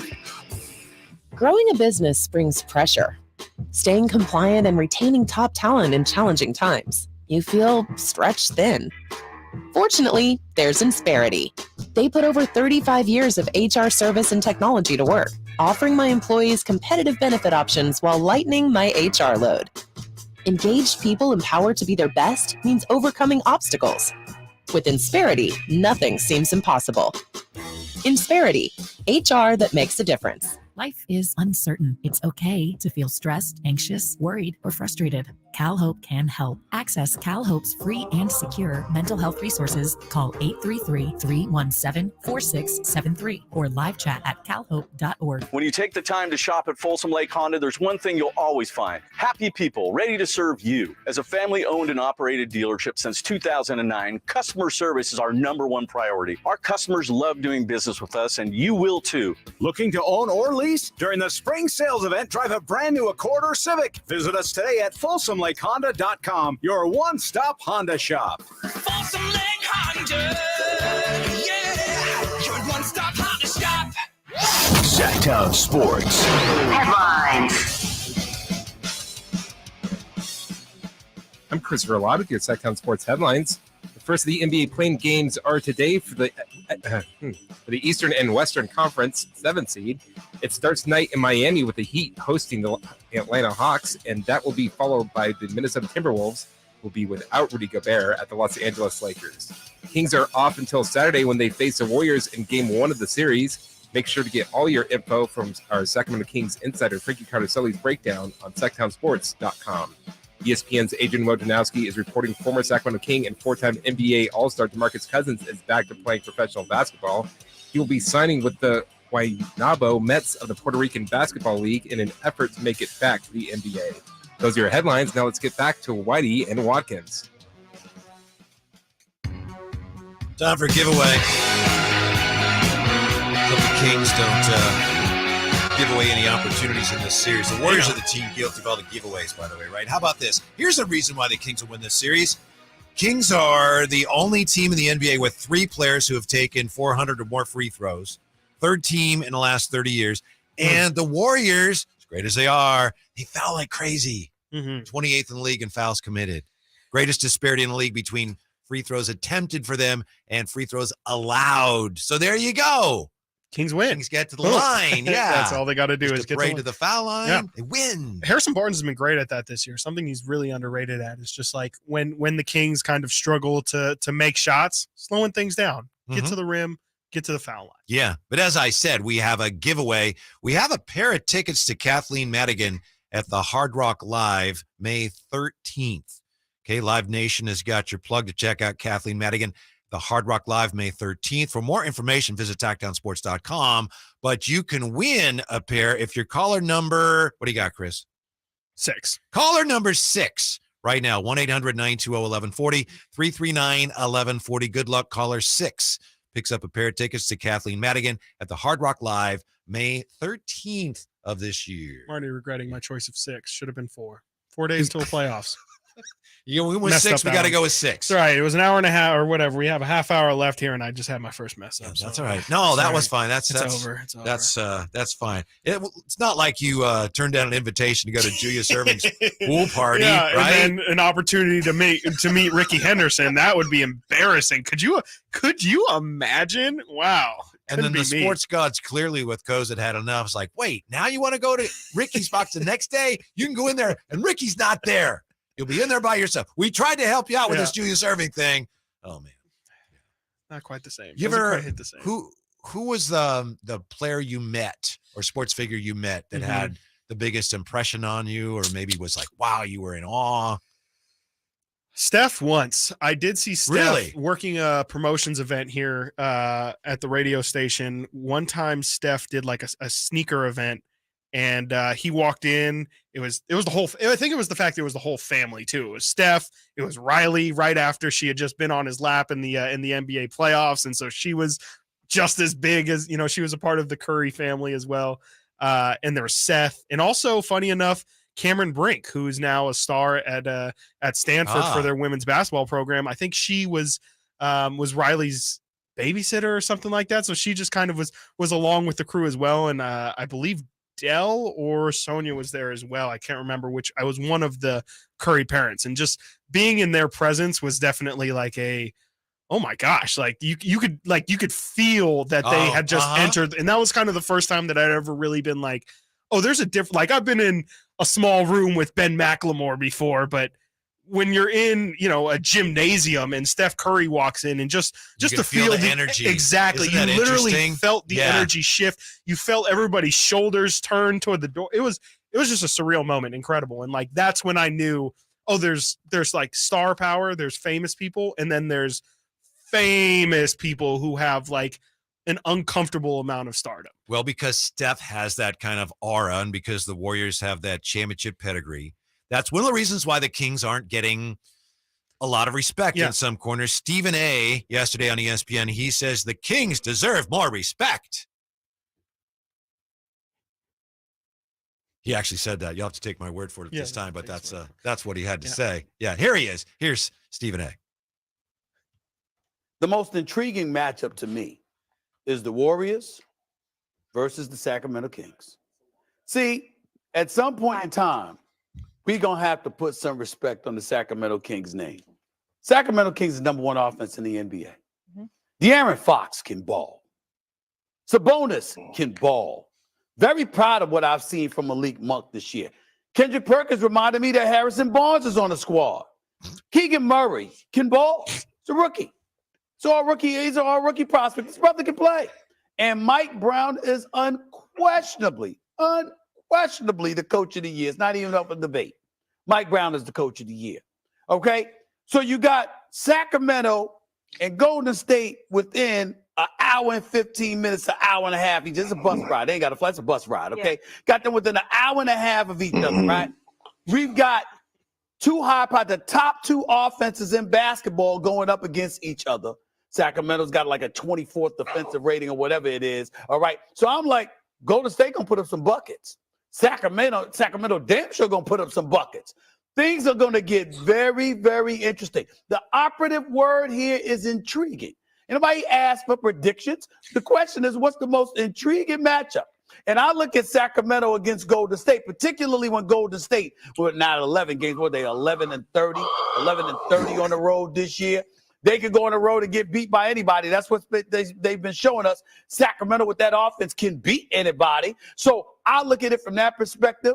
I look at Mike Brown being a former assistant of Steve Kerr. I look at Steph Curry going up against De'Aaron Fox. De'Aaron Fox anxious to prove this brother's legit been mired in Sacramento basketball purgatory. They ain't been relevant for 2 decades since the days of C. Webb and Peja Stojakovic and Vlade Divac and all of them brothers and Mike Bibby. Let me not forget him. And all of a sudden now here you come. Can't forget my man Bobby Jackson either from that squad that went to the Western Conference Finals against the Lakers at the turn of the century. I'm just looking at Sacramento and Golden State. How about that? Yeah. Have you ever talked to Steven? I've not talked to him. He has no idea who I am. I did 2 interviews with him, and he was the nicest guy in the world. So I want to make that clear. But that's so funny. You've got to respect Sacramento. Someone reminded me, Harrison Barnes. Somebody reminded me of one of their 5 starters that's been here for 4 years. I had to be reminded of that. And when I remembered that, then I was like, yeah, they do have a shot in this series. And he must be driving from Sacramento to San Francisco at like 3:00 in the morning or something, right? I'm not sure where. Hour and a half. Be that as it may. Can someone also please turn off Kendrick Perkins' microphone as Stephen A is talking as he's Yeah, very strange noises. You know how it is, and you've probably talked about it, and everybody on the station has talked about it. The respect comes if they play well in the series. Yeah. Their respect is inevitable if they win the series. As far as where it is now and people laying a lot of money on the Warriors and the odds being out of whack, it doesn't matter. No. And I know here in Sacramento, we tend to get bent out of shape about the lack of respect. Yeah. It doesn't matter. People don't know what's going on here. Yeah. They're still behind. They don't realize how good this team is. There's a lag. We saw that before when the Kings got good. Yep.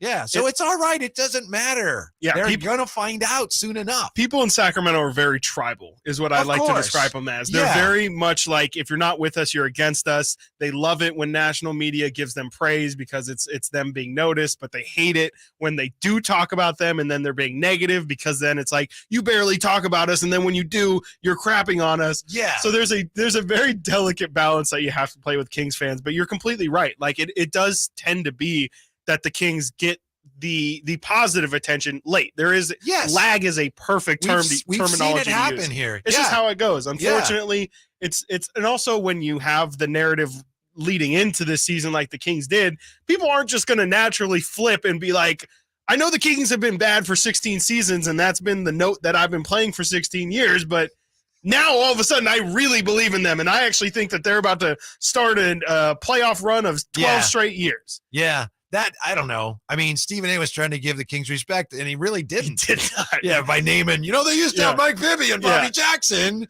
and he is a Perk reminded me. He is a master at filling air. Yeah. He is a master at filling air. That was 2.5 or 2 minutes 15 seconds of him masterfully saying something while at the same time saying absolutely nothing. Did not give a single bit of analysis. I do think he's right, and obviously we're right up against it here, and we're focused, laser focused on this series, but I think it is the most intriguing. It is, especially of the first round series, right? I mean, you could argue maybe, people in New York are feeling a type of way about the Cleveland Knicks matchup because of Donovan Mitchell and him possibly going to New York in the offseason, and now that's kind of playing out. But yeah, I mean, besides that, we don't know who the 1 and 2 seeds will be playing, but the Clippers, Phoenix is interesting. It'd be a whole lot more interesting if Paul George is playing. And then on the other side in the East, it's the 4-5 matchup is, why am I drawing a blank here? It is. I just said it. It's the Knicks Cleveland. Yeah. And so those are probably the two that might be the most intriguing, but I think Sacramento Golden State, just because of everything we were talking about yesterday, the upstart versus the champs, the Fox and Curry element of it all, the Harrison Barnes revenge tour, as we're all reminded Harrison Barnes is on this team. Yes, that's right. That's right. Yeah. Kirk just reminded I know. me. Yeah. 20 minutes ago, and you're just learning that Harrison Barnes is one of the players on the team. Yeah. But the trick for the Kings, of course, and they know this, and you probably know it better than I do yourself, but the trick for the Kings is, even though you have a chance here to maybe, if not put an end to the dynasty, you have a chance to put a dent in it. Yeah. But you can't focus on that. No.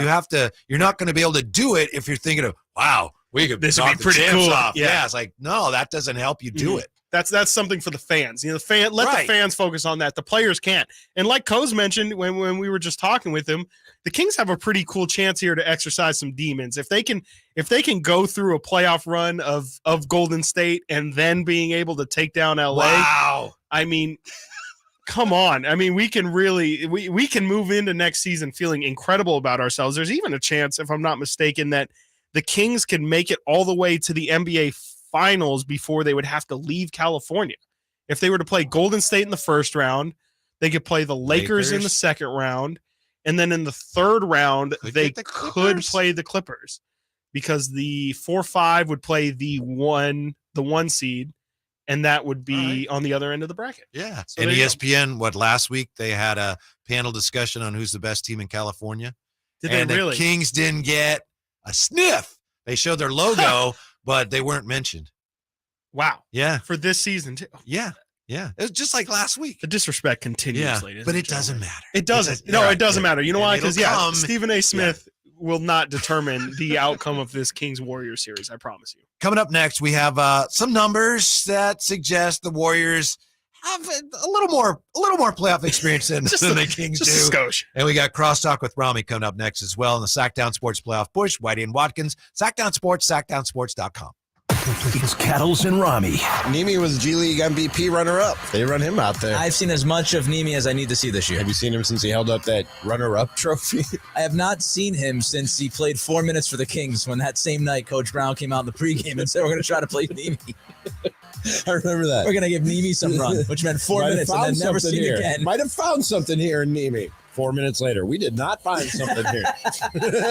Kettles and Rami, weekday afternoons from 2 to 6 on Sactown Sports. Golf to Go is brought to you by the Hagen Oaks Golf Super Shop. Here's Frank LaRosa. My runner friends have bragged for years about their Asics running shoes. So when the company rep Mark Atterbury suggested I try their new Asics golf shoes, I jumped in with both feet, so to speak.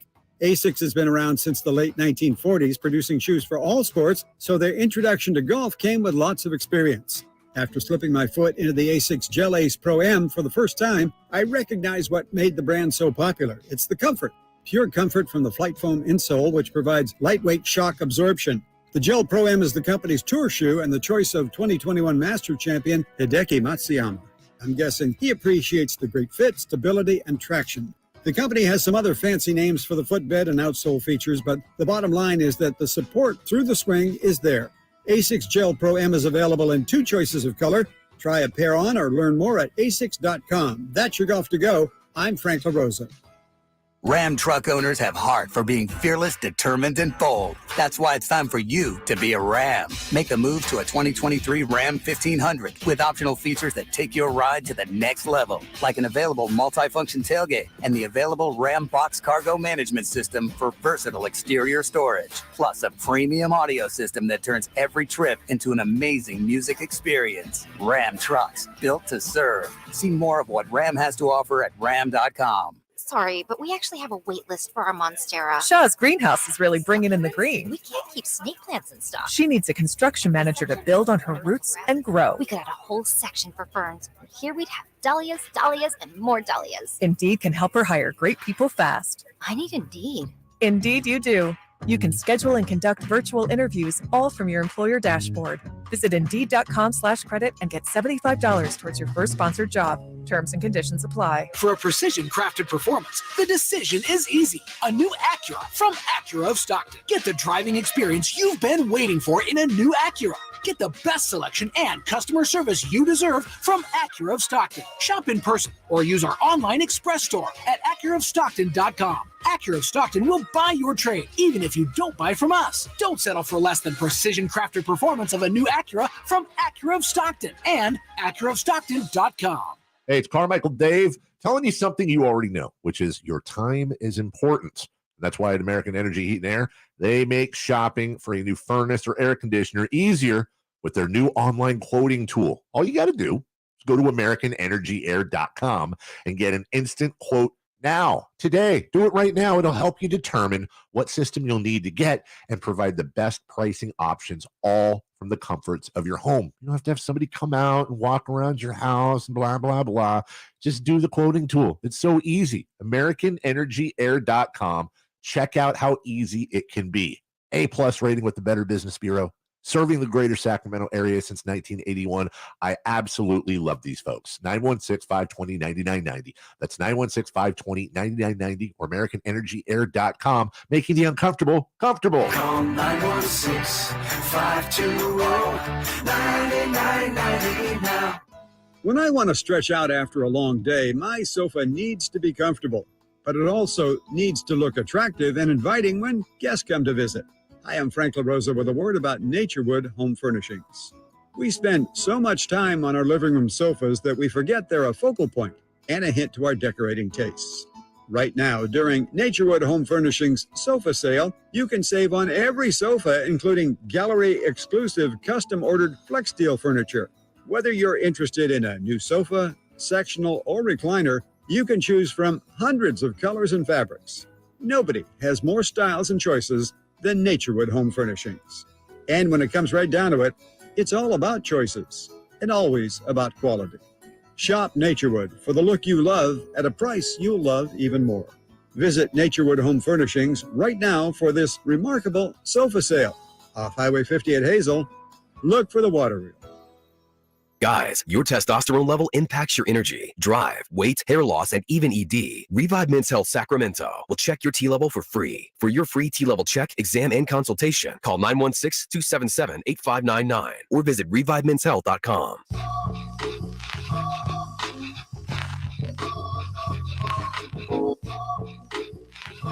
Sactown Sports. Call or text at 916-339-1140. Let me get the final tally here. Chris Watkins has destroyed me in our first YouTube chat poll. Who has the most to prove in the playoffs?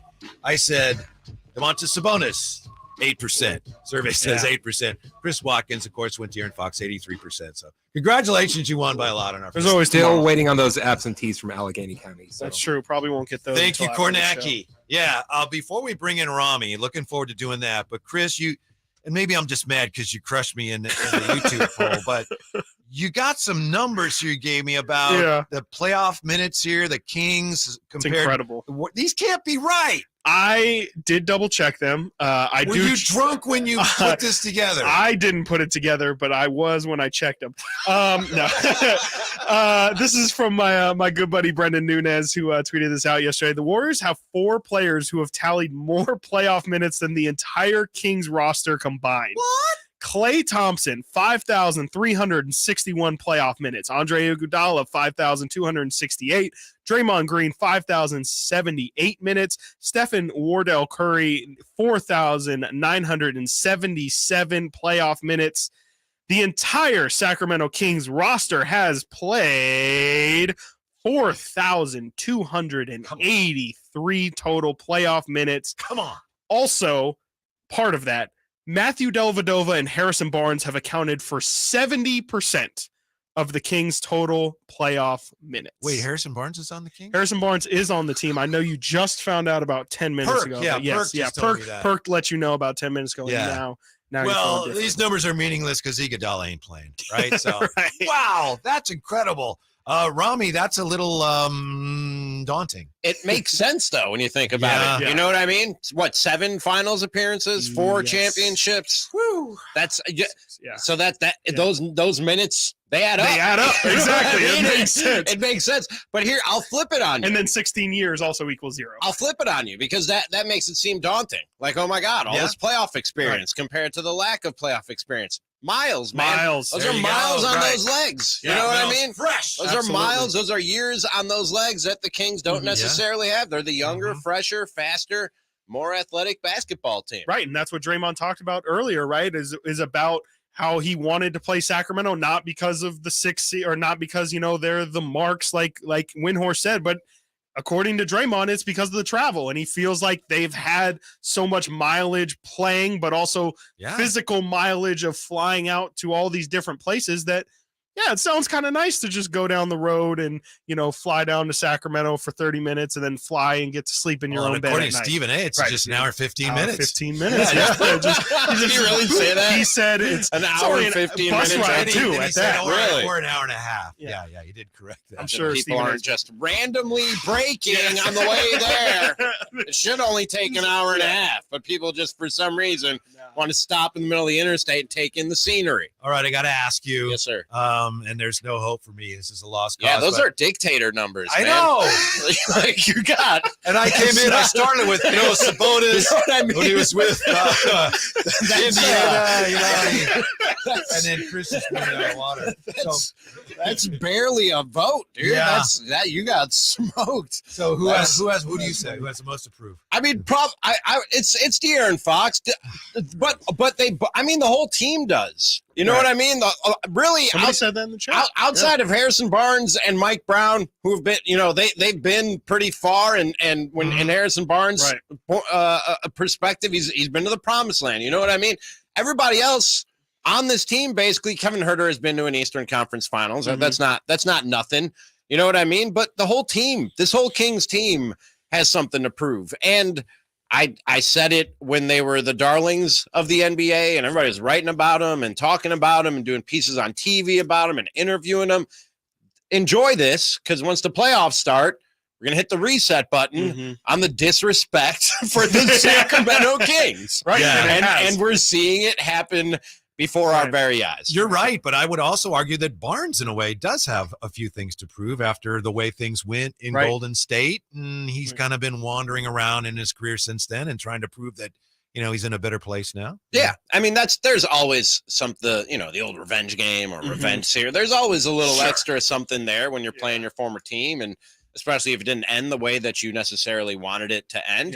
Yeah. There's that. But I think this whole team, probably Fox more than anybody, because he's one of the two main pieces, and he has zero playoff experience. And he's been a part of this playoff drought for a third of it. This is his sixth year in the league, so he's been here for about a third of the playoff drought.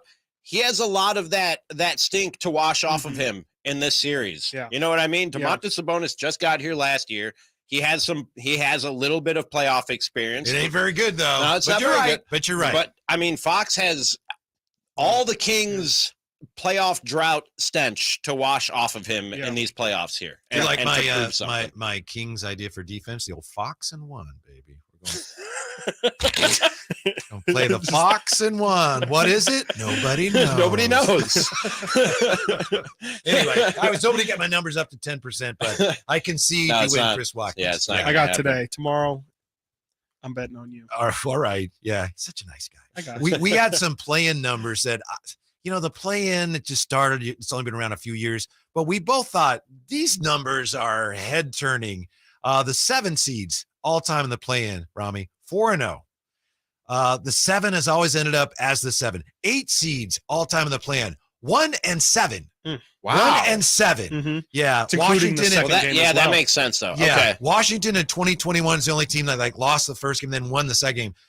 9 seeds are 7-1 and 10 seeds 0-4 all time. Wow. Play-in. In the brief play-in history. Yeah.